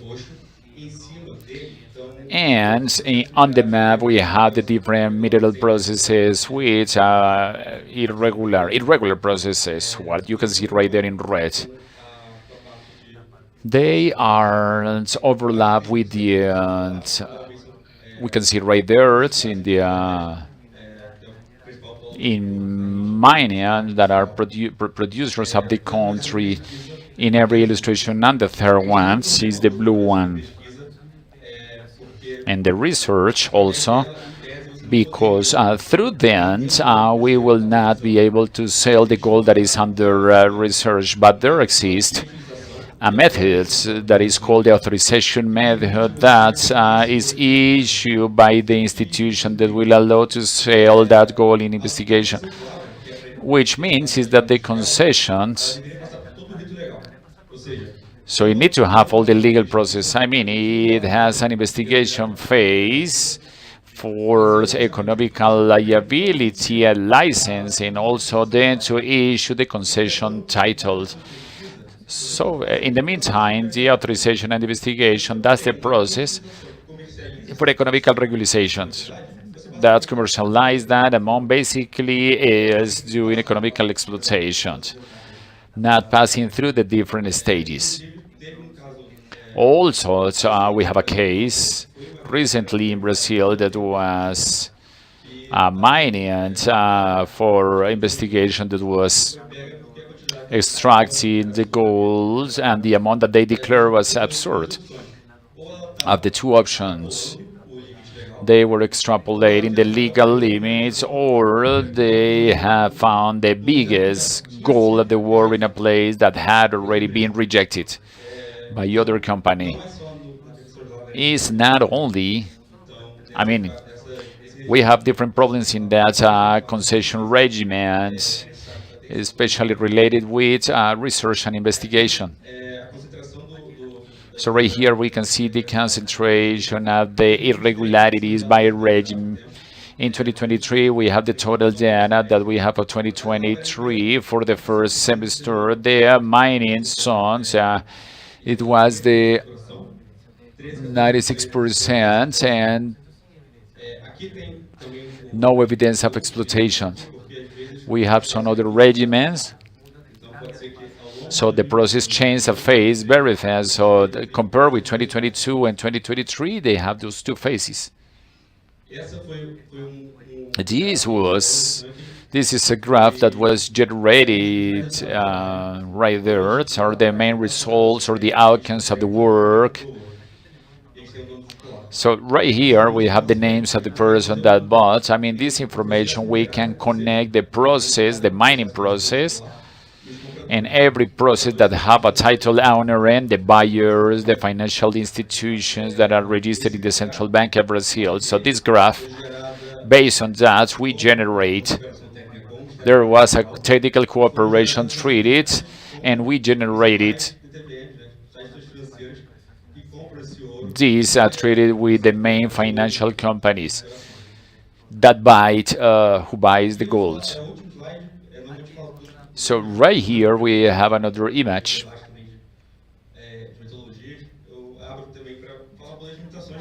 I want to show these images to talk about the limitations of the work. I believe it's very important. This is a typical bezel. This is an automatic bezel that exploits, works 24/7 in the tip.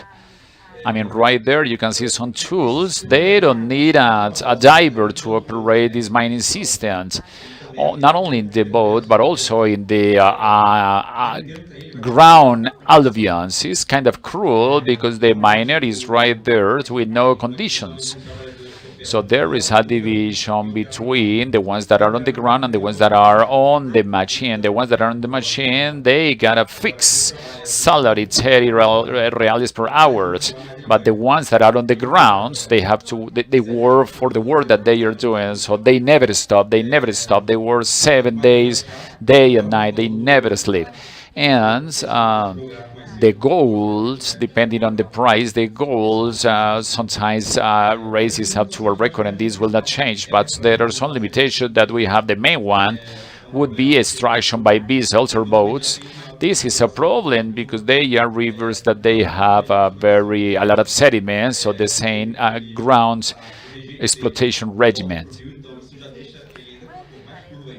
The leftovers are coming back to the river, so the river is depleted or polluted with the darker colors. And to find those boats or vessels during the production and exploitation is very difficult to make those images. So right now, we are working in this problem. So the goal indicated at the origin of the process where there was exploitation. It means nothing. I mean, if a buyer always shows the same process with this methodology, is regular, but when we see in details in the amount of gold, it's impossible that an exploitation, and a small one, to produce this big amount, absurd amounts of gold for more than 10 years. So this is an example of limitations that we have in our work, and there will be the next.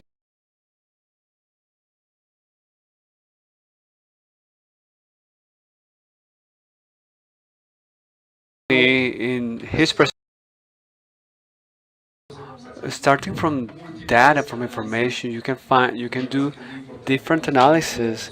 It is also very important to see that last slide, the restrictions and the challenge that we have around this topic. I would like to come back to this idea of using the information to generate public policies. And in that line, it is very important to realize what happens with the money that is produced in these illegal processes. Please welcome Leonardo Guisa from Universidad de Rosario, who will talk about the financing of armed groups through the extraction of minerals. Welcome.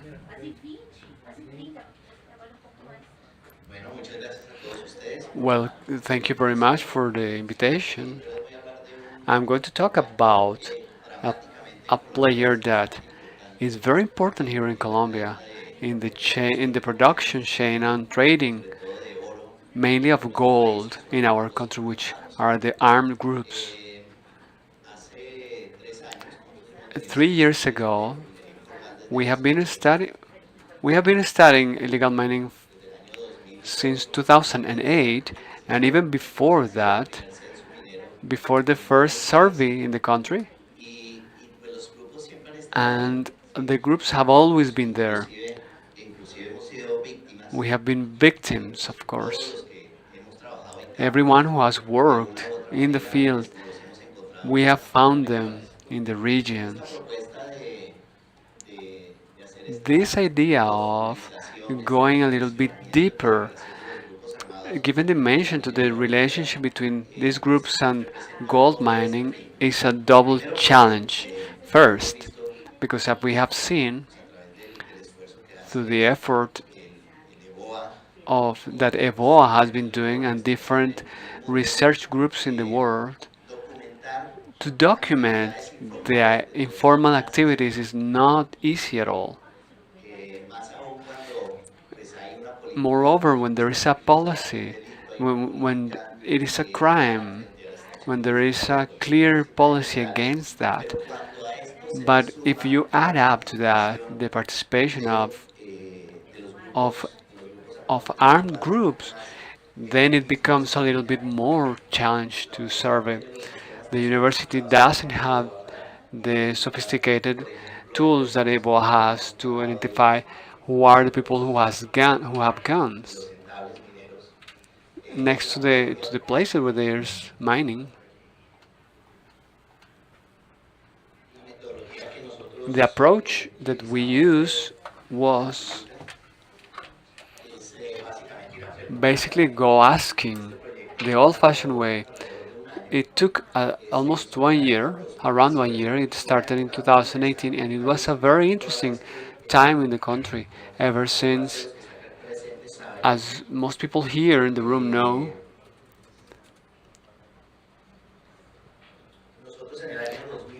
in 2016 we signed a peace agreement with an armed group, the biggest that we had in that moment, the FARC, and it was good to identify what had happened before in the country. FARC were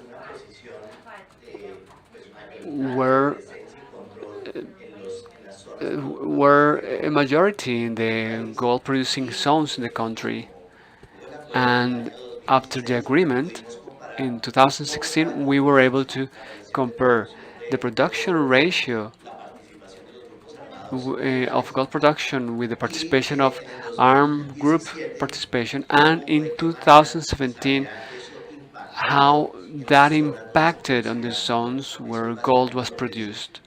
So that's what I want to show you today. Also, I want to comment that this study is about to be updated, so I'm going to leave you with some hints of what is happening right now. Here I show you some. The academy is not able to run these studies without finance. These are some of our donors.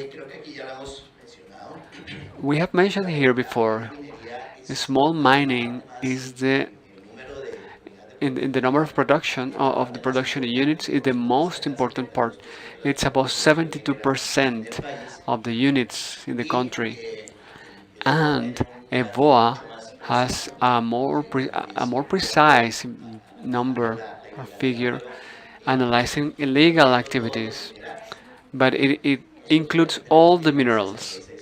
We have that 66% of all production units surveyed in 2011, 66% of them were illegal. In gold, the situation is more dramatic, it's more complex. In gold, is not 66%, it's 87%. The last report shows that it's about 75% of illegal units. But we have to keep in mind that EBOA does not include, or well, doesn't count the areas with titles.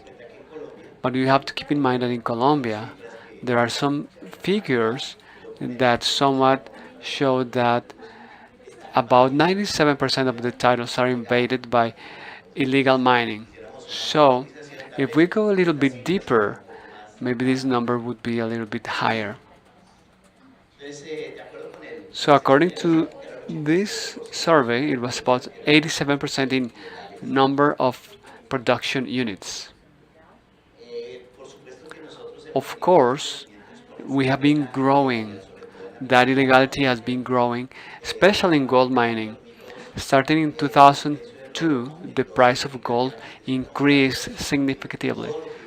If we knew how much it was going to fall, we would have invested a lot in that money. We wouldn't be working as teachers. So,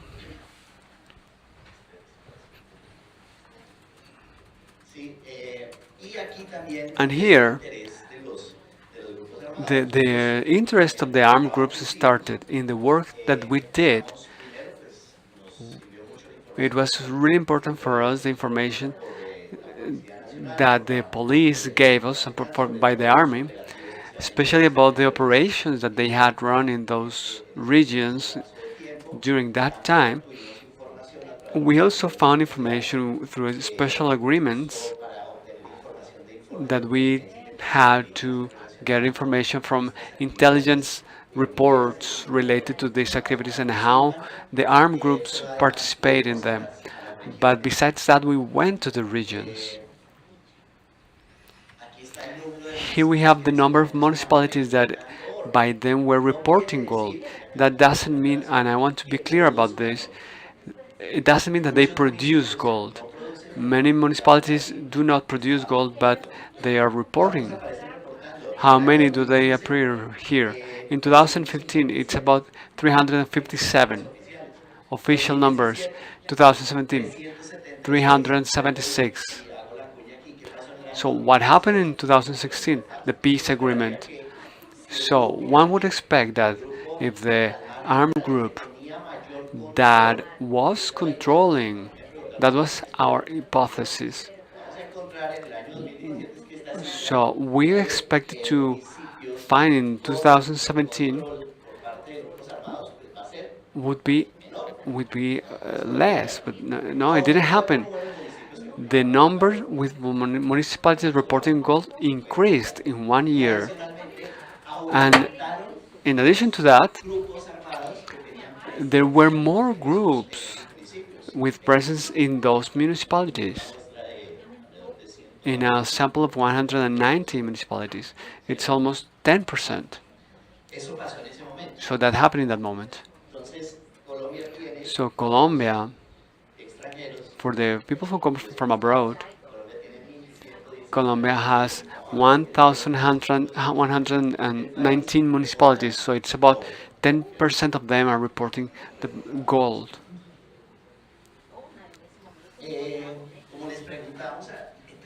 As according to the survey that we had, which is already published, there were 3 documentaries.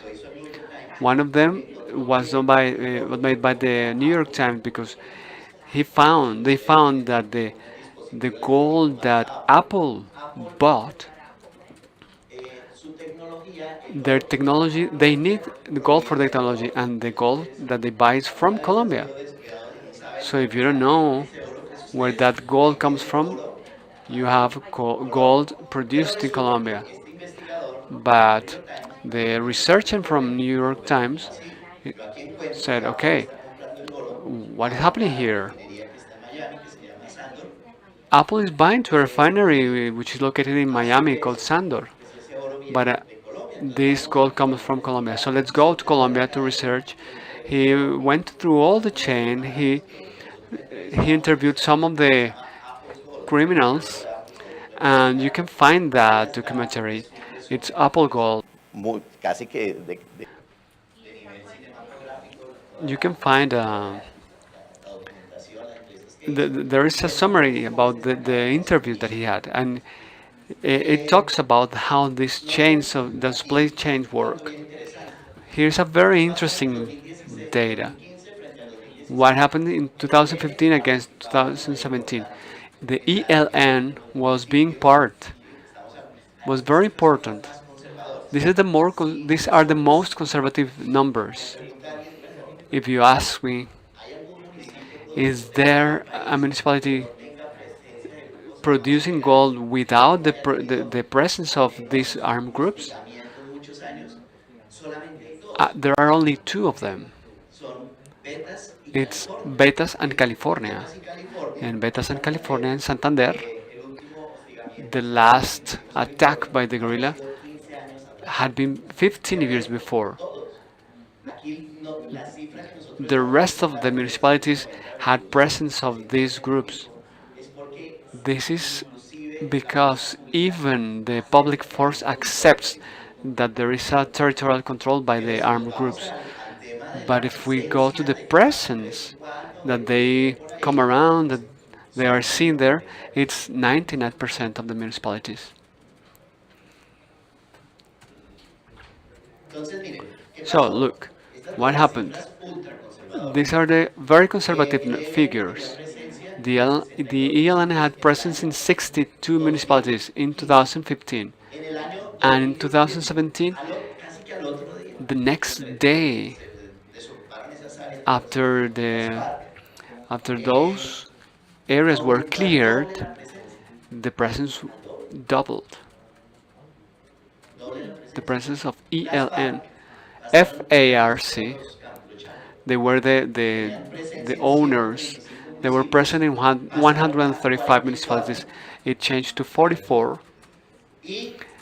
And finally, the GAPD, the groups which are not, that's how they call them, the Defensoría del Pueblo, the ones that didn't stop fighting. It's a lot of, they have a lot of names, Gaitanistas, Puntilleros, GAPD. They increased from 77 to 158. What is the conclusion here? The conclusion is that de oro fueron ocupadas inmediatamente. the zones producing gold were immediately occupied by the other groups who didn't sign the agreement. So we moved from a complex situation to an even more complex situation because we don't know these new people. We knew the modus operandi of the FARC. I'm going to give you my opinion about this.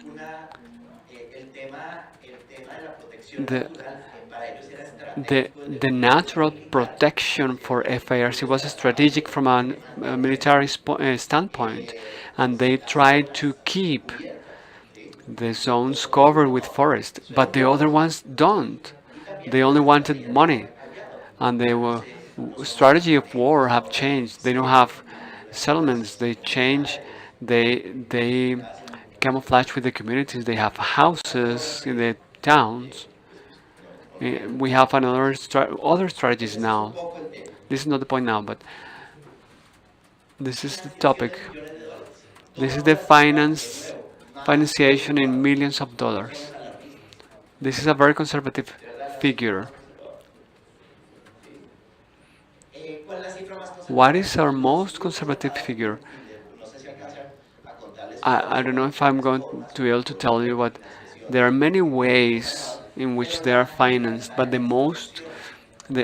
main one is the extortion. We call them vacunas, vaccination here in Colombia, and it's about asking the producer of gold how much they are producing and demanding from them a percentage of that, maybe a 10%. Some of them even ask or demand 20%, but only with that number in 1 year, that represents, only with that type of financing, we found 30 types of financing models from this gold mining. We also, I forgot to mention that at the beginning of the presentation, we are talking about gold mining because we have found that this is the second most important resource of funds of the armed groups. The first one is narco-traffic, but in other ones, mining is the first source of funds. This is not only a topic that concerns the mining ministry, but also national security issue. The first thing that we try to, when we try to control this phenomenon, is try to stop them from getting funds to be financed. So to know that, you have to know how they're financing. In millions of dollars, we can see the numbers. $50 million in 1 year is a lot of money. I have to keep in mind that when a miner, when a farmer, when a person in a small scale receives money from mining, what do? They spend it in alcohol. Maybe they buy a car. Maybe they pay the school. They buy a house. And that's what the normal people do. But when that money goes to the armed groups, what they do is increase their war capacity. They purchase uniforms, weapons, and that is also related to the capacity to vulnerate human rights. So that is a very relevant topic. This is a very important topic. In kilograms of gold, take a look at the numbers in kilograms of gold. It is a very important topic, very interesting topic. Only in 1 year, FARC in 1 year, 1,700 kilograms of gold. The ones who were aware of the peace agreement, I was participating in that as an advisor committee. The FARC returned to compensate for the damage. They returned 30 kilograms of gold to repair the victims. Maybe they even didn't return it. But I don't know how many years the FARC were working that. At least 20 years extracting gold. And in only 1 year, 1,700. And they gave back to the victims only 30 kilograms. There are some reports, intelligence reports, during the peace process. In a moment in Nicaragua, all this mining in Nicaragua became the most productive in the world. And suddenly the dirigents were traveling to Nicaragua. It was very funny, you know? Gold is very easy to launder and to trade. As it turns out, this study, we did it for Defensoría del Pueblo, is called Economías Ilícitas, Illegal Economies, for financing of armed groups, illegal armed groups, and the publication of the book had two parts. The first one was drug traffic, and the second one, mining. That study was presented with the ambassador of the United States, and since the topic was mainly narco traffic, we went to the municipality that produces the most coke in the country, which is Tumaco. I cannot believe these numbers. In that moment, maybe you have a more recent number, but we're talking about 24,000 hectares of coke in Tumaco. So we're going to present that there, and you have to talk about mining. I was saying, okay, but how are you going to do it to me? Because Tumaco does not have mining. Tumaco has only a few machines in the border, which is called Altomiro and Frontera, but that is not representative. But Tumaco does not have mining. And I say it's difficult. And the audience was 100 liters of Tumaco. So I found the numbers for Tumaco and I was surprised. First, Tumaco in that moment had 4,128 miners, registered miners. 4,128. What is the meaning of that? That is the garimpeiro in Portuguese. Barranquilleros in Bolivia. They must have a recognition from an act of the mayor of the town. The mayor has to say they are subsistence miners, and they had that number. When I put that number, all the leaders said, "No, doctor, you are crazy. I don't know anyone. We are 100 representatives of the municipality, and we don't know any one of them. You're saying something that is not true.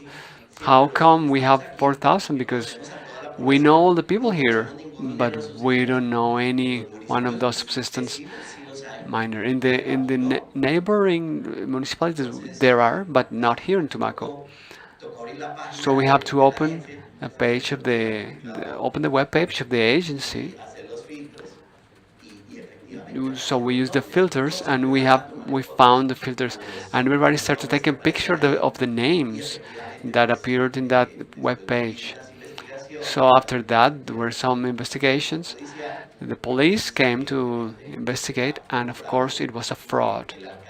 The mayor had facilitated, just This is kind of an euphemism, but the mayor facilitated all the database of the CISBEN, and it was given to the machinery miners, and they registered all those names with their information, where they live, all the information, and with that they filled all the fields. It moved down, it changed to 1,800. But the question is, what happened? First of all, nobody knew about that. Nobody knew that they were in the registry. Sometimes I wake up and I check the registry to check if I am not there. We discovered that fraud. Maybe someone in retaliation can put our names there. And take a look at what happened in that time. In that lapse of time, you can. There are some representatives of the ministry here. We got two resolutions. One, but in that moment, the act of requiring the RUT to people. This is a registry to pay taxes, the tax registry. You have to go to the entity, to the DIAN, face an employee of them, and that employee, that is the tax authority here, they fill a document and you have to sign that document, and then you get your RUT, RUT. Out of those people, they didn't even know that they were registered in the RUCON, even less that they had a RUT or RUT. So it was a huge act of corruption, because they managed to get all those registries. And in record time. So I think that is the municipality that has achieved to get that many registry so fast in all the country. 1,800 in a few moments. They were reporting 2.5 million tons of gold. So what is happening in Tumaco? They have a lot of coke, and of course, the presentation of the VOA document is a true relation. It is not about being good in coke and detection of illegal mining. It's just that there are activities that are, in practice, are linked, closely linked to each other. All the money that is producing coke, or a good part of it, not only of laundering, because they do not need to launder all their money. A great deal of it is stored. You remember so many movies that we did in which a soldier or a farmer was walking, and they found a deposit of bills, because before they used to store those bills there. They realized that those bills got rotten, and they noticed that we have an exchange policy. We change our bills every now and then. So when they went to the bank to change those bills, they didn't have the same form, the same design. So it was an alert sign. So the armed group use as banks gold. They use gold to store their earnings.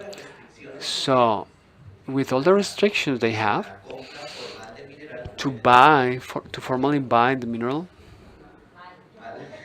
yeah, I don't have that much time now. Because of all the restrictions that the armed groups have, because the miner needs to give a lot of information, the prices are not the best because there are so many middlemen. So but the armed groups are not demanded to give anything, just give the gold and that's it. We have seen in many areas in the country with the update that we are doing to this study that there is a change in the form of financiation. It is such a very good business. The gold is so important for the finances to save money for them that they don't extortionate people to live. It's something similar to what happened with Coca. They demanded money. Today they say just work. All I ask from you is to sell the mineral to me. I am your exclusive buyer of your gold, and I pay well for it. That was working very well, but there was a new competing buyer. Maybe they had it for 6 months now, since Venezuela has no economical sanctions anymore. There were many buyers from Venezuela. They didn't pay the same taxes, so the prices were even higher than the international prices. But since yesterday, the sanctions were on again, so we are going to be circulating that gold again in the country. We're going to see how they are reporting that in the agency. We're going to see if actually the amount changed at all. So what has happened? There is a player which is also important in this chain. It's the banks. The banks have a very important role in this trading chain ever since in the country. For a payment to be tax-free, it has to go through the financial system. If a gold commercializer pays in cash, they can do it, it's not forbidden, charges the taxes on the 100% of the tax, but if they do it through the financial system, they pay only on the utility.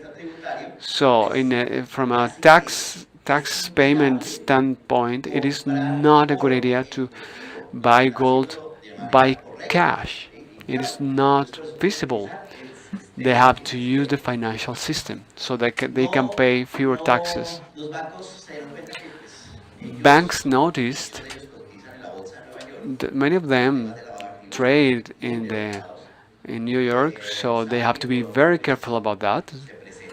They know that the situation happens a lot, with the situation that has been described here, even with the presence of armed groups, and that has not changed at all, I would say. They closed the door to everyone who had a business with gold mining. For sure, Leonardo, if he says, I work with gold mining, and he doesn't explain very well that he's working with charts, with maps, maybe the bank wouldn't have opened an account for him. Banks are very scared of that. Banks have closed the door. The problem is that the miners are still being paid. The gold doesn't have the problem that Coke has. Gold always have a buyer. Gold always has a buyer. But when people do it by cash, are more susceptible to be vaccinated by the armed groups. They receive the money. In the middle, in the road, they find 2 or 3 people from the armed groups, and they ask their part. They ask for their part. They demand their part. But if they do it through the financial system, it is harder for them to demand money from them. They would have to go to the ATM. This is not as easy for them. So that's why this is so important for them, to link the financial system in this traceability. Trafficking gold. We are seeing that with Venezuela now. Exporting gold without declaring it is very simple.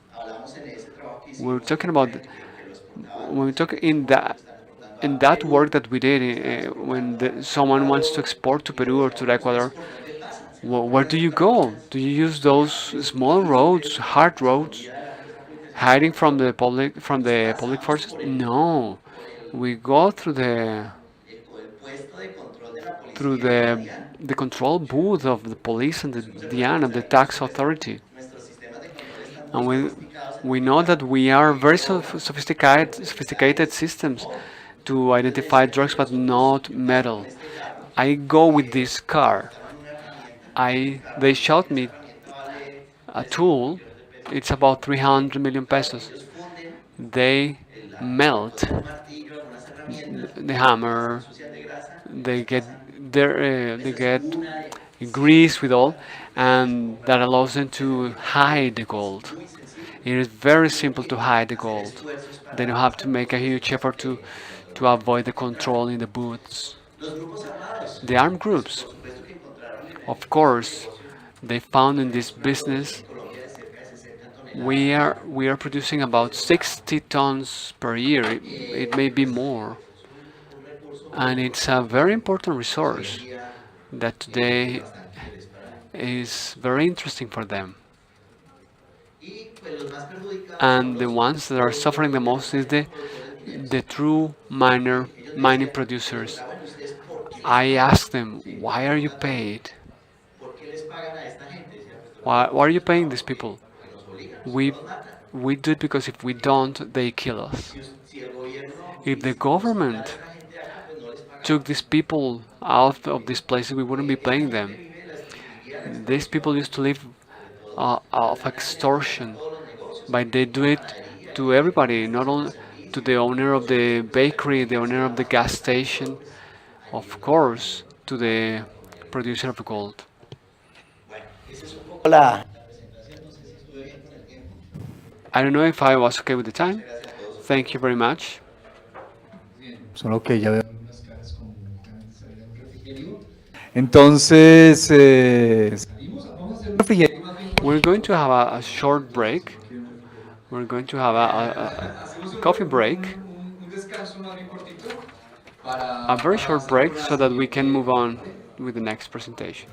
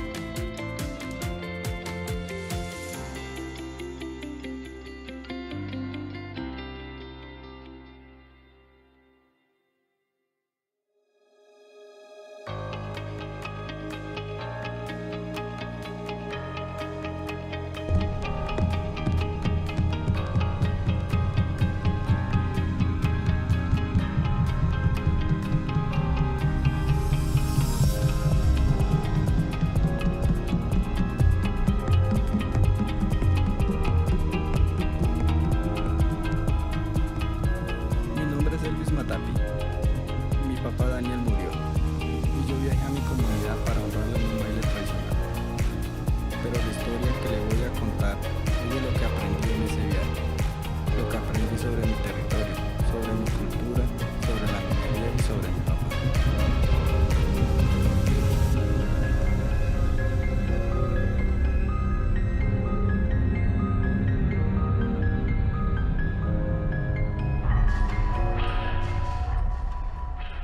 Yo creo que soy como más de ciudad, puedo decirle, porque ya casi, mejor dicho, permanezco casi todo el tiempo acá en Bogotá, y aunque quiero como de los dos, de ambos. Mejor dicho, acá tenemos cómo trabajar, ¿sí? Cómo mantenernos. En cambio allá pues casi no hay trabajo, no hay posibilidades de uno tener sus cositas. Yo vivo en Bogotá hace 21 años. Pero no vivo continuo, sino que viajo, voy y visito a mi familia, después regreso.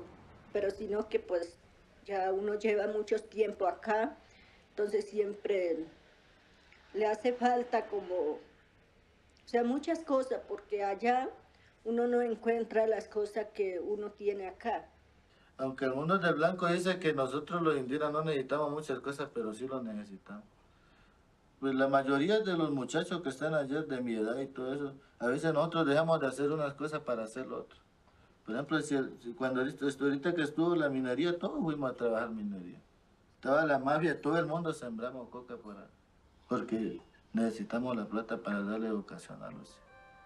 Ahorita mi viaje es porque mi mamá está haciendo un baile, como un homenaje a Daniel.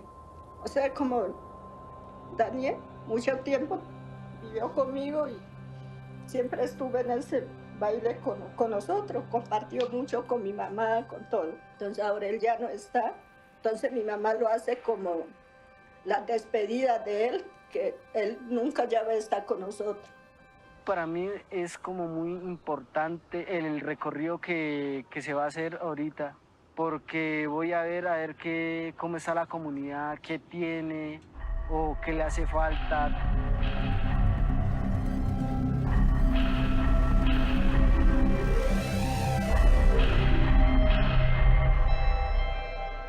¿Cómo es el viajecito que usted tuvieron? Que de Bogotá a San José y San José a Araraquara, pues el viajecito es largo, diría yo larguísimo, pues se me ha hecho hasta el momento largo. Haciendo cuentas se ha ido como unos 8 horas y eso que no hemos llegado todavía.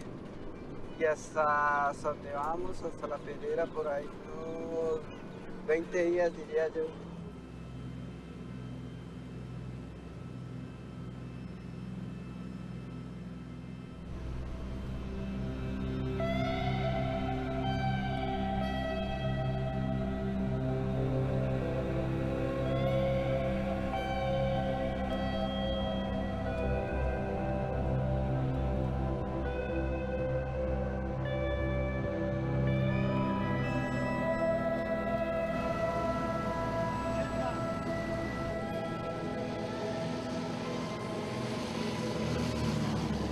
Araraquara significa nido de guacamaya.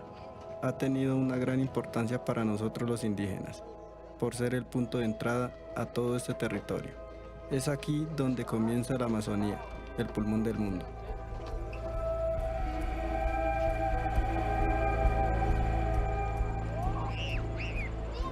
Araraquara es un punto, un área, un lugar muy especial para todo el pensamiento indígena y es un componente fundamental para el manejo del territorio de todas las etnias del medio bajo río Caquetá, río Mirití, río Apaporis, Tucano también, porque el pensamiento y los recorridos chamánicos todos nombran a Araraquara y lo referencian como una unidad especial y un límite territorial y chamánico dentro de la geografía chamánica bien importante. Se ha perdido mucho el respeto por lo tradicional.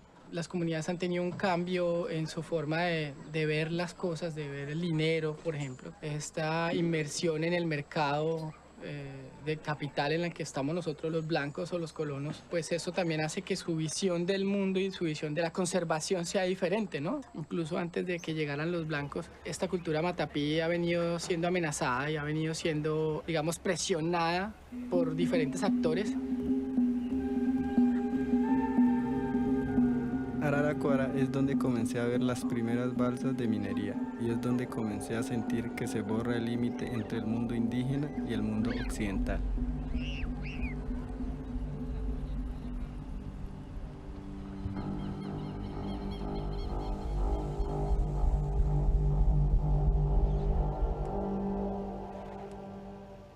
Tú sacaste oro, ¿no? La última vez. Sí, me tocó. ¿Te tocó? Cuéntame. Bueno, yo cuando me fui de acá mis tíos me dijeron pues que le ayudara a sacar oro, a trabajar en el oro, pero pues yo casi como no soy amante a eso, pues me tocó, yo dije pues vamos a mirar a ver cómo nos va. ¿Y si salía buen oro? Sí, aprendí ¿cómo es que llama? A cullar, aprendí a manguerear y a bucear. Sí, me tiré una vez, pero no a, como ellos dicen, a mandar material, a mandar el oro, no. Simplemente me tiré así, la máquina estaba prendida y me tiré a llegar hasta el fondo. Y sí, sí llegué. Esta minería es una minería de oro de aluvión que se está dando especialmente sobre los ríos. Esto se hace a través de una especie de sistema de dragado con unas mangueras que van succionando el lecho del río y que requieren de un buzo que se sumerja en una actividad supremamente peligrosa, sin ninguna garantía, digamos, de seguridad laboral, por llamarla de alguna forma. Y como te decía, generalmente los indígenas, cuando se vinculan a las actividades, empiezan por ese tipo de oficio. Se succiona este material del lecho del río y se va separando. Incluso, pues, para su separación se utilizan elementos altamente peligrosos como es el mercurio o en algunos casos incluso el cianuro. Ya en 1986 empieza una fuerte exploración y explotación del oro en la región, y no tanto de la parte esta a lo largo del río Caquetá, sino que se empezó a encontrar por los mineros brasileños, los garimpeiros, que iban llegando hacia la frontera, llegaron a Taraira, y en Taraira empezaron a encontrar en la serranía una presencia grande de oro, y eso fue lo que dio origen a la primera gran bonanza de oro en la región. Dicen los blancos calentamiento global, nosotros decimos desobediencia de la humanidad. Se está muriendo la coca, se está muriendo el tabaco también. O sea, desde el origen también, ya estábamos. O sea, ya éramos dos hermanos. O sea, el blanco y el indio, ya somos. Lo que pasa es que no hemos podido entender por qué. Porque hay otro blanco que está por allá, que le interesa más la plata. Y hay otro blanquito también, que sí tiene amor como nosotros. Que no nos podemos entender. Pero si ustedes están pensando en nosotros, que nosotros estamos bien, que tenemos la tradición y cultura, nosotros estamos mal también. Ustedes están engañando también. Las abuelas vendían su plata, su yuca, el mambo. Entonces todo el mundo también dijo, la minería es buena. Pero nosotros no nos hemos dado cuenta del otro impacto que saben los blancos, ¿sí? Del ambiental, del mercurio, de no sé qué. Nosotros no sabemos de eso. ¿Y cuánto lo sacaste? De allá saqué, pues yo lo que me pagaron 1,5 gramos. Allá cuesta, el gramo está a 65.000 pesos, allá en Araraquara, y acá está a 85.000 pesos. ¿Qué te digo? Pues allá el oro, en una semana usted se está sacando como unos 600.000 pesos. ¿En una semana? En una semana, en oro. ¿Y acá? Acá, en un mes. A nivel social, todo el mundo se mete en la minería y llega todo tipo de gente. Y no son tampoco solo buenas personas los que llegan. ¿Quién viene a controlar la explotación ilegal? Pues los ilegales y todo eso. Y cuando entra la guerrilla, o cuando entra el ejército, o cuando entra todo tipo de personajes armados a controlar, pues la violencia se incrementa en segundos. ¿Qué hizo los militares? Quemaron una balsa, lo hundieron ahí. ¿Cree que así se acabó la minería? Supuestamente cuando esto era sitio guerrillero, para eso acomodamos al ejército. Nunca han matado a un indio porque nosotros no tenemos problemas con la guerrilla, pero sí tenemos problemas con el Estado. Si le contara lo que nos pasó cuando fui, con un operativo que hizo el ejército, casi nos cogen a todos. Fue a las 6 de la mañana, yo estaba acostado cuando yo escuché un helicóptero.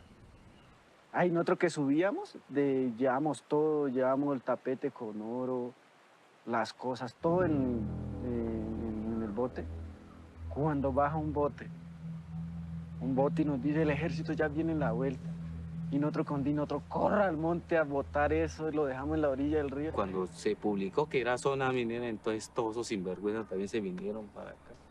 Y entonces, ¿cómo se acaba la minería? Simplemente porque todo lo que estaba arrojado acá en el río Eso fue lo que se acabó. Ellos tienen que esperar que acumule otra vez. ¿Sí? O sea que la minería no se acaba. O sea, el medio río Caquetá como tal, si no se remedia con una fuente de ingreso como tal, siempre va a ser ilegal. Siempre lo vamos a hacer.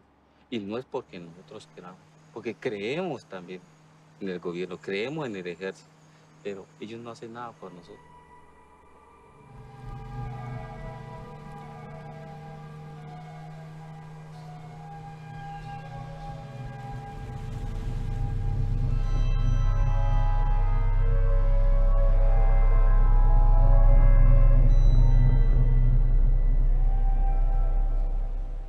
Peñarroja está en el medio río Caquetá, a unos 50 kilómetros de Araraquara. Huchay, chay, huchay, momo, ovano, kigaño, kigaño. Huchay, chay, huchay, momo, ovano, kigaño, kigaño. Huchay, chay, huchay, momo, ovano, kigaño, kigaño. Yo nací aquí. Mis abuelos me criaron hasta que me fui a la ciudad a estudiar. De hecho, quedan muy pocos matapís, ya queda incluso de los grandes matapís, de los sabedores grandes, de los caciques grandes, ya quedan muy pocas familias de estos sabedores. Muy poco. Pero ahorita o sea, los hijos de los que había en Matapí poco, ya hay un poco también, así, muchachos. Pero ya no es igual que antes, ya todo que se cree de blanco, todos se van afuera, viven por allá, ¿no? Ya. Porque mis papás en este momento anda como en el cuento de recuperar la lengua de la tribu, de que nosotros nos sentemos en la comunidad, de que volvamos a ser parte de la comunidad, ser la base, ser el eje de la comunidad. Uno se confunde porque ya uno tiene casi prácticamente otra vida, ¿sí? Entonces él quiere que uno venga acá, pero el hecho de que venga acá yo no vengo como a hacer esas cosas, sino a pasear, a visitarlo e irme.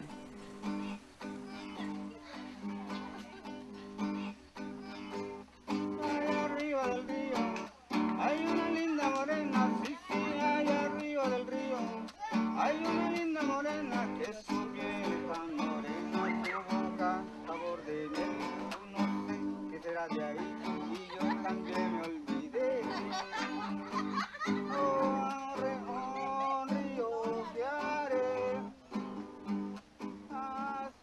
Cada vez que muere un líder o un sabedor, se pierde una parte del conocimiento tradicional. Eso fue lo que pasó con mi papá. Pues como yo recibí la noticia, ¿sí? Mi tío, que vive acá en el pueblo, me llamó y me dijo, hijo, no lo tome a mal. Me dijo, usted es un hombre y usted es el que va a responder por la casa. Me dijo, el avión donde venía su papá se cayó. Así me dijo. Y creo que su papá falleció. Se accidentó en una avioneta viajando hacia Bogotá, de trabajo. Lo que pasa es que el avión venía ya dañado de Florencia.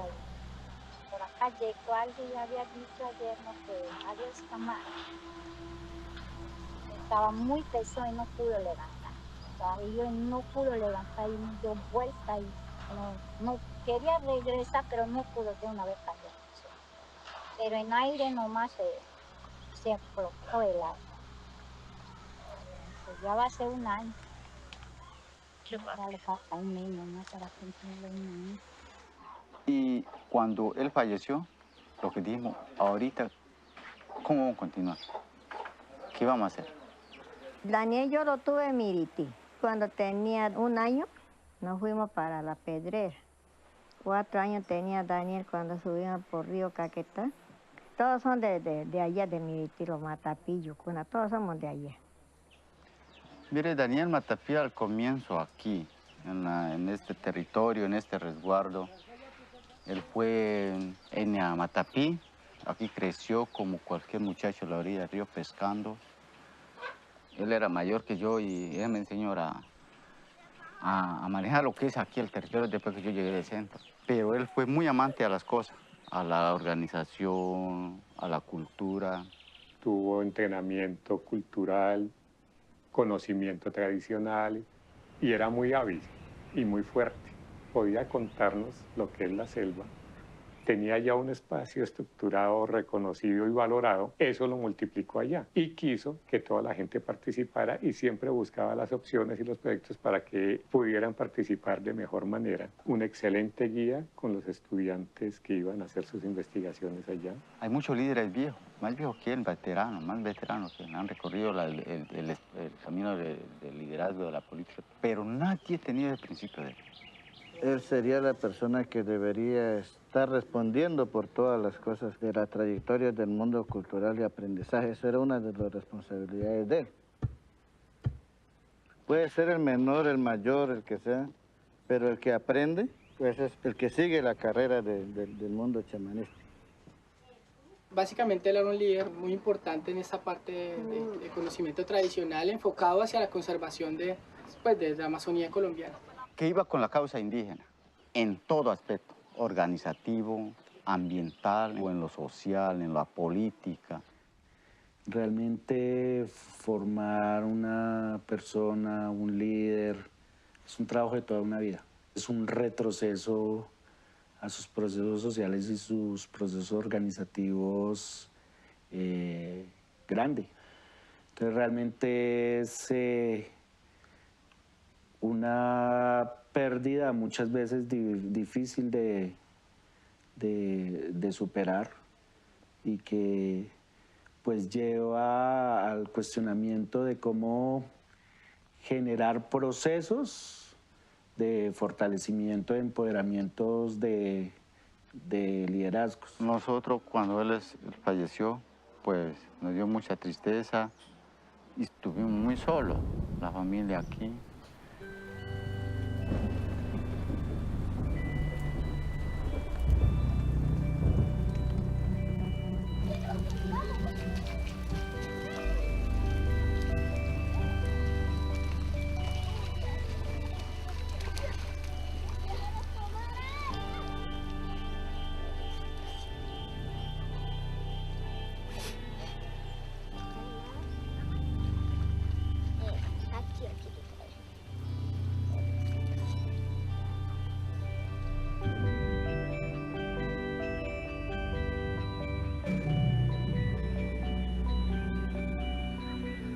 La Maloca es una casa comunal que refleja el cosmos.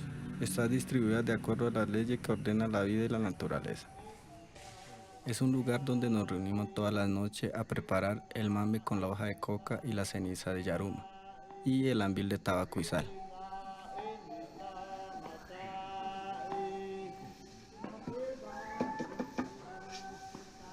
Cuando uno conoce su territorio, realmente conoce su cultura. Lo que ellos hacen al sentarse cada día en la maloca a mambear y a chupar ambilo, a soplar rapé, es eso, es conocer el territorio. Ellos empiezan a describir quién fue el primero, de dónde vino. Entonces, básicamente, por esta interculturalidad que tiene Elvis Matapí, en el cual él todavía es indígena, pero también es blanco porque vive en la ciudad. Entonces es interesante poder ver cómo él, a pesar de que conoce muchas cosas de la ciudad, también se acerque un poquito más a esa cultura. Aunque él ya la conoce también, ha vivido también dentro de la cultura, ha venido en Maloca, pero hay que enriquecer ese conocimiento para que a ver si él de pronto se interesa por llegar a sus abuelos y a sus comunidades, ¿no? Los abuelos utilizan el mambe para curar y concentrarse en las noches. Es por eso que en la Maloca se habla de las cosas importantes.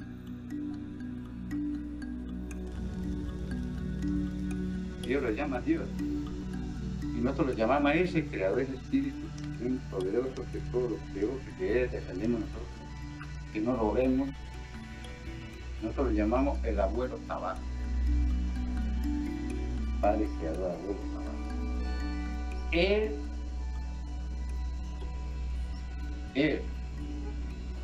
al comienzo de la historia del creación del mundo, él estuvo con las personas ahí.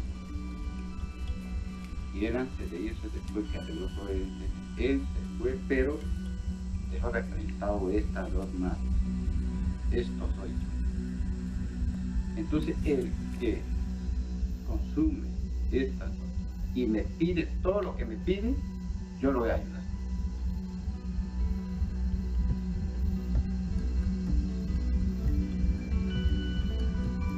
Por eso está el consejo que dice no moleste.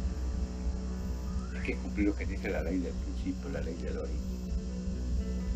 Utilice cuando de verdad lo necesite. La cantidad. La cantidad que necesite. No más. Por eso nuestros abuelos eran nómadas. Se asentaban en un lugar y utilizaban los recursos necesarios, pero cada 20 años se reubicaban, permitiendo que la naturaleza se regenerara.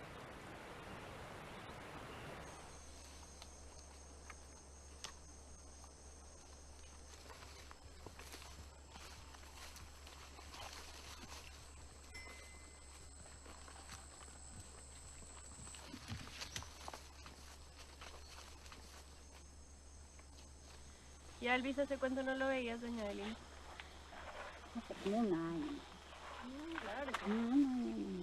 ¿Qué piensas de que él viva también en la ciudad? Yo no estoy de acuerdo tampoco. Así mismo yo vivía con mi señor yerno. Yo no quería que viviera allá. Que yo, verdad, mire María, yo crié desde que nació él, yo le crié como un hijito mío. Hasta de primaria a los 15 años entregué el papá y la mamá. Ahí está ya, ahora si de estudio ustedes, ahí está él. Pero no me meten en un vicio. De que me meto un vicio de trago de todo y me voy y le traigo inmediatamente de Bogotá para acá. Y eso a mí me da como tristeza, a veces yo me quedo solita por aquí. Mira María, a veces yo vengo a trabajar acá sola, así como estoy, sin ustedes. Trabajo, llevo. Yo me canso y me siento solita y se está ahí. Yo les dije a él, usted se va en Bogotá. Le voy a decir claro las cosas que su papá me dijo. Usted no puede vivir en una ciudad, le dije. Usted es una maloquera, le dije. Usted mitad de la gente es un sagrado, que un poder muy grande, que usted mitad de la gente. Usted tiene su pluma y brinca, yo le dije. Después usted se va en Bogotá, usted me deja sola aquí de trabajo. Ni que no me ayuda, le dije. ¿Y ahora quién te está ayudando? Y ahora nadie no me ayuda de la ley. Usted tiene que pensar así. Usted no es de ciudad, le dije. Usted es una maloca. Trabaje lo que es de maloca, le dije. ¿Y qué dice ella? Ella no me contestó. Pero triste, agachó. Yo le dije, no, yo le voy a decir claro las cosas ahora. Si yo suspende de hacer baile yo mismo lo perjudico mi vida. De un momento me ataca una enfermedad, yo puedo morir. Entonces yo sigo con ese, ustedes no me ayudan. Ustedes no me ayudan, ustedes las dos con su hermana, solamente el plumaje que ustedes se colocan y brincan mitad de la gente. Ese, digamos que ustedes las dos son de maloca. Sus dos hermanos sí, porque viven aquí, ayuda a su papá, tanto trabajo de hombre. Pero yo, sola. A veces mis nueras trabajan, pero ellos, usted sabe que ellos a veces reniegan, a veces les dicen de uno. ¿Pero lo que llegó no te ayudó con el baile? ¿Quién? Adela. Sí, pero María ya muy tarde. El trabajo fuerte pasó ya. Tôi kana có vai như madu ta đi hen he ajubu ka bo hewati ta đi ino no ano te ekbara mai kamadu nehi. El baile lo define el trabajo. Si no le dio, si no tuvo buena yuca, buen lote de coca o no tiene trabajo, pues también no puede pensar en hacer baile.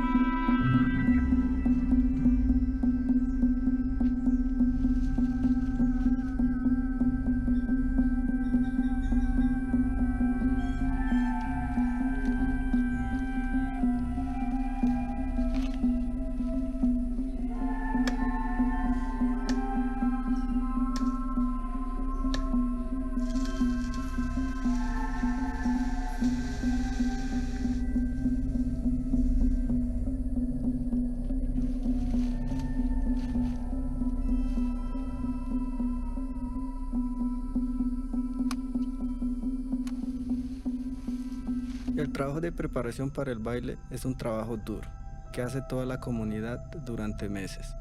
Hoy ya está todo listo, y mientras llegan los invitados de las comunidades vecinas, yo voy a hacer un viaje para reconocer el territorio en donde trabajó mi papá.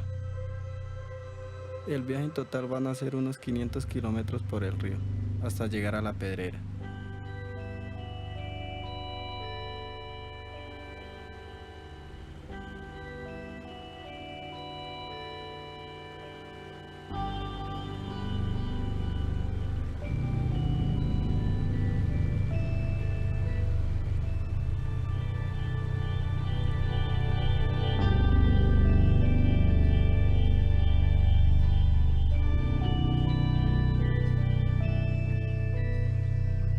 Vivo acá porque me gustó por acá, desde que yo llegué acá en 1977. Entre mis resguardos, pues yo, pues mi función, mi actividad es la chara, por ahí cuando hay pesca, pesco, por ahí cuando hay un trabajito en el parque, pues trabajo en parque. Parque acá para el lado de, ahí en Tresila. La gente me dice, oye, pero no creo pensar que usted ya está muerto. No, que no está muerto yo, ¿por qué? No, pero es que usted no viene. ¿De qué vive? No, pues de comida. Cuando está la balsa, sí, pues uno tenía más, ¿no? Como la gasolina. ¿Cuántas balsas son por aquí cerquita? Como 40. ¿40? 40. Las balsas que mantenían aquí a Baitico. Aquí a Baitico es que ellos trabajaron. Y también se escasearon los animales, digamos los salados, ellos molestaban, se metían esos y se volvían plomo, para que no vuelvan. Las relaciones ecológicas que se dan en los ríos y entre esa biodiversidad tan grande que hay en las aguas amazónicas, pues se empieza a alterar.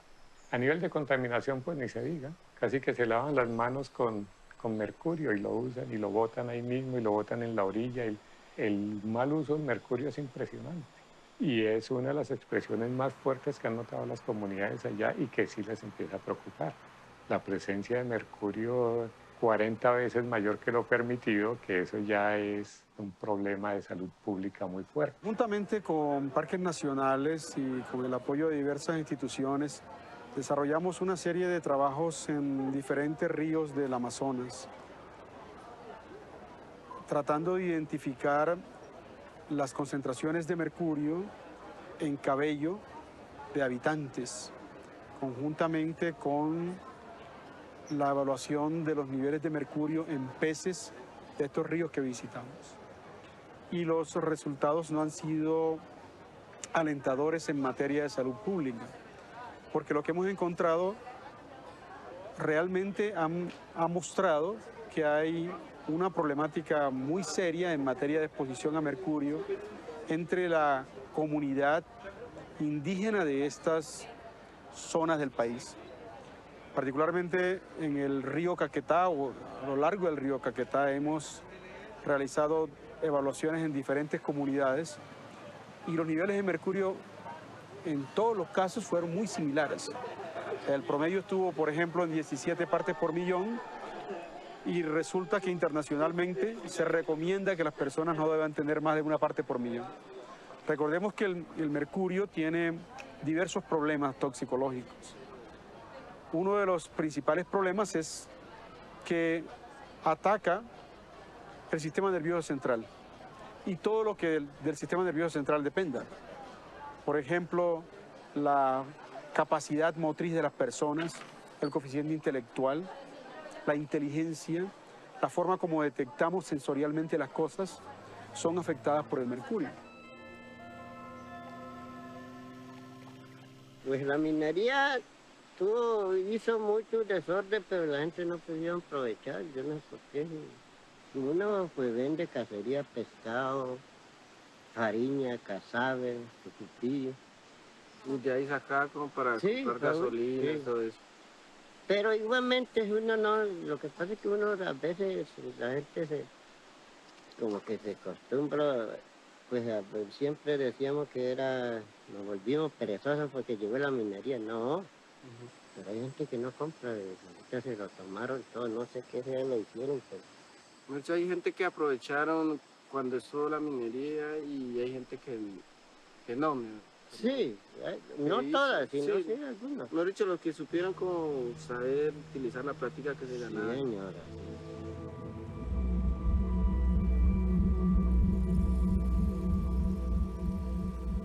Hay lugares como estratégicos en la cultura matapí que son importantes, ¿no? Primero son los chorros, porque todos los chorros son sagrados para todos los grupos indígenas de esta región. En teoría él tenía que presentarse y abuelo, ¿cómo está? Aquí estoy yo, mire, yo soy matapí, aquí estoy. Como él todavía no aprendió eso, pues al menos que conozca el lugar y que sepa que ahí son lugares sagrados para los matapí. Hay pocos matapís, pero están regados en esas áreas. Por ejemplo, en Puerto Córdoba hay unos primos lejanos de Daniel Matapí, del papá. En Puerto Lago pues está Rodrigo Yucuna, que es el abuelo mayor de los Yucuna. La maloca de mi abuelo Rodrigo Matapí. Esa es la maloca de él. A él lo conocí muy niño, ¿sí? ¿Cómo se escucha la maloca de él? Porque me dijo el otro abuelo, ¿sí? Que él vive aquí, pero creo que no vive nadie.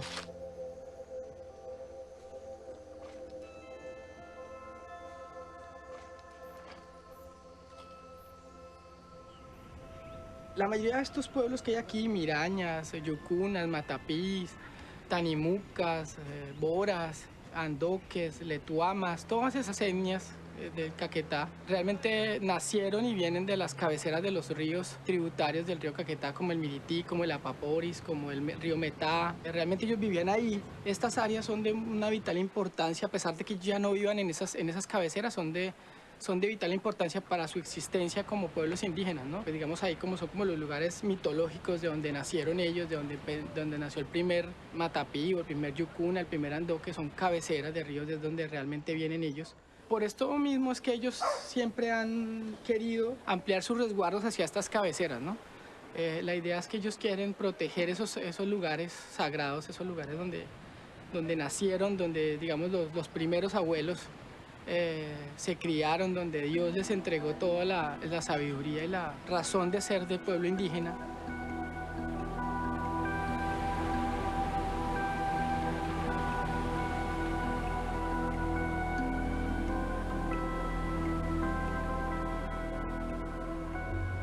Esta actividad minera en estos lugares tiene una consecuencia, tiene unas afectaciones directas con la parte alimenticia, la seguridad alimentaria. Porque muchos peces no solamente se ven afectados por la contaminación del mercurio y otros químicos, sino también pues, por la parte biótica. La cadena biótica se viene interrumpida por la actividad de las máquinas. El ruido de las máquinas espanta a muchos peces. Y pues también en la parte terrestre los grandes animales como los borugos y las dantas y bueno, otros animales que son los que ellos comen tradicionalmente, son su base alimenticia, también se ven afectados por este ruido y se escasean, digamos, se van hacia el no es que estén en peligro de extinción, sino que se van hacia el centro de la selva. Entonces es más difícil poderlos cazar. Y todo esto pues acompañado en que los peces acumulan. Los peces es la principal fuente de proteína para todas las comunidades a lo largo del río Caquetá. Y esto ocurre porque el mercurio, una vez es utilizado en la minería, llega a los sedimentos y en los sedimentos es transformado por bacterias. Estas bacterias transforman el mercurio a algo que se llama metilmercurio. Y el metilmercurio es capturado por algas muy pequeñas y las algas pequeñas son el alimento de organismos pequeños que se llaman zooplancton. Y este zooplancton a su vez es el alimento de los peces pequeños de los peces grandes y así el mercurio va pasando de un nivel de la cadena alimenticia a otro. Durante ese paso, las concentraciones de mercurio incrementan. Ese proceso recibe el nombre de biomagnificación. Nosotros los humanos, por estar en el nivel más alto de la cadena alimenticia, recibimos, por tanto, las concentraciones más altas de mercurio a través de la exposición por el consumo de pescado. Entonces, no podemos sugerirles que dejen de comer pescado, pero sí podemos sugerirles que en lo posible traten de seleccionar aquellas especies que no sean carnívoras. Pero lo que sí debe quedar absolutamente claro es que Las mujeres embarazadas, por ejemplo, por la exposición que han tenido a través del consumo de pescado, transfieren el mercurio a sus bebés en útero y también lo hacen luego a través del consumo de leche materna. Hemos sugerido que al menos 2 días a la semana las madres disminuyan el aporte de leche materna a los niños solamente para disminuir la exposición a mercurio, si queremos contar con estas comunidades por mucho más tiempo.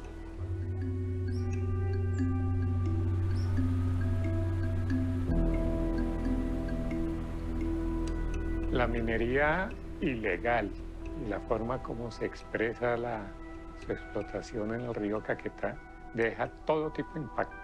Impactos culturales, impactos sociales, impactos económicos, impactos ambientales al por mayor. Remover los fondos del río, se empieza a explotar las playas, se cambia la composición de las playas, la formación. ¿Qué pasa con los seres que tienen los ciclos de vida allí? ¿Qué pasa con las charapas? No tienen ni dónde anidar, con el ruido de las máquinas menos, con todo eso alborotado y transformado y alterado, pues no tienen sus nichos para poder estar allí.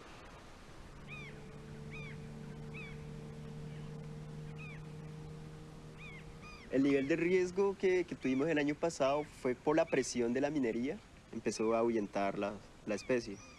Eso hizo que las tortugas se expandieran hacia otros ríos, por el Mirití, inclusive mucho más abajo, por el río abajo. Entonces eso hace de que las tortugas ya no vengan al sector a poner sus huevitos. Digamos, en los estudios se dice que a los 8 años una tortuga empieza a poner su primera postura. Digamos, las dos puntas del parque están las dos zonas. La parte de arriba está la zona de Tres Islas y la parte de abajo está la zona de protección El Bernardo. Entonces son las dos zonas como fronterizas de los parques que se están conservando.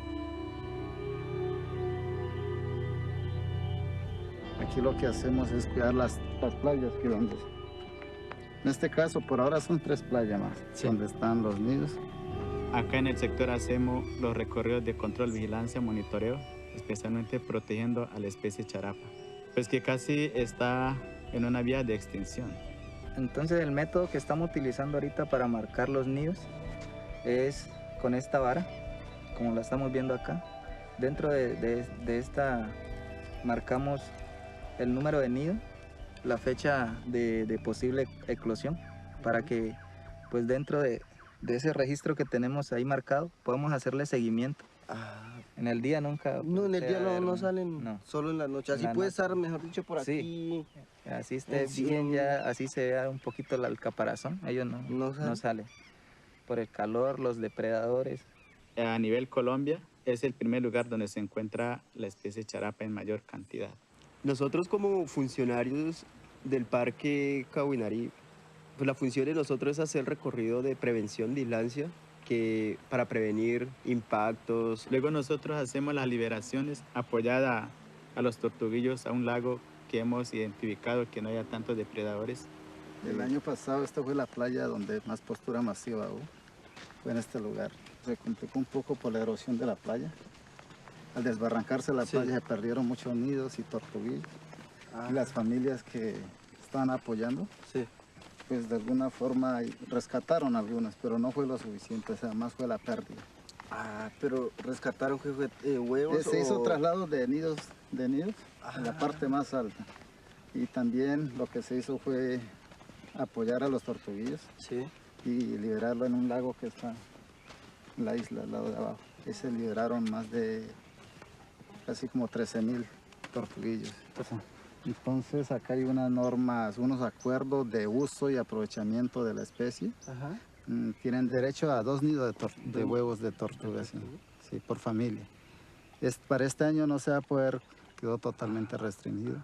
Por lo que la idea es darle la mano a esa especie que está en vía de extinción y fortalecerla prácticamente. Nosotros sí tuvimos un impacto con la llegada de los mineros. Primero que todo, pues hubieron grandes cantidades de captura de la especie charapa, tuvimos muchos saqueos, entonces la gente de las comunidades que pasaban por el sector saqueaban y llevaban para las balsas a venderlos, lo mismo a la especie. El ruido pues de las dragas o de los botes que transitan, entonces muchas veces lo ahuyentan y se van para otros, se fueron para otros lugares. La tortuga se ve afectada en todo el río Caquetá, empezando desde Araraquara, río abajo.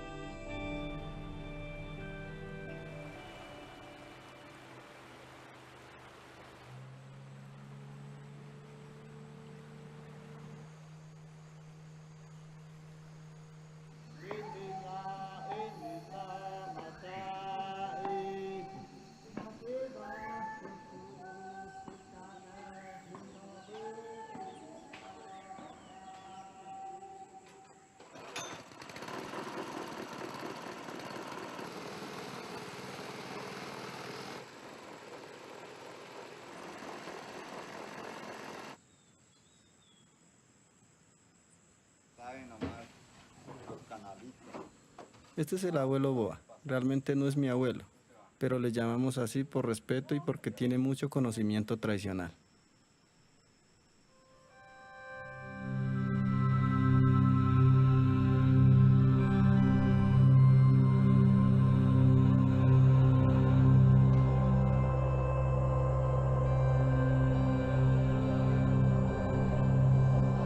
Para comentarles un poco, a mí me da mucha rabia, debido, digamos, lo que pasó a ese genocidio, digamos, en esa cauchería, Arango. Fue muy mal. Eso fue mucho masacre a la gente, lo mataron mucha gente. Entonces por eso a mí no me gusta. No me gusta, digamos, hablar de eso, porque todo el mal que lo que pasa. Fue mucha gente, digamos, mataron en ese tiempo de la cauchería. La Casa Arana, que también se oye mucho para la selva y para las comunidades indígenas, era la estación de los caucheros peruanos en territorio colombiano, que fue lo que parcialmente ocasionó la guerra con el Perú. Y somos, digamos, los últimos, digamos, los que hemos quedado, digamos, los pueblos. Pero la mayoría, digamos, fueron muertos. La gente, digamos, de nosotros, los miraños, que estaban, digamos, por la ribera de este río, hasta la bocana del Yari. Los comerciantes caucheros los llevaron fue para el Brasil. La mayoría, digamos, de nuestra gente está en Brasil, más que de lo que estamos. Esa vez nosotros, por ejemplo, cuando yo nos cuento a ver la historia de la cuchería, no tenemos, pero ¿por qué la gente se dejaba mandar? ¿Por qué no se rebelaron de la Casa Arana? ¿Por qué se dejaron matar mucha gente? ¿Por qué no se organizaron y se vendieron? Pero si ahorita nosotros comparamos, también lo estamos dejando mandar. Todas bonanzas, digamos, pues dejas cosas, muchas cosas. Todas bonanzas, papi. Yo no conocí tanto, digamos, la cuchería, pero el último año que se trabajó por estos lados la cuchería, yo participé. Y de ahí yo participé ya otras bonanzas, por ejemplo, digamos, la pesca. Eso fue mucho tiempo acá la pesca en la región. Después que vino, ya vino, digamos, de las pieles, las bonanzas de las pieles. Y los indígenas eran cazadores, vendían las pieles también a los mismos patrones que tenían ya la presencia local y el mercado cauchero, y se hacían a muy buenos ingresos. Y así va pasando todas las bonanzas. Pasó la coca, y ahora pues la coca se mantiene, ¿no? La coca empieza a llegar a la región también a finales de los 70s en pequeña escala. Ya en los 80s, como en todo el país, es cuando realmente empieza una enorme producción de coca con Tranquilandia y con todos estos carteles que conocemos y su presencia muy fuerte en la Amazonia colombiana, la aparición de pistas clandestinas, eso fue impresionante. Ahora nos llega, digamos, la última bonanza, lo que es del oro. Entonces, para allá voy a contar. Mire, yo soy la persona que yo accedí, digamos, la minería dentro del territorio de nosotros. Yo fui. Y de eso me están señalando. Pero ustedes como gobierno, ustedes deben reconocer, digamos, la necesidad acá de la región. ¿Y qué han arrojado? Entonces, ¿qué van a esperar la gente? ¿De qué van a vivir la gente? Por eso yo accedí, vamos a seguir con la minería. Yo soy uno, y de pronto muchos compañeros, porque tenemos necesidad. Y vamos a seguir trabajando. ¿Qué vamos a esperar del gobierno? No vamos a esperar nada. Por eso es que sigue la minería. La gente se favorece. Vende su gallinita, su platanito, bueno, lo que sea. Su carnecito, su yuquita. Pues todo vende acá la gente. Pero la otra parte, lo que ya no está es bueno, digamos, sobre la contaminación. Era para cuidar, digamos, más que todo, digamos, de ese mercurio, que no tenía que estar botando, digamos, en agua. Y nos dieron cumplimiento. Desde creación del mundo ya está contaminado todo. Agua, bueno, todo. Y es que no nos damos cuenta. Por eso nuestra gente, o sea que los pueblos indígenas, nunca habría cuestiones, digamos, minerales, porque ya eso está guardado. Ahora que viene por interés de buscar, digamos, ese metal, ya comienzan a abrir. Cuando nosotros estamos explotando todos esos minerales, nunca. Los llamados blancos, sí, por interés, digamos, eso están explotando el mercurio, el oro, el petróleo, el carbón, todo están abriendo.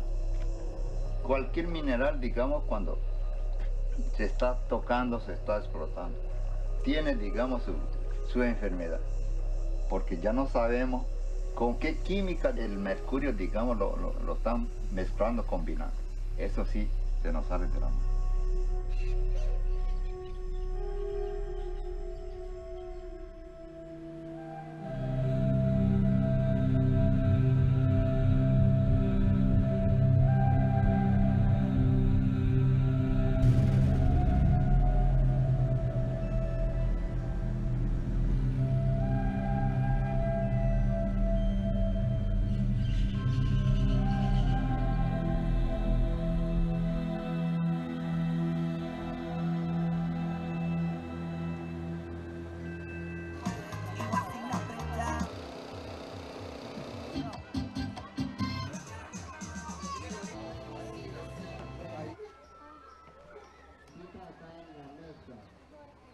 Para mí, aquí en Mariápolis, para mí fue como, o sea, no bien la minería, por la razón que, o sea, anteriormente las playas eran bien bonitas y ahorita, vaya, mira, las playas ya están todas derrumbadas y como aquí también hay escuela, o sea, uno como madre, pues tengo mis niñas aquí estudiando y mientras está la minería, pues las niñas como que se están dañando o ya no ponen cuidado en la escuela, sino más que todo con las personas que vienen acá, que son de la balsa, entonces pues eso está afectando a la escuela, a las niñas. O sea, para mí no está bien eso.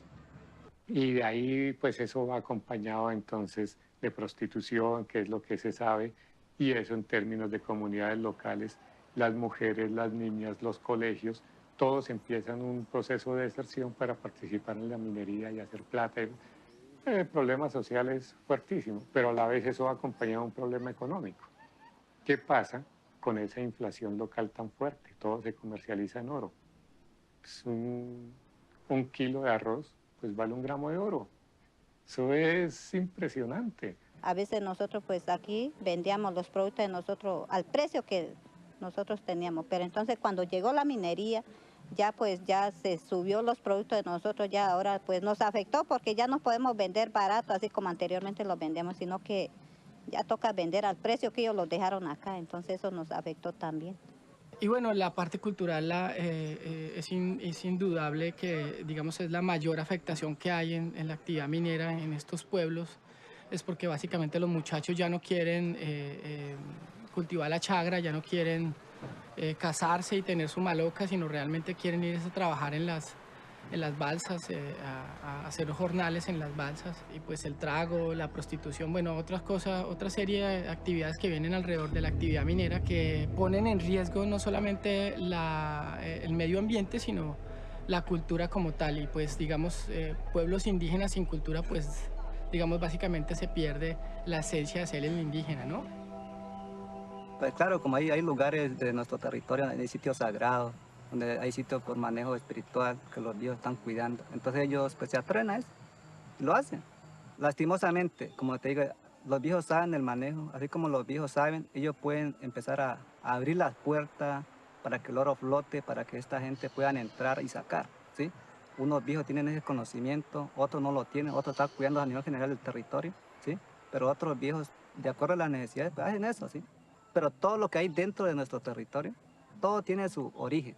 El río, los animales, las especies, cada una de las especies. Igualmente ahí es que nosotros llamamos, bueno, todo tiene connotaciones culturales, ¿sí? El oro es muy importante, igualmente para los indígenas es como el espejo, el sol, que alumbra, da luz a todo un territorio tradicional indígena.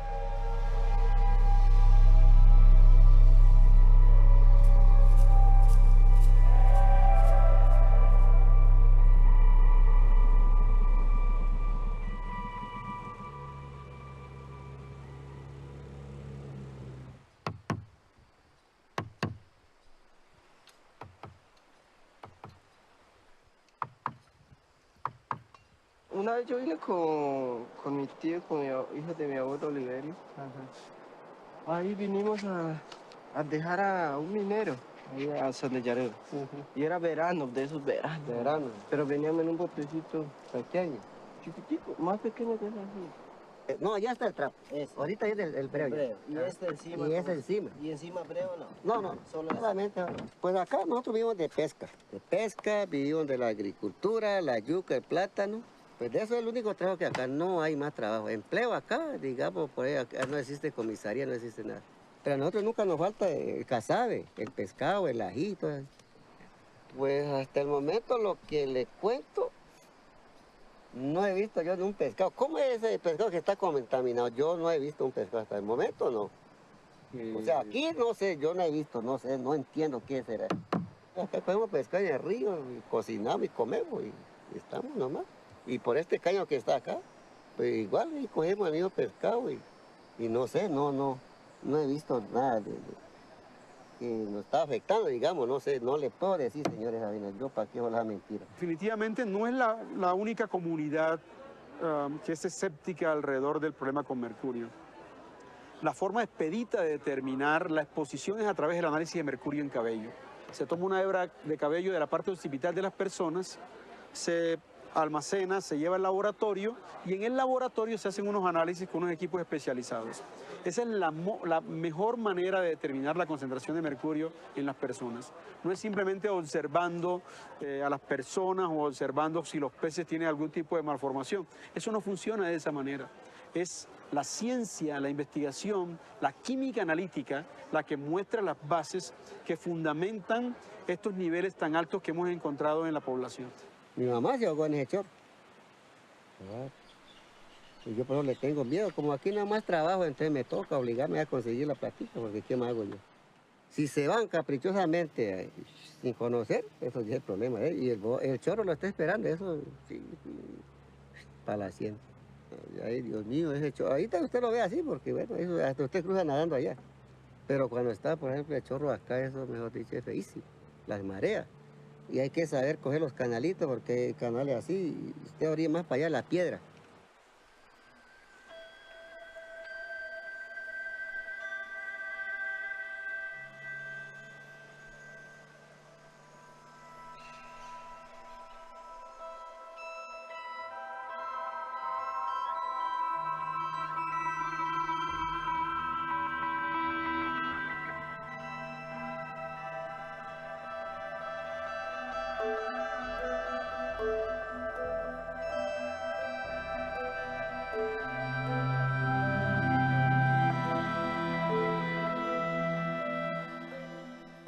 Siempre quise conocer la Pedrera.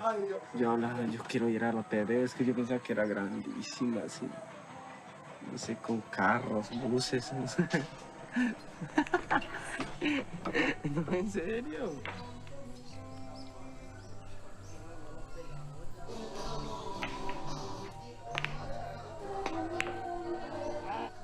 No conocía, mejor dicho, de la primera, de Yarube. Desde ahí no conocía hasta acá. Eso es nuevo para mí. A mí me dejan ahí en el puerto, yo no sé para dónde coger. Conocí al papá, trabajé muchísimo tiempo con Daniel Matapí, un gran amigo, aparte de un gran profesional y un gran indígena, un líder indígena muy importante para no solamente para la región de Araraquara, sino también para esta región de La Pedrera. Él trabajaba muchísimo, él era un pescador realmente, él era un cazador y un pescador muy grande y lo puso a trabajar ese conocimiento de cazador y de pescador en pro de la conservación del pescado y de ciertos animales. Y esto, pues al llegar a la minería, pues esto se desbarata, pues digamos, ahí ya donde se supone que estaba el bagre, pues ahí hay una balsa, entonces ya el bagre ya no está. En la parte cultural también, porque ha luchado mucho de cómo conservar y cómo seguir haciendo lo que ellos originalmente venían haciendo, cómo pescar como venían pescando antes, cómo hacer chagra como estaban haciendo chagra antes. Entonces eso también ha impactado muchísimo la actividad minera en ese tema. Pues la comunidad está como pendiente a ver qué fundación o qué ONG mande un trabajo y me digan, o yo llegar con eso, no, amigo, vengo de tal fundación y quieren hacer ese proyecto con la comunidad. Los ancianos me dijeron, necesitamos que usted como que nos consiga como algo de trabajito acá en la comunidad, como para agruparnos, estar ahí así. Yo creo que la gente sí espera que el legado de Daniel se continúe, o sea, que alguien, ya sea Elvis o otra persona indígena, siga el legado porque se necesita, porque ahí siempre tiene que haber una persona que conecte lo occidental con lo indígena, ¿no? Entonces, pues claro, o sea, ojalá que fuera Elvis el que tuviera esa conexión entre las dos cosas, porque además Elvis ya sabe muchas cosas de la cultura, Elvis sabe mucho, digamos, pero le falta aprender más, si lo quiere hacer, ¿no? Obviamente porque eso es una decisión de él, ¿no? Eso nadie lo puede obligar a nada.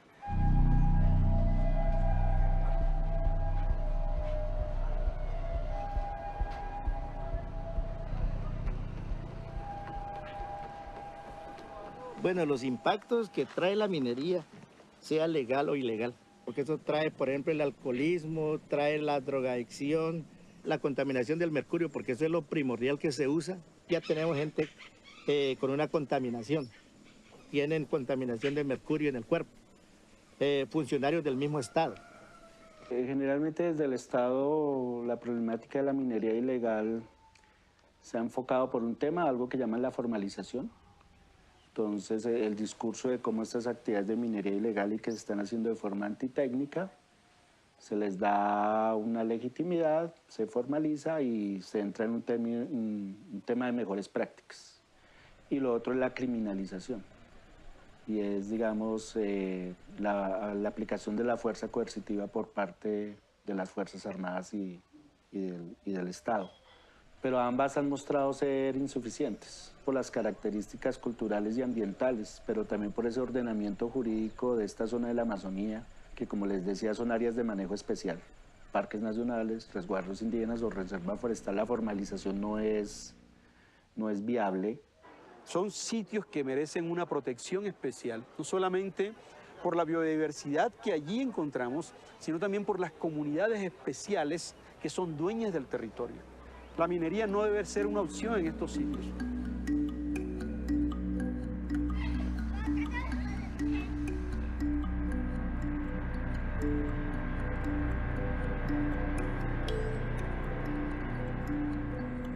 Va a ser duro la dejada de los abuelos, sí, porque siempre me da como duro dejarlos verlos ahí, ya muy cochitos. ¿Pero te recibieron bien? Sí, me recibieron bien. Bien, con mucho trabajo, eso sí, me llegaron y me dijeron, no, bienvenido, llegó, estaba haciendo esto, ya pasó todo el trabajo que tenían que hacer lo pesado. Entonces, ¿ahora qué es? Mañana vamos a hacer esto.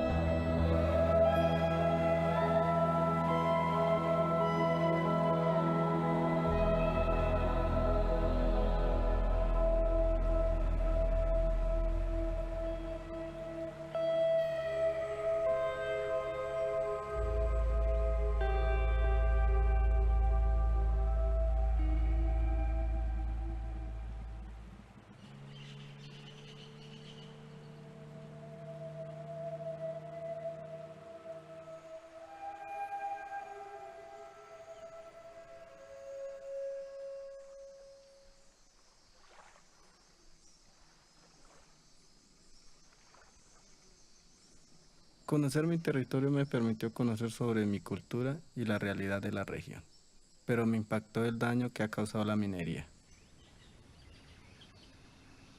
Todas las cosas que, lo que son los recursos naturales, eso no está prohibido utilizar, es utilizarlo, pero no para acabarlo ni abusarse de él. Solo que ahorita ya el indígena ya es de acuerdo al sistema, el sistema de otra cultura, el sistema de la cultura occidental. Ya se contamina. Aquí es donde uno se habla de la palabra contaminado, solamente no se contamina algo, así como no podemos hablar de que solamente que el agua está contaminado, que el aire está contaminado. No, también pensamiento, ¿no? Que nos tiene contaminado.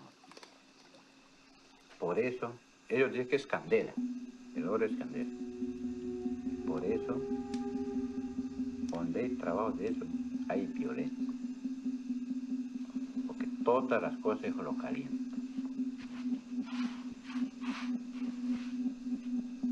Todas las cosas lo alteran. Prostitución, desobediencia, muerte, robo, de todo. Muchas actividades ajenas a la cultura, como yo digo, ajenas a la cultura del hombre de centro, han estado, ha llegado. A mucho lo consumió, a mucho lo sacó de su entorno, a mucho lo está. Hasta el momento, a la familia de nosotros.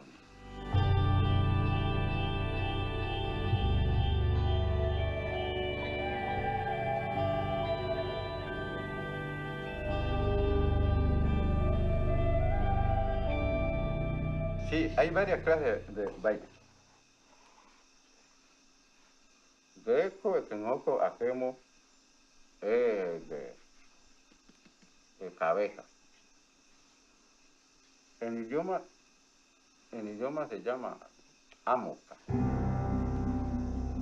Como traduciendo directamente como la palabra, esa palabra que es de pelea.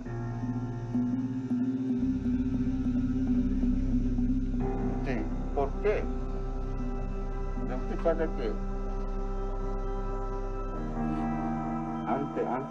antes de que pues, se entregara este tipo de baile al hombre como tal,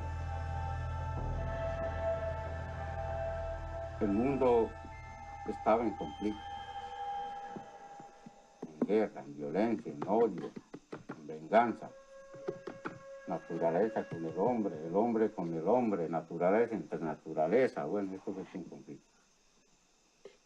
Entonces, por medio de este baile, fue que se apaciguó, ¿sí me entiendes? Se arregló. El baile, además de honrar a mi papá, podría ayudar a despejar las malas energías que la minería está dejando.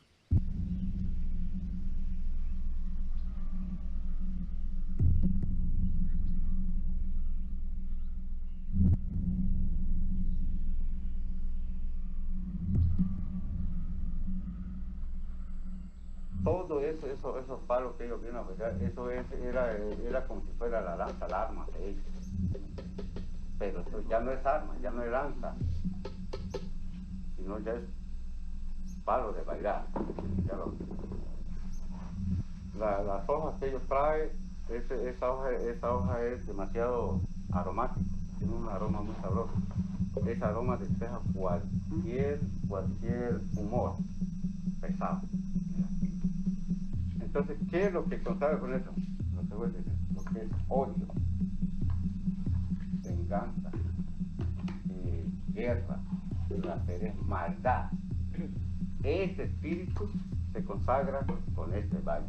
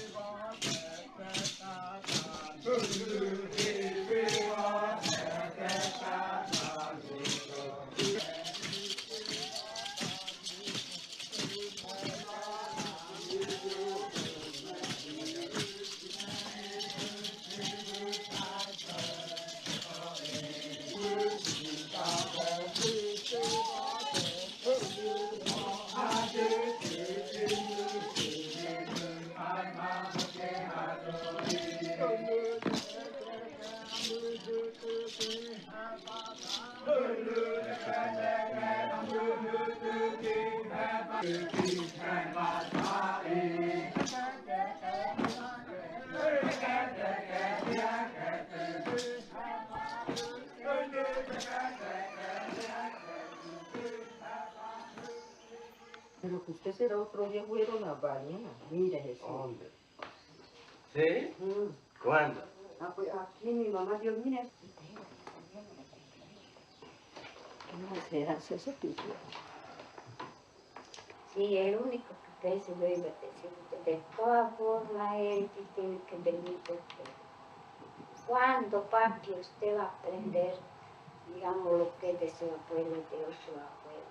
Así usted vive en una ciudad, ¿cómo usted va a aprender a esas cosas? Usted tiene que aprender de su abuelo, de Tiberio, de su abuelo. Mire, después que su abuelo se muera, ¿cómo usted va a conseguir el poder? Entonces, allá usted vive en la ciudad, ¿cómo usted va a saber todo eso? Tiene que venir a aprender.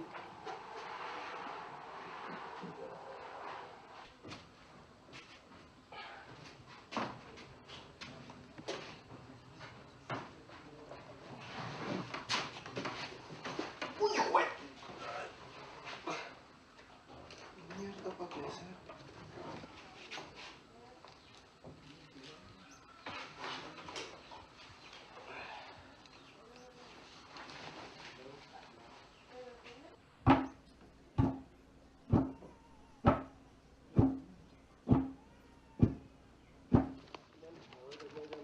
Bueno, yo, que vaya bien. Nos vemos mañana todavía. Ah, bueno. Sí, mañana nos vemos. Bueno, entonces ya, a ver. Pero hay que donde si Dios quiere diciembre vengo para acá. Ya, bueno, si Dios quiere. Mañana nos vemos. Sí, bueno, nosotros le vamos para acá. Sí.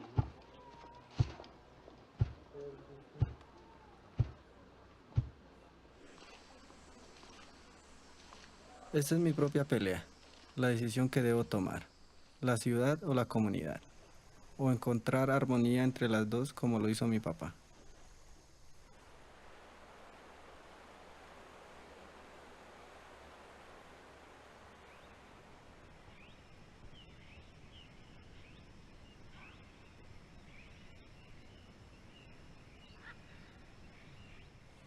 Dolores Candela, que yo accedí, digamos, la minería dentro del territorio de nosotros. Prostitución, desobediencia,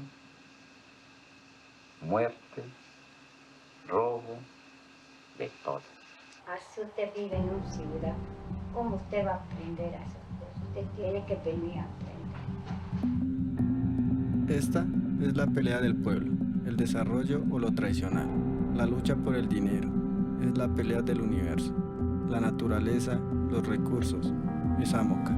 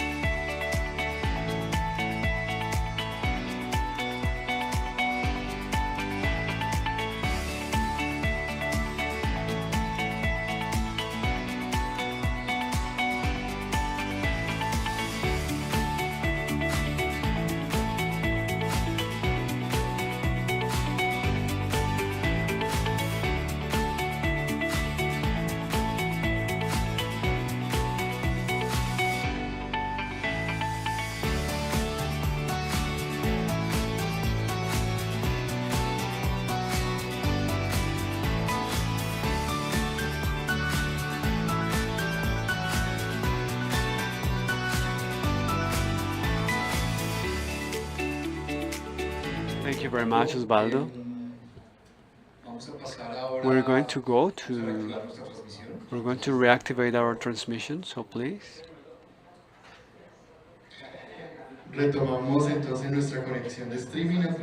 We restart our streaming connection through our channels. We continue with the second part of the panel, monitoring and convergence of territories affected by illegal mining.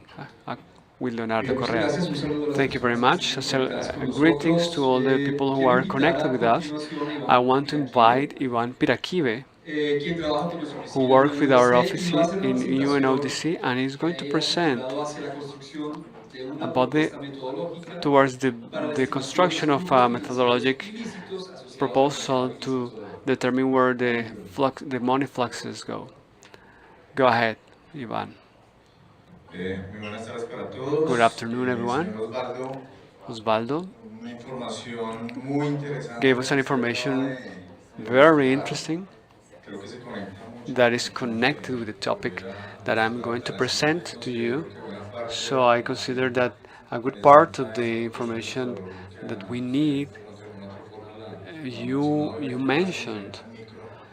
Probably not at the level you presented, but this that we are going to present you has a wider vision of the phenomenon, which is also good to keep in mind. This morning we had some particular cases at the territorial level, not that much in micro scope, but what we are going to see as the main purpose to incentivize the need and understand why it is important to approach this illicit flux of money, of funds, which are around to gold extraction, illegal gold extraction. I have to start by this, and in 2015, in September 2015, the UN General Assembly adopted the Agenda 2030 for Sustainable Development. There, it was established that there was a plan of 17 main goals of sustainable development. The 16th development pretends or aims to establish societies, Pacific and inclusive societies. And we have the goal 16.4 that says that in 6 years from now, in 2030, the illegal funds must be reduced, and to follow that, we established the indicator 1641, which goes to approach that the flux of money, income and output and outcome. That indicator started in 2015, and the ones who look after it is the UNCAP about development and commerce, and the office I represent, UNODC. In 2017 or 18, SIMSI has led in a very important way, and also calling many of the institutions that have to do with this phenomenon, the Minas, the Mining Ministry, DNA, UF, the public force, the army, the police, and anti-drug division, and Planeación Nacional and the Defense Ministry. We have working tables in order to. We have tried not to work together alone, but together by designing these programs, articulating with other institutions, create this from the scratch with other institutions. Starting in that year, those scenarios of articulation were created, aiming to have an approach to this indicator. Let's start from the topic of what is this of illegal financial fluxes. These are transactions. There is a very big number of transactions which are generated in the market these are dynamized by groups, illegal groups, by the organized crime. It is also good to know what is the role of these groups, the transnational groups in these kinds of transactions, because at the end of the day, the main goal of these organizations is to yield income, to yield profit around different illegal activities. We have talked enough about this during the day, not only gold, coke, but many other activities connected with these markets, with these illegal markets. Somehow, these money fluxes have a structure of chain value where there are many factors involved, many players, many roles. It started from the moment one, in which we have the exploration until the exportation of certain amount of gold. There are many goods and services around these financial currents, and how are these fluxes configured according to the conceptual market? If those fluxes cross a border, if the transaction or the purchase of a good, for example, certain amount of mercury that is needed in a mine to extract gold, that maybe comes from Ecuador or another part of the world, that transaction, that good that crosses a border is configured as an outcome flux. And when the good is ready to satisfy the international demand of gold, that is an income flux. We are going to elaborate a little bit ahead in this presentation. Considering that, what are the threats that these fluxes yield in the country? During the day, we have mentioned something about it. For example, it absorbs and deters some resources that should have been destined to the development of the different sectors. So that affects the development of the territories in which we have this convergence of illegal dynamics in different parts of the country. On the other hand, it generates corruption, which erodes the functioning of the justice organisms. Another threat is that foster these violent cycles of and vulnerate the human resources, these territories where these illegal economies converge, and it weakens the institutions in these territories. The question is it important to measure this? The answer, I think that the answer is clear for everyone. Yes, it is important. It is necessary. Starting with all the information that we have and that all of you generate, it is important to evaluate. It is important to measure that, because it is going to allow the country to assess what is happening with those fluxes of money, and is going to understand the impact, all those billions of pesos or dollars that are linked to the illegal money fluxes. We need to know what are the impact for the national economy. We need to know that. On the other hand, it gives information to the formulation of public policies. Leonardo was talking about that this morning. The main goal of this is to assess the quantity and quality of information that we have available in these topics, so that the people who create public policy is confident that the information is good to do their job. On the other hand, it is also helpful for the member states to create programs destined to rebuild that social tissue that sadly is being affected by this kind of illegal currents of money. It is important to mention that to differentiate what is the scenario from the regulation standpoint, what is the scenario that we of the legal component of the market? On the other hand, what is the scenario that is in the legal border? Here we have some criteria or typification features based on the norm and the regulatory framework that we have in the country. Of course, the approach proposal that we have here is not only orientated to see about this scenario here in the right, but also to replicate, to know if we are doing things good, and to understand what is the good mining that is happening, and what is the size, what is the size of the cake of this kind of mining. Here, we see a little bit more in depth the approach, the methodology that we are talking about. This is the concept framework that we have.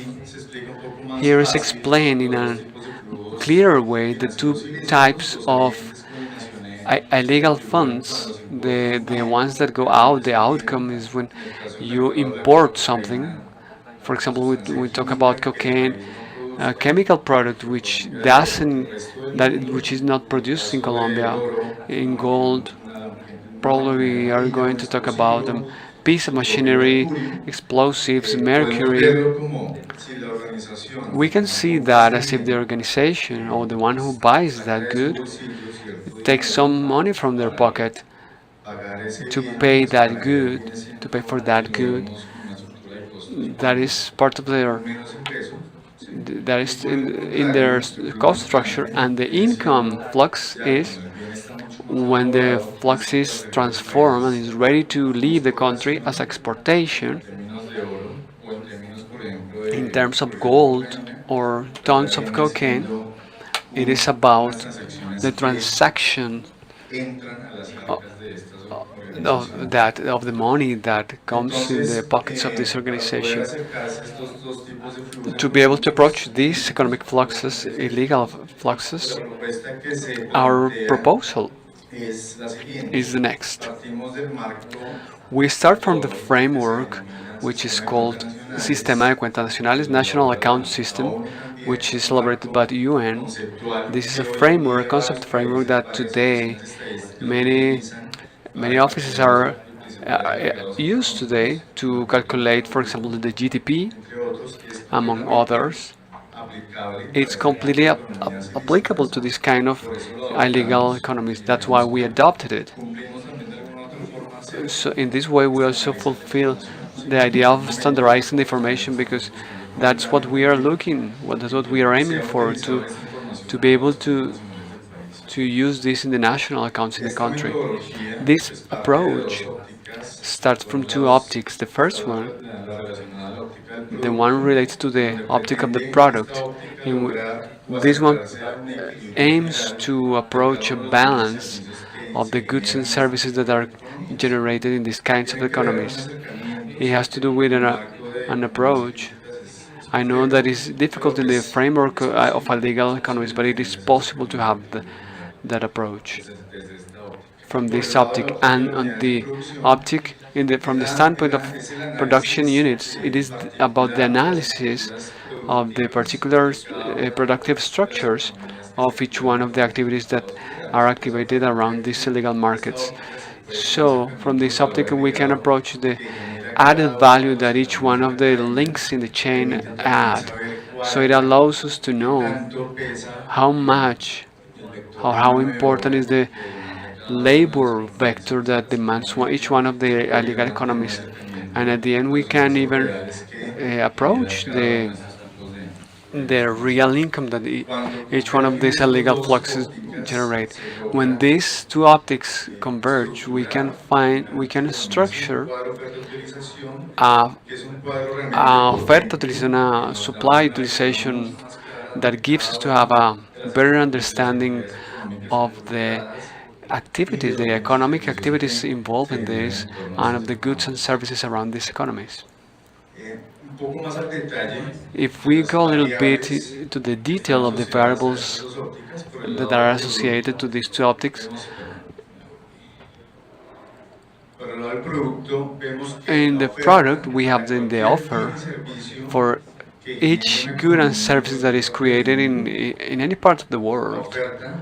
The offer is encompasses the local production. For example, the coca leaf. All of it is produced in Colombia because it rots easily. We don't import that. So all the offer is national, is satisfied with the national production. Also the importations of a good, for example, mercury,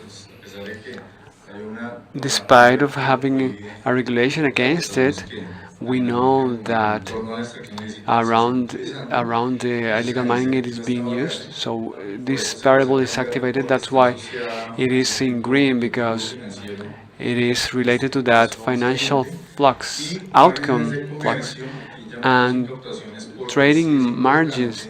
We talk about incompatibility because in this it is important to know how big is the impact in the finance of the interventions or operations of the public. For there are some operations of gold, the mercury, or base pest of chlorhydrate that is less value. That is less value that goes to the reduction of the phenomenon. On the demand side, we have the intermediary consumption. That is the relationship. That is the relationship towards the front in the market. If we have, for example, coca leaf, the next sector is the demand, and the paste, the basic paste. The next link is for the production of chlorhydrate. The end consumption in homes is a very important vector for this market in the gold. In gold, we know that it's too little the proportion of gold that is here in the country for making jewels, but we see it here. And finally, this is the capital raw formation, which is the purchase of machinery, pieces of machinery, draggers, etc., and the importations of gold that we do to find that economic balance. Talking about the productivity units, we have the account of income generation, which is to approach the added value that each one of the activities is yielding. And from this result, it is possible to deaggregate it, to break it down in the remuneration of labor, depending on the moment of the value chain. And on the other hand, what actually is the income that this kind of economies is yielding. What information is necessary to approach that indicator? This is a lot of information. This is an ambitious methodological approach, but we know that we have a very important road in which all the institutions that are represented here are being produced relevant information in these topics, but there's still more to do, to build more information, to get a better approach to this indicator. On the optic of the product, it is important to have information to characterize the offer and supply of these products. The price composition is absolutely relevant because we need to create a more specific monitoring of these products. Information to be able to identify the relationship with the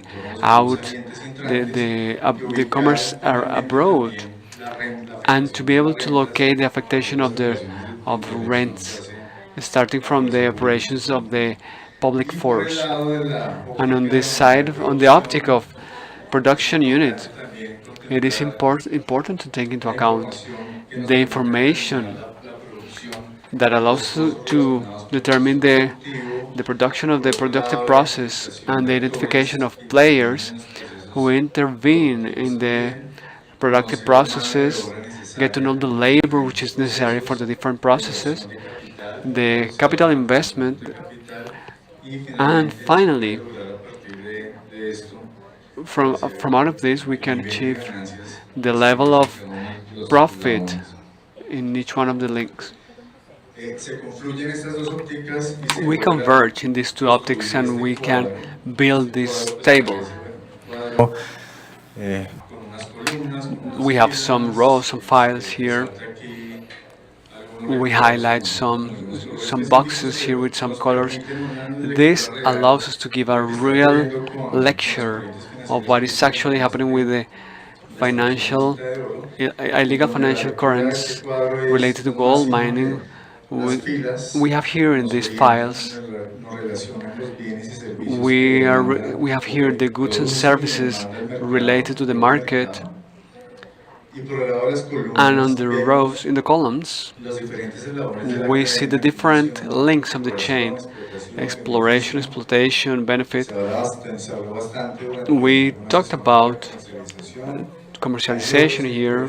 There are some other sectors which can be legal, can even be legal, which are generating some goods to these illegal markets. For example, the production of some chemical substances which are being legally produced but are used in this illegal industry.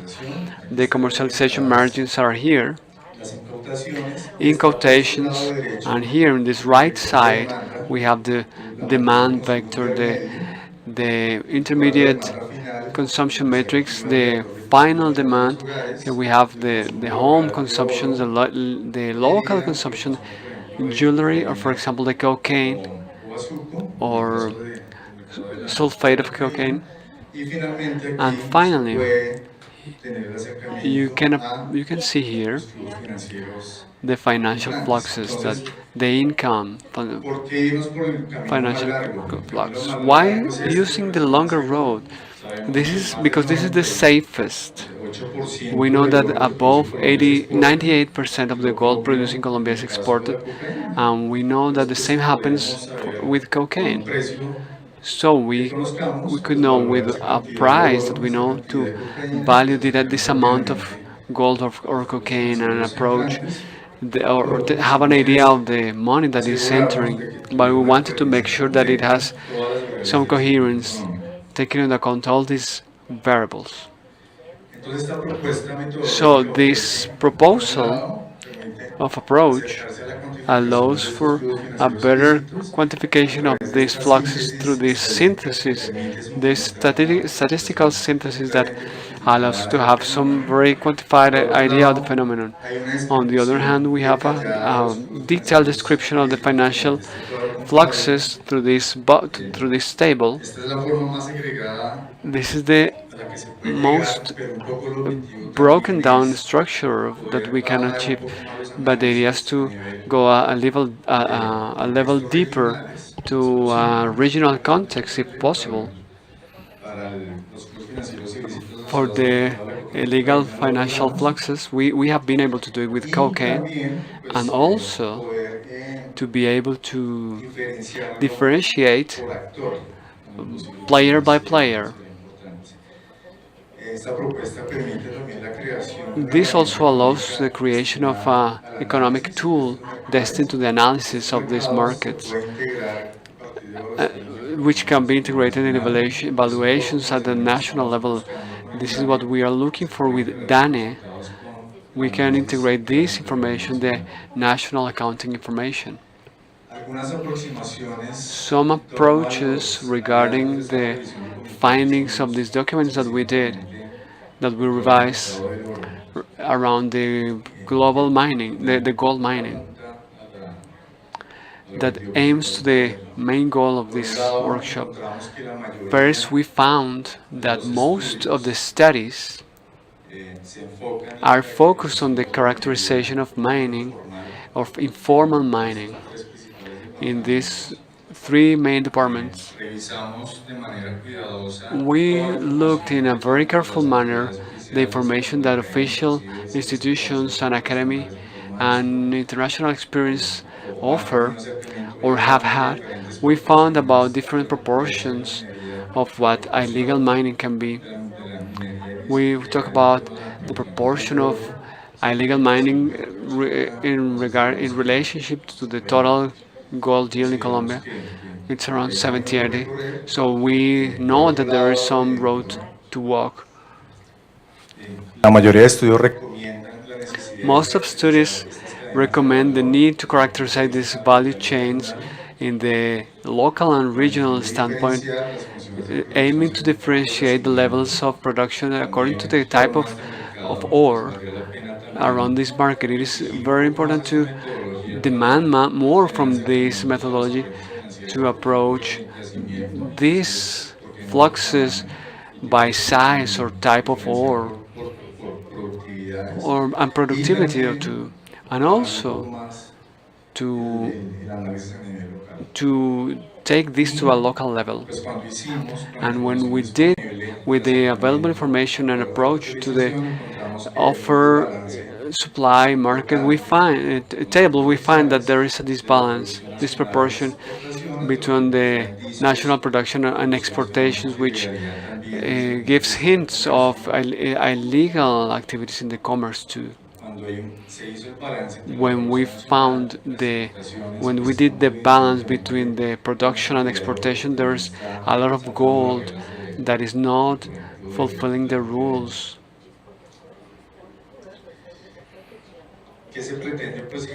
What do we want to do in the future? This is the ideal scenario to talk about this. First, we want to characterize this value chain associated to the illegal exploitation by regional and size and type of exploitation. We think that it is relevant to identify the information to be able to aim for this methodology approach can supply this need. Also to activate studies of productivity according to the profile of extraction. Also structure or have information about the economic structure, differentiated economic structure, illegal as well as legal. And finally, have better information associated with the natural resources, the needed resources for this information. Thank you very much for being here, for listening, for your time. Thank you. Gracias, Iván. Thank you, Iván. La verdad es que ya terminó, ya pasó nuestro tiempo. Okay, the time is over, but I would like to steal about 20 minutes just to see if there are some questions. Maybe there are some questions from some colleagues. We have moved from the general idea, use evidence to create public policy. From there, we moved to the idea of using elements that allow us to integrate and analyze this idea of criminal convergence. We found that there are two possibilities. One of them to use the territory as a comprehensive system, but also use the economy of that element. That is the idea of this panel. And I would like to know if there are some questions. I can see that there are. So, Sandra, Bruno, and Leo, who is not here anymore.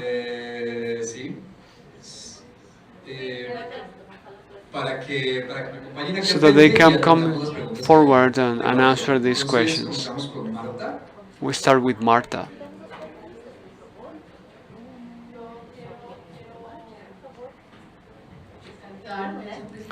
I want to highlight this presentation that Eduardo has made and to congratulate you for this work that you are doing in terms of the challenge of defining the high-value objectives through financial intelligence.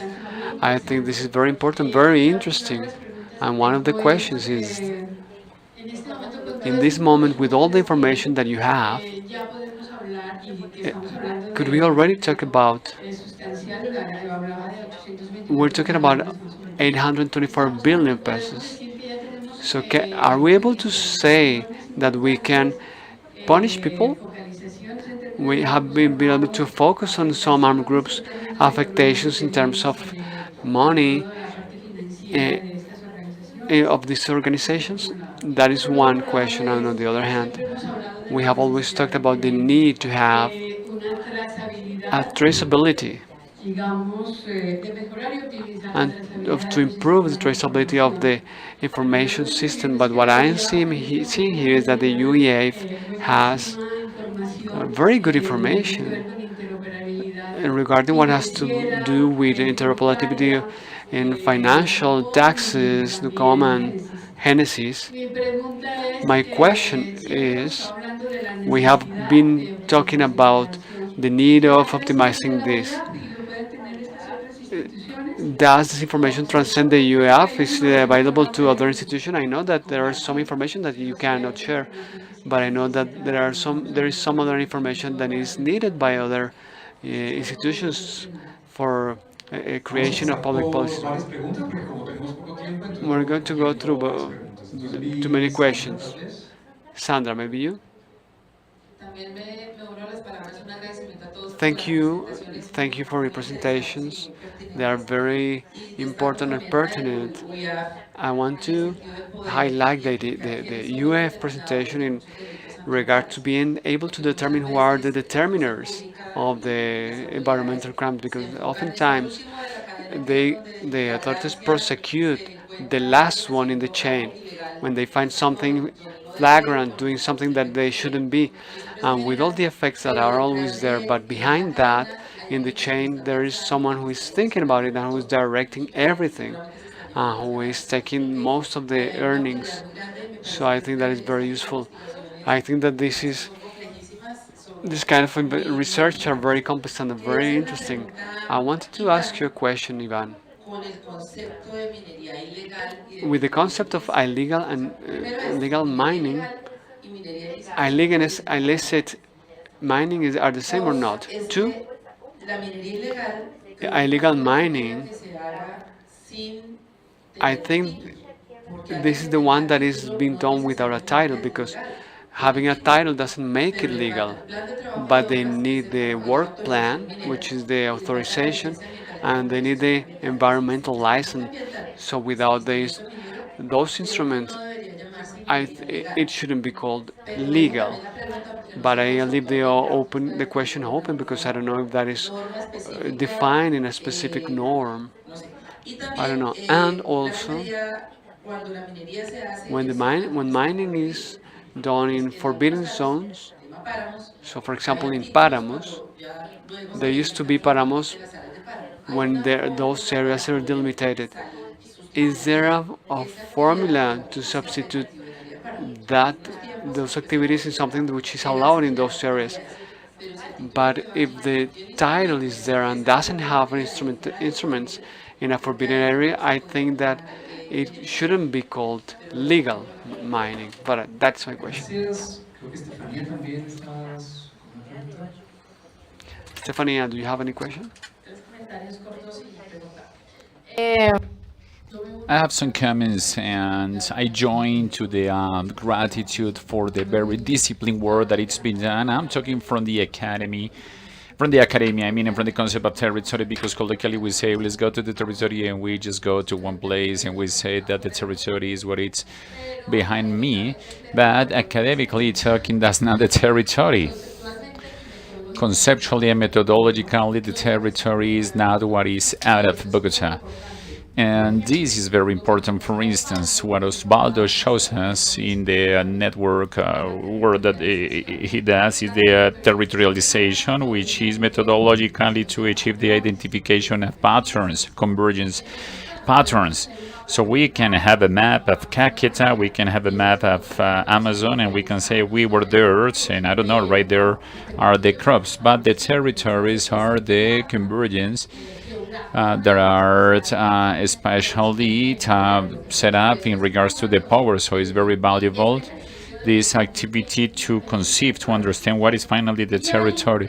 And there, it has to do with I mean, that's why I set up some questions, for instance, about Antioquia and the analysis that we do about Antioquia. And I want to mention this because in the Truth Commission we have many debates, great debates. And it has to do with what variables we use for what we believe it's happening in that territory. And I'm talking about the utilization of the mining variables and to say mines and where the violence is located. You need to measure the violence is something very difficult. So my invitation right there is how we can territorialize and understand those dynamics. I believe that is very strange not to see the livestock and some other economical dynamics right there. So once we start having more variables, we're going to have different dimensions. So I believe that's important. So I have some questions about with Leonardo, but well, Leonardo is gone. All right. Yes, I have several questions, methodological questions, and in the Commission of the Truth we have some great debates about what's the meaning of the presence of an armed actors, and in the slides there were not sources or the methodological precision, and that's essential because we cannot just say in the 90% of the municipalities there is an armed actor, what is present. So we need to be very delicate with that information, especially when we are talking about funding and values. I have several questions about wealth. I believe wealth is not going to be done, and I believe that it's amazing all this activity. I mean, yeah, we have two inputs.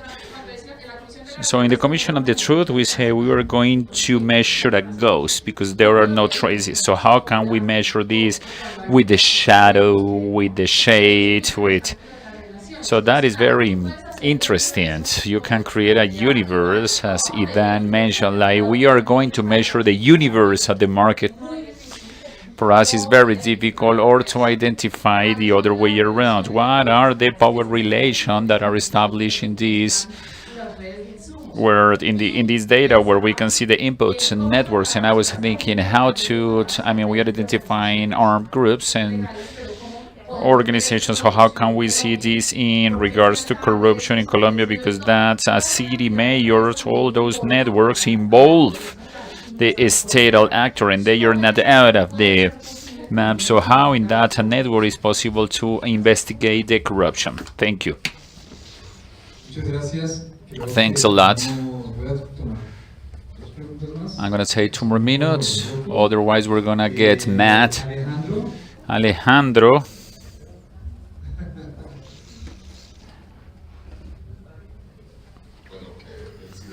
Congratulations for the presentations. Very educational in different sectors. For instance, the economical plan of the last 2 presentations is something that I haven't seen in detail, but we have a particular case in Bolivia. And that's my question. Did you see any related subject with crypto coins? Well, there was a lot of sales purchases in Bolivia using crypto. And well, so the traceability of those transactions was very, very complicated, and basically we have only the case and it disappears. So you have worked in this a lot, and maybe you have a better idea of this.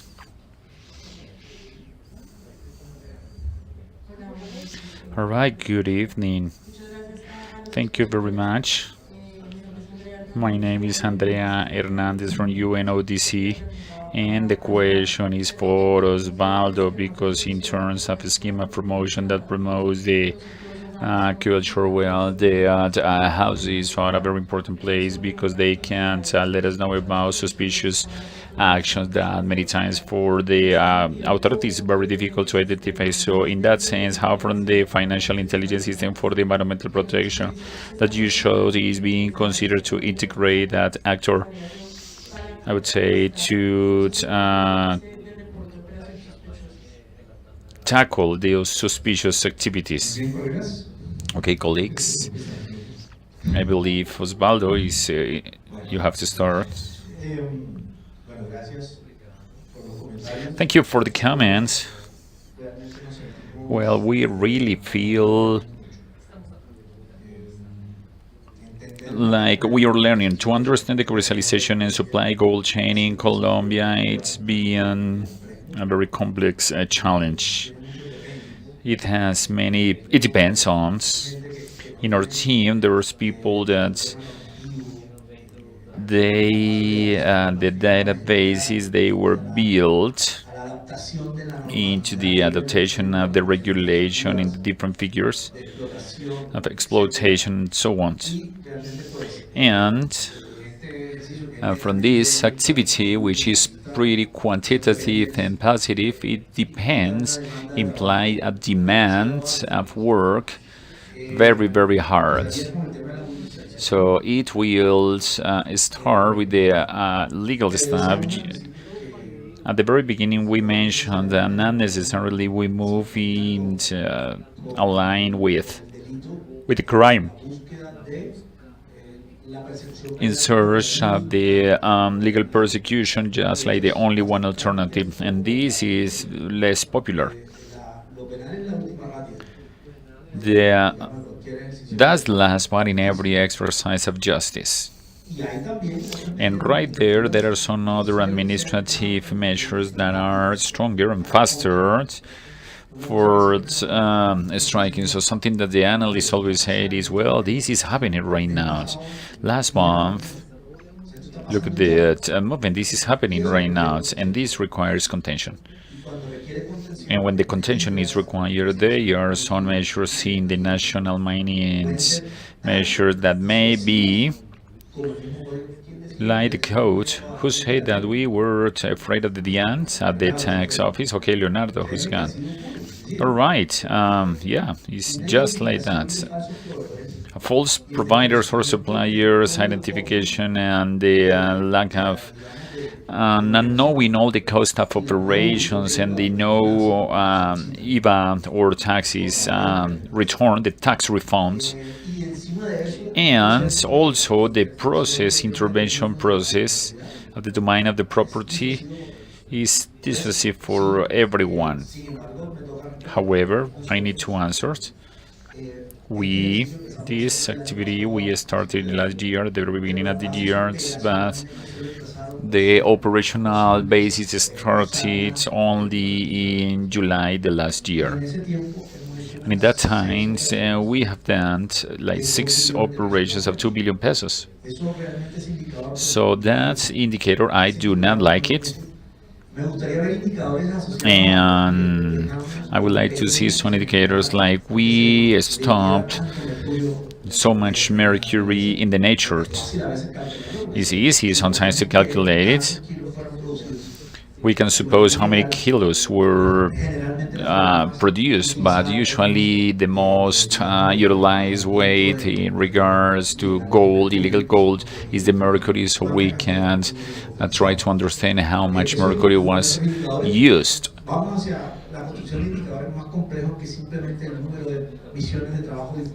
So we have some indicators that are the number of missions, and because something happened right there, because the responsibility that we have in the General Attorney's Office, and right there we cannot do anything else.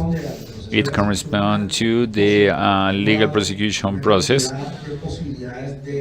There are some possibilities to have some resources right there, and so well, the truth is that it's kept into account. We work with the General Attorney's Office, but it's not the only alternative to do diffusions of all these intelligence missions to transcend to other entities. Well, we have developed 2 parallel lines. A strategical analysis, not too sophisticated, as UNODC mentioned, but we have a way to estimate all the exports and the risk factor and the anticipation money of exports. The other day, talking with the deforestation by mining, we believe is raises at the same time simultaneously in Chocó and Antioquia, south of Bolivar. We tried to see with the international prices of gold, and there were no matching, statistical matching. So we made it with there is an statistical matching. So money is coming to buy some gold that there not exists yet, but it's pushing the market is for searching more minerals. So there is a factor that we need to check and revise. So that kind of analysis is what we are trying to do. The design of the sensors, the illegal mining, and the, as we say it right here, it has a lot of inputs, energy consumption, transactions, movement that we can identify in special terms where they are happening and what are the triggers, the elevation of the areas of production in general. So this is our horizon. Is very difficult because my partner was saying that the selection of criteria and the hypothesis selection is the one that allows to identify what variables we are going to use, but we need to have hypotheses right there. The subject related with corruption, well, in regards to deforestation, we identify the corruption as a facilitator. In corruption, in deforestation, due to trees cutting down, we identify the deforestation as an indicator, but it's a symptom. There are some engines that, I mean, we can measure the areas of land, the number of livestock, bonus, the mobilization of the livestock. But also, you're right, the corruption is a facilitator. It's not a motor, but it's a facilitator. We are working all together with Transparency Secretary in this project, but we are seeing what we can do to start identifying the specific weights in every single territory, because it's not the same. It changes in the territories in regards to what the territories and in the corruptions.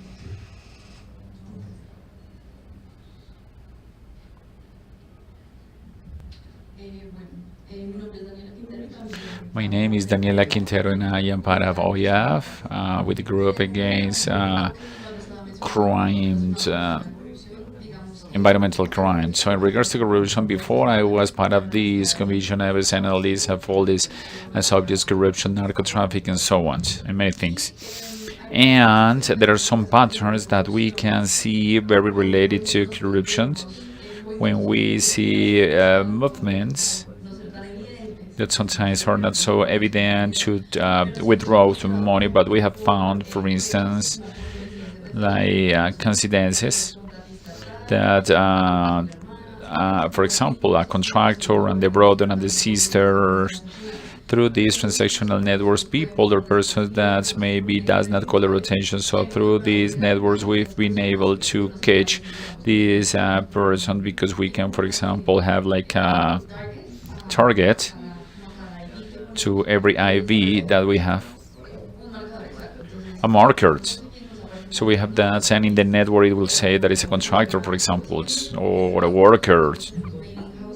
The meeting house codes, we can make these filters to identify corruption, for instance.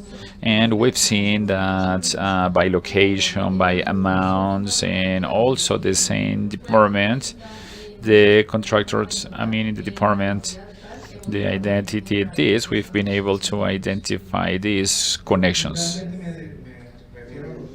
So I want to talk about the last two items, crypto coins. I would like to say that yes, but no, we do not have the capacity to do so. So we are developing methodologies for detection of cryptos in-house. Very powerful, very strong, because to fulfill the emptiness, because the commercial tools in-house, we have some cryptographs that are very, very good, and they are developing methodologies that will allow us to identify that. In regards to commercialization, gold commercialization, we haven't detected yet, but I hope that whenever we have the tools, we will be able to see. And finally, the prevention schemes. We are working with the mining Civil Street in order to comply some stuff related with mining. This is going to be this year. We have the multidimensional platforms through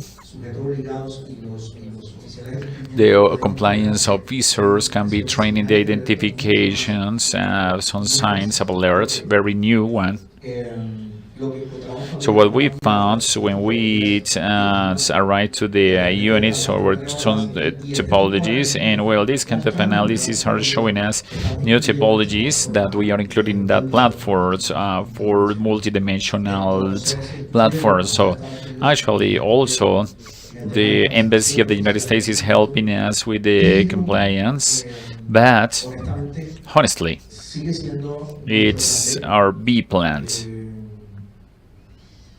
In an ideal state, that would be the officers of compliance, the ones that will give the biggest amount of information in order to identify these anomalies in the supply chain. When it happens, those are reports of very suspicious activities that by chance the person or the people involved resulted that they have something to do with the supply gold chain. All right, thank you very much, Osvaldo. 2 minutes. I'm going to start by answering about the characterization, all right, like the transaction that we have, not only as Bitcoin, but also in the deep web, in the dark web. It's a challenge that was identified with the SENA, with the National Police, and well, with the synthesis drugs, we know that the solution is very important right there. Through those means that are being used, we are saying that we can have a better approach to that information than nowadays there might be. But well, it's a challenge that we need to evaluate. Talking about some synthesis drugs. And about the question of my colleague, well, right here I have my professor of engineering, Sandra, but I was very careful in the presentations. Technically, we only mention it has to be related with that illicit scenario like that market. For gold on one hand, and on the other hand, there would be that formal scenario of the illegal mining, showing not the whole detail, because we know that the production process has some controls and requirements.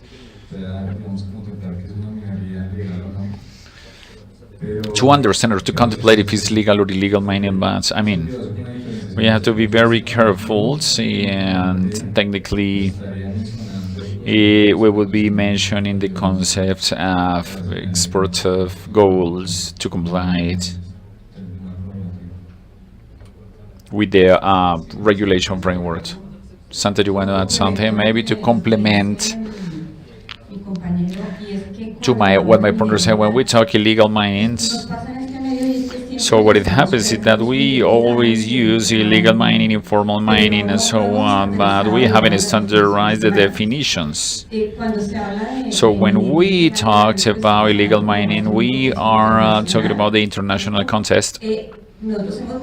So we've been working very strongly, and we cannot talk only about illegal mining, because we have some regulation that says that is exploration and illegal exploitation of mines. Because, I mean, if I go to Bolivia, I can talk about illegal mining and I would be understood, but we are talking about the same language.